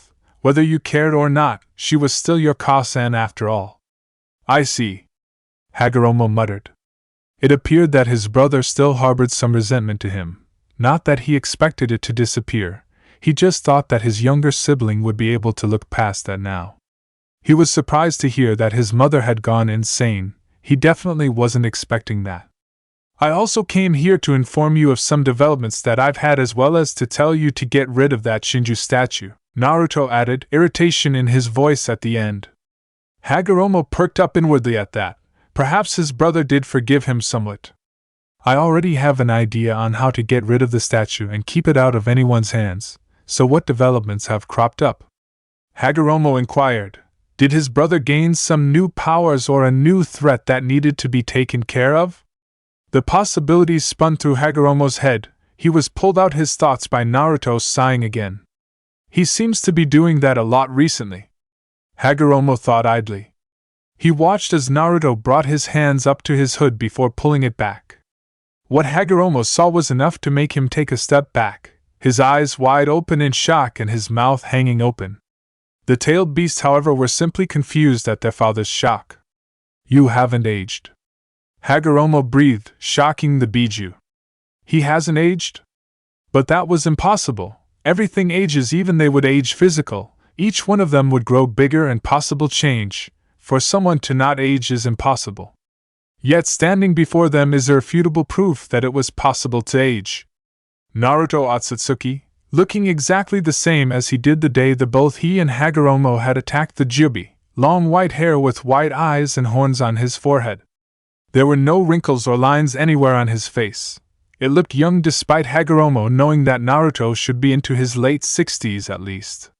"What happened, Naruto? Are you immortal?" Hagoromo asked, hoping his brother would let him know. Because he didn't know if Naruto forgave him for stealing his chakra. Forcing him to talk was not an option, which only left asking him and hoping that Naruto told him out of his own violation. The surrounding Biju also wanted to know how someone could stay so young, as well as maybe knowing some more about their father's brother, who was then technically their uncle. To answer your second question, I highly doubt I'm immortal. I have most likely simply stopped aging and have no wish to test to see if I am immortal. During the sealing of the 10 tails, Naruto said, when the Shinju let off one final roar, it was enough to make me stumble, and when trying to steady myself, my foot went into the sealing circle that you were in. This caused a part of the Jubi's chakra to break off and enter via my foot. Thankfully, there were no consequences. My chakra overwhelmed the foreign chakra and broke it down, apparently assembling it into my body. My guess is that the Jubi's chakra altered some of my abilities. I think that it increased my healing abilities to an extremely high level, and since as the body ages it declines, my healing ability is constantly rejuvenating my body's cells, allowing me to keep my youth, most likely indefinitely. Naruto took a breath to let Hagoromo and their audience take in the information. He didn't frankly care if the Biju heard about it, who would believe giant talking animals anyway. Plus, if he would like to have somebody, or in this case some things, he knew that wouldn't die in less than a century, if he truly was not aging anymore, because if what he sensed was true, they were beings of chakra, and therefore would not age. He didn't know if the summons would age slowly, though it didn't really matter. He didn't know where they were or what happened to them after the battle with the Jubi. Maybe he could ask Hagoromo later. A few years after the battle, I started to exhibit several new abilities that I hadn't had before, nor did I recognize. I believe that this is some of my other abilities mutating, though some of them are completely different. However, it did awaken something that I did recognize. Naruto focused his chakra and watched as his brother's expression as veins bulged around his own eyes before he released the chakra and the veins settled. It appeared as if I did have the white eye, but it was either dormant or inactive. Whatever it was though, the chakra from the Jubi seemed to have activated it. I also gained the ability to manipulate my body in unimaginable ways, to name a few. I have the ability to turn my body into elements. For example, I can turn my body into pure water or earth. I have some other abilities that I have uncovered, but right now I want you to get rid of that damn statue. Hagoromo was wide-eyed and surprised at his brother's new abilities. They were definitely amazing and surprising, but it was his brother's insistence at getting rid of the statue that caught his attention. Why do you want me to get rid of the statue so badly, Naruto? Why don't you do it? Hagoromo questioned. Naruto narrowed his eyes a bit at Hagoromo. I want to get rid of it so badly because I don't want anyone else to find it and mess around with it. Who knows what could happen? I want you to do it because I already know you have a plan to deal with it.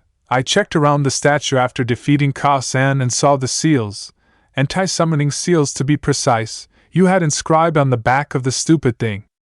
All my plans involve destroying it, but because it's part god or something, I know I can't do that. After those words, his eyes softened. I also know you're going to die, Hagoromo. You can't hide it from the white eye. At this, Hagoromo looked startled before he sighed, seeming to age 10 years in a second. The tail beasts were shocked that they heard that their pseudo-father was going to die. The kitsune was the first to find its voice. Is that true, old man? Are you dying and weren't going to tell us? The voice came out like that of a small boy of around 7 or 8 years old, despite its size. This made Naruto raise an eyebrow, not only the fox's voice, but at its choice of words. Old man? He questioned towards Hagoromo, who shook his head. I don't think you're that old, Hagoromo. Why, take away some of the wrinkles and you only look 90. Naruto joked. Hagoromo developed a tick above his eye at his brother's comment. Even after all these years, Naruto still knew how to press the right buttons.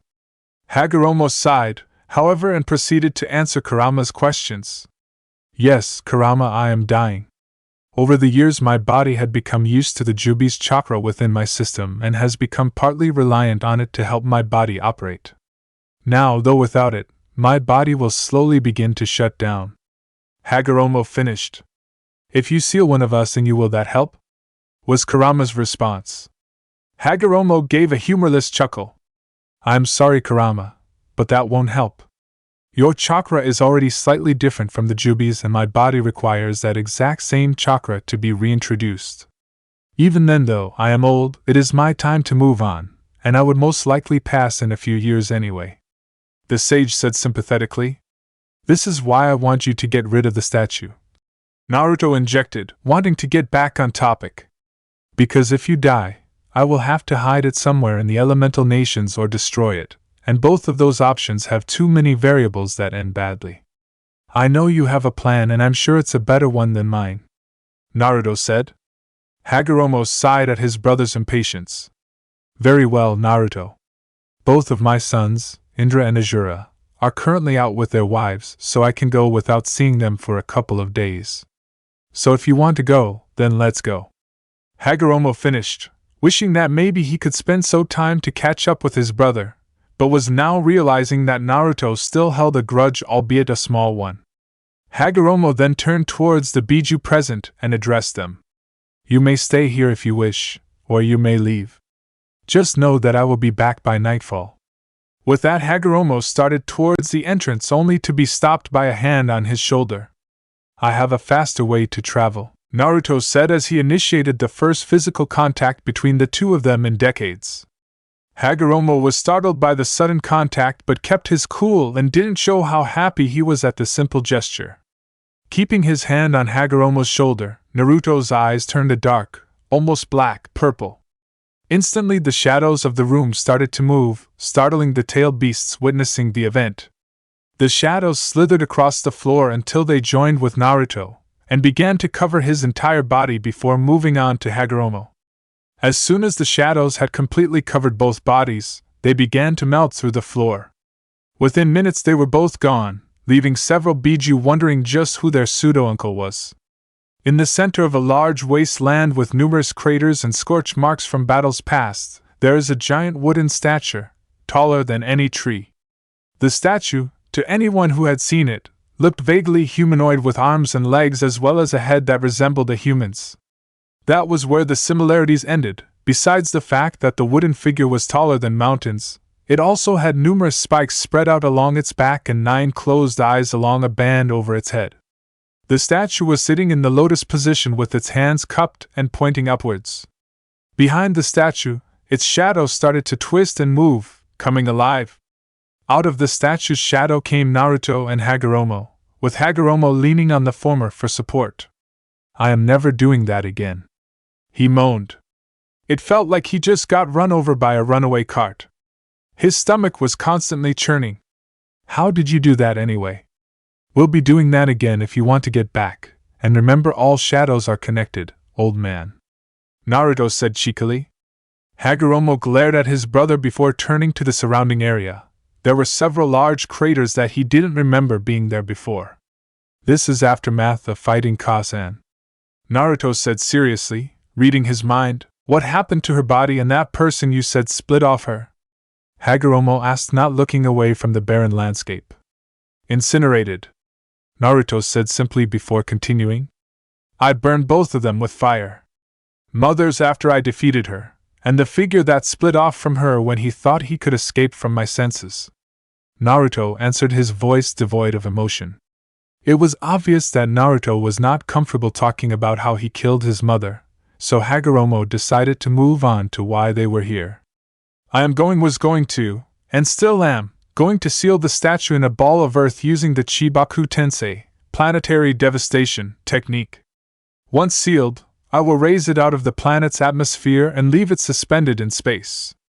Hagoromo told Naruto his idea, with Naruto contemplating the effectiveness of the idea.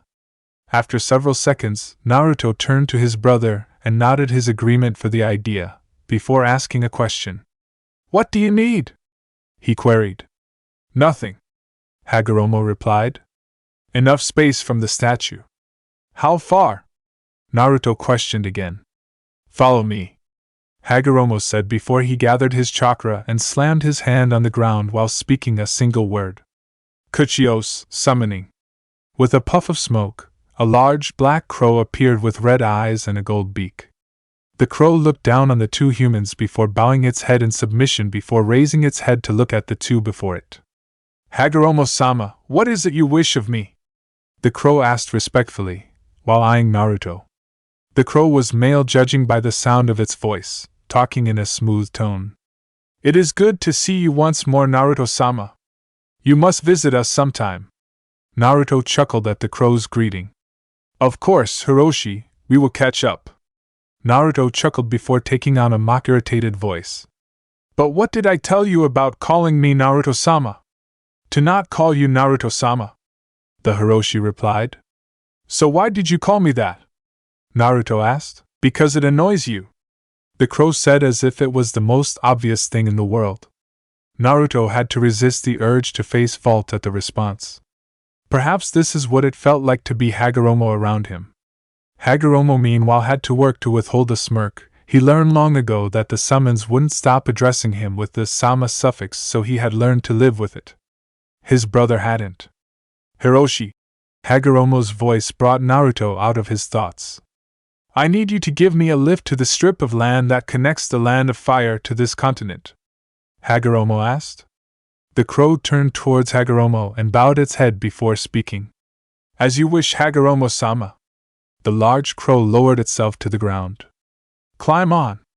As soon as Hagoromo had jumped on and gotten a good enough grip, the crow had taken off towards its destination with great speed. Naruto quickly caught up, using wind manipulation to fly after the crow. Deciding to pass the time to their destination with some questions, Naruto flew closer to Hagoromo before asking him a question. Hagoromo, Naruto said, getting his brother to focus on him. What happened with the summons after I left? Hagoromo sighed, his eyes showing slight sadness. Hiroshi stayed quiet, focusing on flying.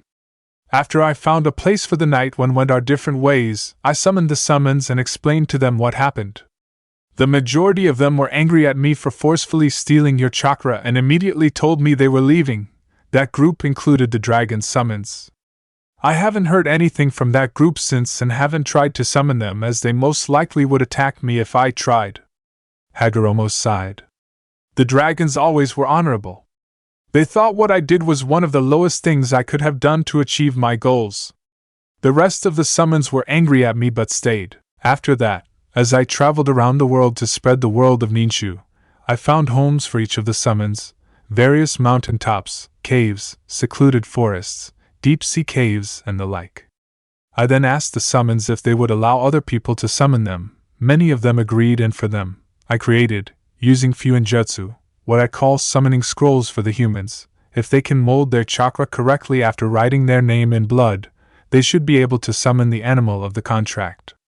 As an extra feature, I granted them the ability to summon themselves to their summoner's location as well as summon their summoner to them, in case they wished to talk to them or something important happened. The summons also have the ability to remove someone from the scrolls, or not answer their summoner's call if they wish. Some of them wished to observe the rest of the humans to see if they were worthy. For them, I created a summoning scroll that they could use when they find someone worthy. Obviously, some of them refused to be summoned by other people, and I just left them, occasionally summoning each one of them to make sure they were okay. Hagoromo paused and looked at Naruto, who was taking the information in while flying alongside Hiroshi. After a minute or two, Hagoromo continued. So far none of them have gained summoners, but that is to be expected. There hasn't been enough time for someone to find them yet. Hagoromo finished speaking with a breath. Naruto looked pensive before turning fully to look at Hagoromo. So, Naruto began. I can go, find some of the summons, ask them if I can sign their summoning scroll, and be able to summon them at will. Yes. Hagoromo replied, already having an idea where this was going. Naruto grinned. I'm going to find me some summons. Naruto thought for a second before looking towards Hiroshi, who had been half listening to the conversation. Hey, Hiroshi. Do you think I could sign your contact? I am sorry, Naruto-sama, but I have been selected to be the personal summon of Indra, Hagoromo-sama's eldest son. Myself and my clan are to be the summons of Indra Uchiha and the Uchiha clan. Hiroshi apologized. He honestly didn't want to be the personal summon of someone he had never met. It was true, he was yet to meet Indra, the first Uchiha was yet to summon him, and it was only his respect for Hagoromo that kept him from removing Indra's name from the summoning scroll. Naruto frowned when Hiroshi had finished talking, now turning towards his elder sibling with a questioning look. "I've got a couple of questions," Naruto started. 1. Why does your son have a personal summon? 2. Why is his last name Uchiha? 3. Naruto's voice went from questioning to deadpan. "King of gods, really? How arrogant can you get?" As Naruto usual, a vein bulged over Hagoromo's eye at Naruto's comment. Hiroshi chuckled as the siblings interacted. It was almost like they had never separated. Hagoromo took a breath to calm himself down before turning back to his brother to answer his brother. 1. Because I let him choose one as a birthday present. 2. Hagoromo paused before he continued on, his voice now softer. I let them choose their own last names, as they couldn't take Otsutsuki because mother kicked me out, remember? My eldest Indra gained mother's Tomai, though he calls it the Sharingan, copy will I. Several years ago, it either evolved or mutated into what he calls the Mangekyo Sharingan, kaleidoscope copy will I. He chose the last name Uchiha. My youngest, Azura, chose the name Senju. He wasn't born with any natural abilities like his brother was, he had to work for all of his power. Through his work, Azura realized the power that people helping him could provide. This in turn made him even stronger, until he was on par with his brother. Hagoromo paused for a moment before his voice took on an irritated tone. 3. What I name my sons is none of your business. Naruto snorted. Says the one who named his son after one of his paths. Naruto looked at Hagoromo with a raised eyebrow. Azura, out of all the names you could have picked, you chose Azura? Shut up, Naruto. Hagoromo snapped at Naruto. Naruto, however, just laughed at his brother before he picked up speed, moving out of hearing range of his brother's yelling. 2 or 3 hours later, Hiroshi touched down at the location, with Hagoromo sliding off his back. Naruto touched down soon after, landing right next to the giant bird, giving him a pat on the side. I'll come visit you soon, Hiroshi, Naruto promised, smiling at his friend. I welcome your visit, Naruto-sama, and look forward to it. Goodbye for now, Naruto-sama, Hagoromo-sama. With those final words, the large crow disappeared with a puff of smoke. Naruto then turned to Hagoromo with a serious face that was mirrored by his brother. Ready? Naruto asked. Yes, Hagoromo replied. It is time to get rid of the statue once and for all. With those words said, Hagoromo held his hands together, a few centimeters apart, while molding his chakra, preparing for what came next. Within seconds, a black ball formed in between his palms that seemed to give off its own light. The ball grew slightly larger as Hagoromo fed the technique for a few more seconds. Naruto wanted to ask his brother if he wanted some chakra to help with the formation of the technique, but didn't say anything, lest he break his brother's concentration. With a grunt, Hagoromo thrust his hands forward, launching the technique while shouting its name. Chibaku Tensei, Planetary Devastation! He exclaimed as the technique quickly put distance between its caster and itself. The orb continued like this, getting smaller as it traveled into the distance before it stopped. Now just a black dot on the horizon. There was a rumbling in the earth. The ground shook and shifted, and eventually lifted off the ground in chunks of rock and soil. Tones of the earth was pulled from the ground and gravitated towards the floating black sphere and started to form layers over the black dot. Eventually both males saw what they wanted to see, the demonic statue of the Shinju slowly lifting into the air, caught in the pull of the technique, and smashing into the now large floating sphere of rock, and was quickly covered up by more rock that was caught in the sphere's gravitational pull. Hagoromo continued to power the technique for several minutes, causing the technique to absorb more and more earth. It wasn't until Naruto looked away from the technique did he realize just how much earth the technique was taking up. The continent where they fought the Jubi was almost gone, and Hagoromo didn't show any sign of stopping. Hagoromo, Naruto called. I think that's enough, you can stop the technique. Hagoromo showed no sign of hearing his brother but stopped the technique, but kept the now gigantic sphere hovering in mid-air. Hagoromo breathed a sigh of relief about finishing the first part of the plan. Now was time to do the next phase of the plan. Raising his arms, Hagoromo channeled much of the chakra he had left. Never before had he tried a technique of this scale, and it was taking almost everything he had left to finish the technique. If he still had the Jubi's chakra, this would have been much easier. The satellite responded to Hagoromo's chakra and slowly began to raise itself in the air, getting higher and higher as it reached the edge of the Earth's atmosphere. People all around the world would see this happening. They'd record it in books, tell children of it, and even try to recreate it. But that would be later. Right now, the people were just happy to sit and stare in awe of the Sage of Six Paths power. All of them, in some part of their brains, knew that this was a once-in-a-millennium event. Eventually, the newly created satellite was far enough from the ground that Hagoromo could release the technique fully, falling to his hands and knees after he was finished. Naruto dropped to his knees as well to make sure that Hagoromo was okay. "I'm fine," Hagoromo said as he breathed deeply. "Just exhausted." Naruto activated his white eye to check and visibly cursed at what he saw. Evidently, Hagoromo's chakra coils hadn't fully healed from when he extracted the Jubi's chakra all at once, so when Hagoromo had performed Chibaku Tensei, his coils had been stretched to dangerous levels. His coils were on the brink of bursting.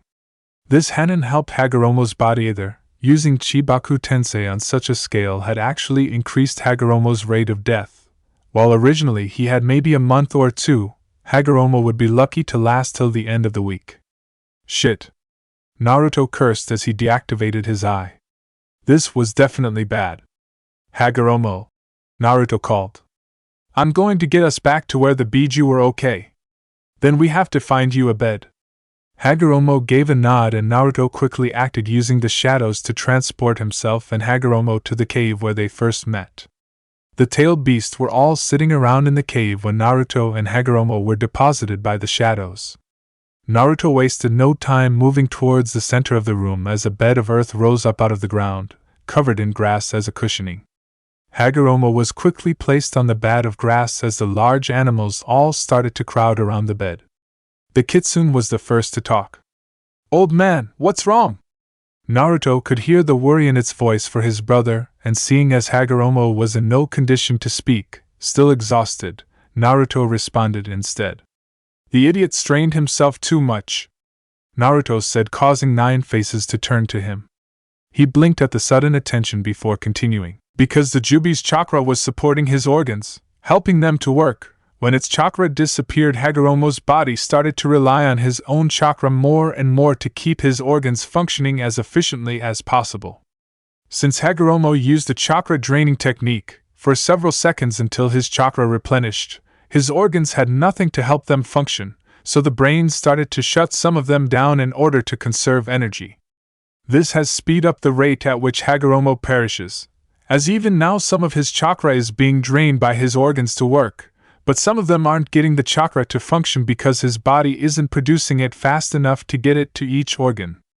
Naruto paused to let the Biju absorb the new information before continuing in a soft voice, yet all heard him. "At the current rate, Hagoromo's health will deteriorate to the point where his heart will stop within the week, followed almost immediately by his brain. It will be a painless death," Naruto finished quietly. It was silent for several minutes as all the tailed beasts soaked in the information that their creator, their father, was going to die. Shikaku was the first to break, tears spilling down its sand cheeks. It was then that the dam burst, and the rest of the Biju broke down. There wasn't any wailing or bawling, there were just silent tears streaking down cheeks. Even Naruto felt one crawl down his cheek. "Naruto!" Hagoromo called weakly, but in the hollowed room all the occupants heard him. "Yes, Hagoromo," Naruto replied softly. "If I am going to die," the Rinnegan user began slowly, feeling his age now more than ever. "I would like you to do some things for me, is that okay?" he asked. "Of course," his brother replied before giving a mirthless chuckle. "I can't deny an old man now, can I?" Hagoromo gave a small chuckle and replied before speaking. "After I die, can you bury me in the garden of the monastery we grew up in as kids?" the dying man asked. "You may leave my tools in this cave, but I ask you to bury me in the monastery, as a reminder of happier times," Hagoromo pleaded. You don't have to ask, Hagoromo, his brother said. Another tear rolled down his cheek. The last of his family was lying in front of him, dying. Anything else? Yes, Hagoromo said. Can you tell me about your life, about what you did during the years? Naruto said nothing for several moments, simply staring at the bed. Hagoromo was about to speak again before his brother spoke up. For several years after I let you and Kaa-san, he started. I just wandered, stopping from town to town, place to place, never really staying anywhere, using an illusion Kaa-san had taught us to hide my horns. One day, I woke up slumped over on a stool in a bar somewhere that I couldn't remember, with someone shaking me awake. Naruto paused to smile. It was a woman. The most beautiful woman. Long dark red hair with strange purple eyes, almost like the Rinnegan Scara. She was amazing. I was sitting on her cloak apparently, and after she retrieved it, I offered to buy her a drink and she accepted. Naruto had a soft smile on his face as he remembered the woman. Eventually, we started dating, and after several dates, I told her about myself. What I could do. About my past. And she still accepted me. We married shortly after, moving into our own house from the money I made working as a blacksmith.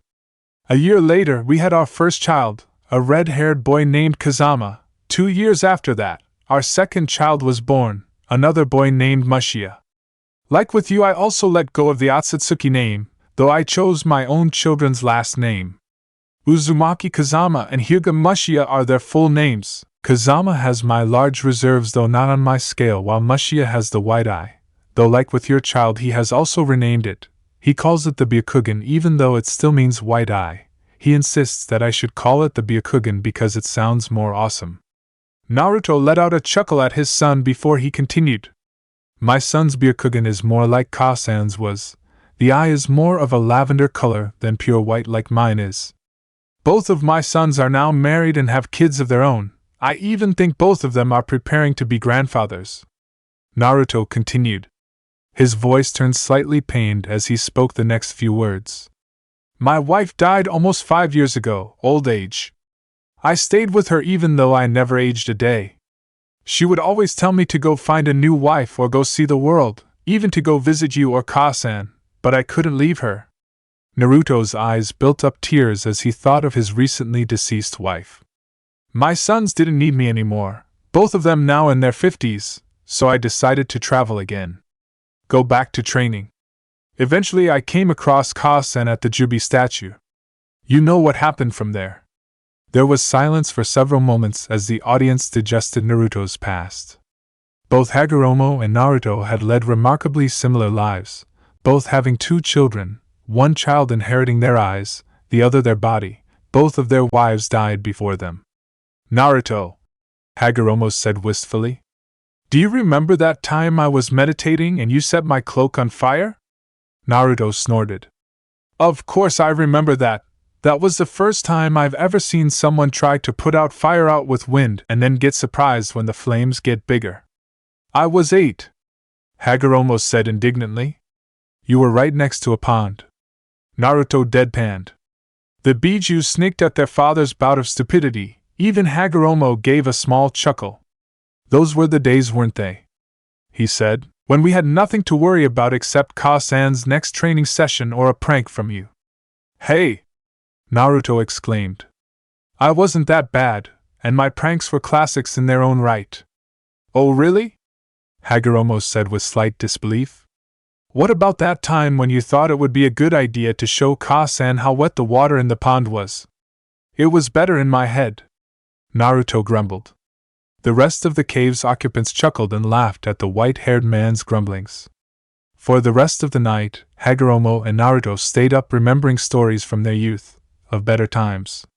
Neither could tell the time down in the cave, and neither cared. For once in almost half a decade, both Hagoromo and Naruto felt their shoulders a little lighter, and their spirits a little brighter.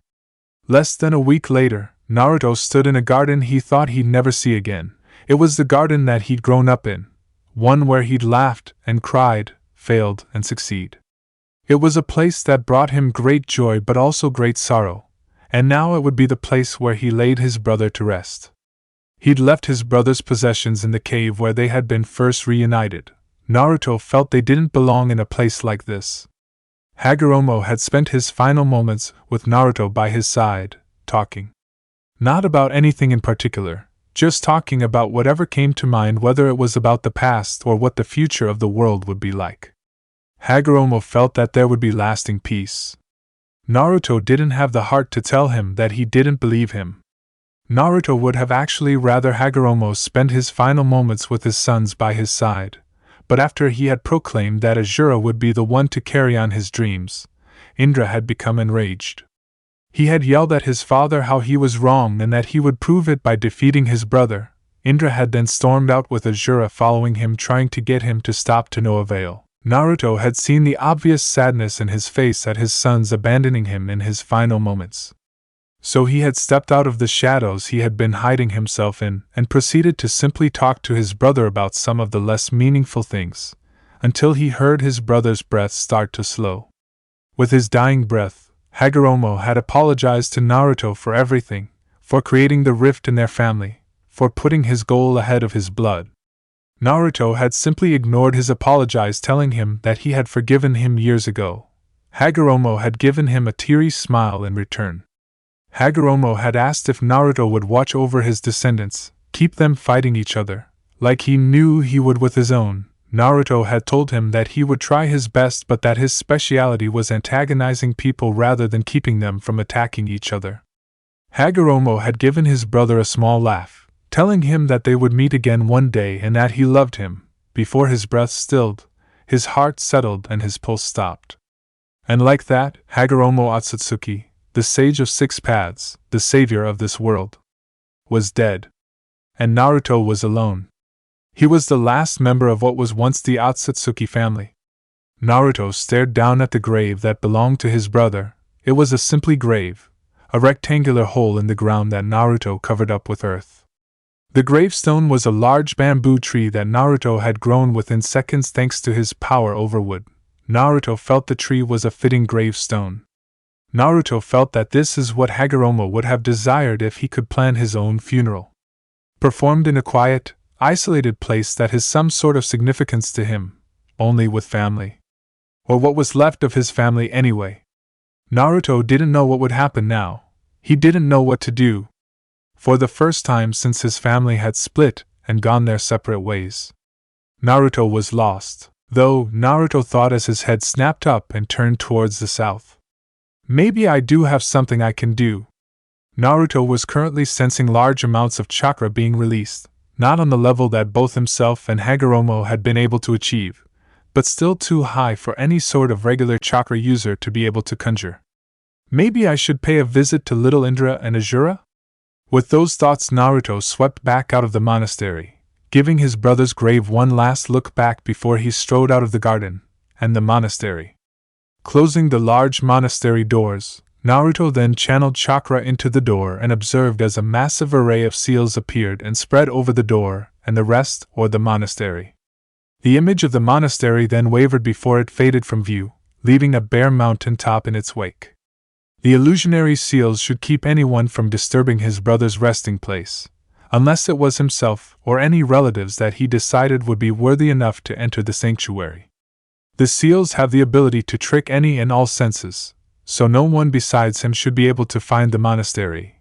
All Naruto has to do is send out a chakra construct to touch the monastery, and the seals would power down, revealing the monastery. With one last look at the invisible monastery, Naruto flared his chakra and took off towards the south, where he sensed a battle raging. He was going to show them why pissing him off was a bad idea. Indra was angry, no, not angry. Frustrated it more like it, with his brother. How could Azura be going toe-to-toe with him? He was meant to be the powerful one, him, Indra. Not Azura, the one who was never proficient in ninjutsu. Yet here they both were now, both cloaked in their chakra manifested Amur, him in his Susanoo, tempestuous god of valor, while Azura was in his battle avatar, facing off against each other. Both of them had been going against each other for a few hours now, and Indra was starting to get frustrated. Why couldn't he defeat Azura? It should have been an open and closed fight. He should have beaten his brother after a half hour of fighting, an hour at the most, yet their fight had lasted for almost 5 hours. He had more power, a larger chakra manifest, so why couldn't he win? His brother's avatar was up to his knee for Kami's sake. He had his father's chakra and spiritual energy. He should have won this stupid fight and been declared his father's successor. Indra, his brother called, shouting at him from across their battlefield, which happened to be the forests of Fire Country. Stop this fight now! You can go back to Tucson and apologize for yelling at him. Please let us just stop this madness. Indra glared at his brother from his Susanoo. We will not end this fight, Azura. Not until one of us is on the ground defeated. Indra was about to rush his brother when he felt something latch onto the leg of his Susanoo. Looking down, he noticed a large vine had wrapped its way up around the leg and was winding higher. Both of you will stop fighting this instant. The voice that said this was angry, but was holding it back, or at least trying to hold it. Looking towards the source of the voice, Indra saw something he thought he'd never see anyone but his father doing. Flying, or at least levitating. The white-haired man was hovering just in front of the face of his Susanoo, not looking at all nervous.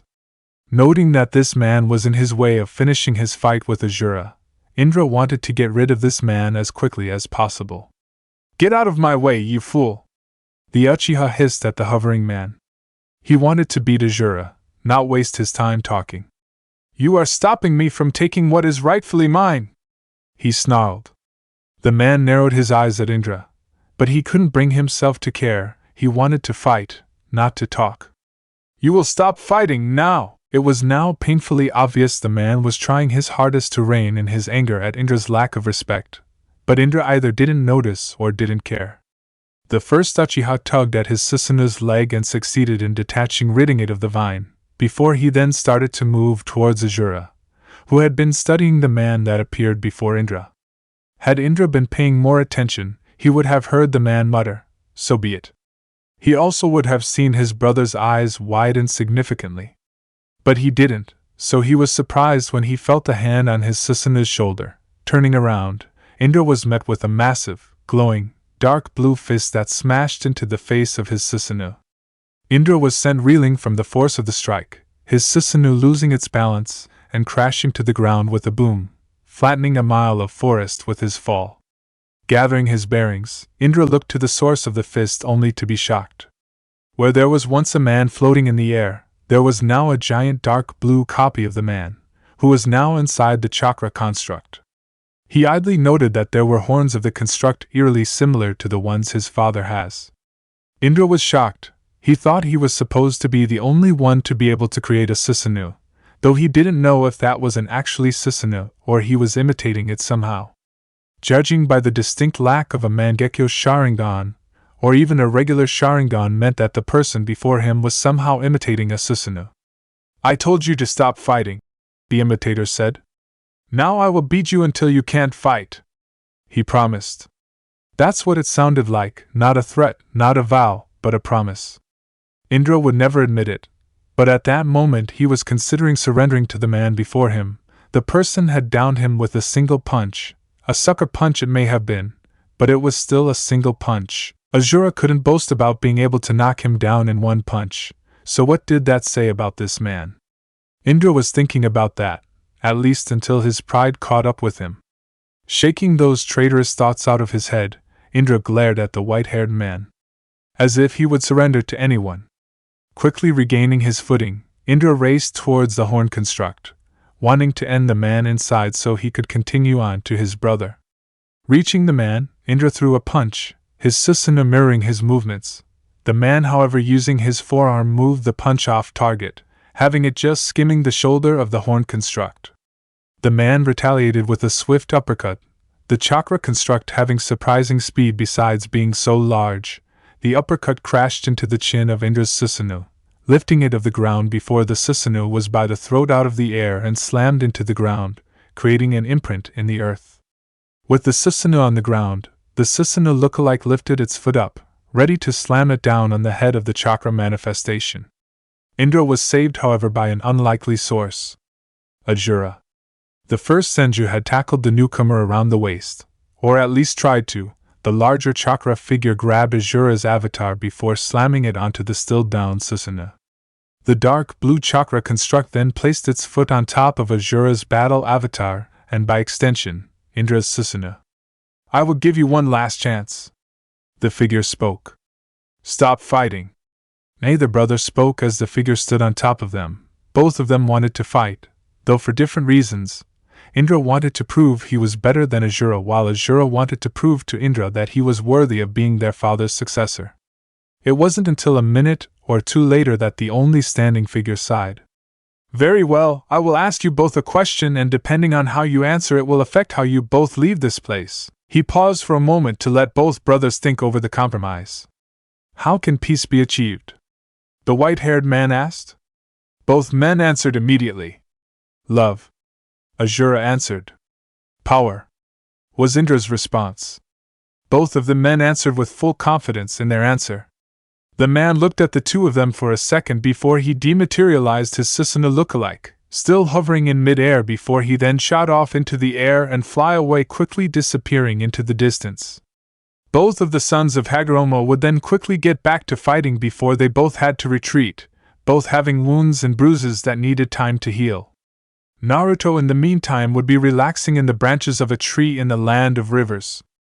Naruto sighed. Both Indra and Azura failed his miniature test. Both would continue to fight and there would be nothing he would be able to do.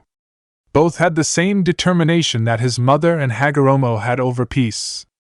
Naruto knew that even if he separated them once, that they would eventually fight each other again and again and again, until one of them died or one of them did something they regretted. Both of them would continue fighting and would then eventually pass it on to their descendants. Then their descendants would fight each other, and the cycle would continue. Eventually they would just start fighting each other for the sake of it, no longer even remembering the reason why they fought, only that they were meant to hate the others for some reason. Naruto could only hope that one day they realize what they were doing and stop fighting. He could only watch until that day. "I'll help them when the time comes, Hagoromo, I promise," Naruto whispered to the wind. With that, Naruto proceeded to take a nap. He would need his energy when he woke in the morning.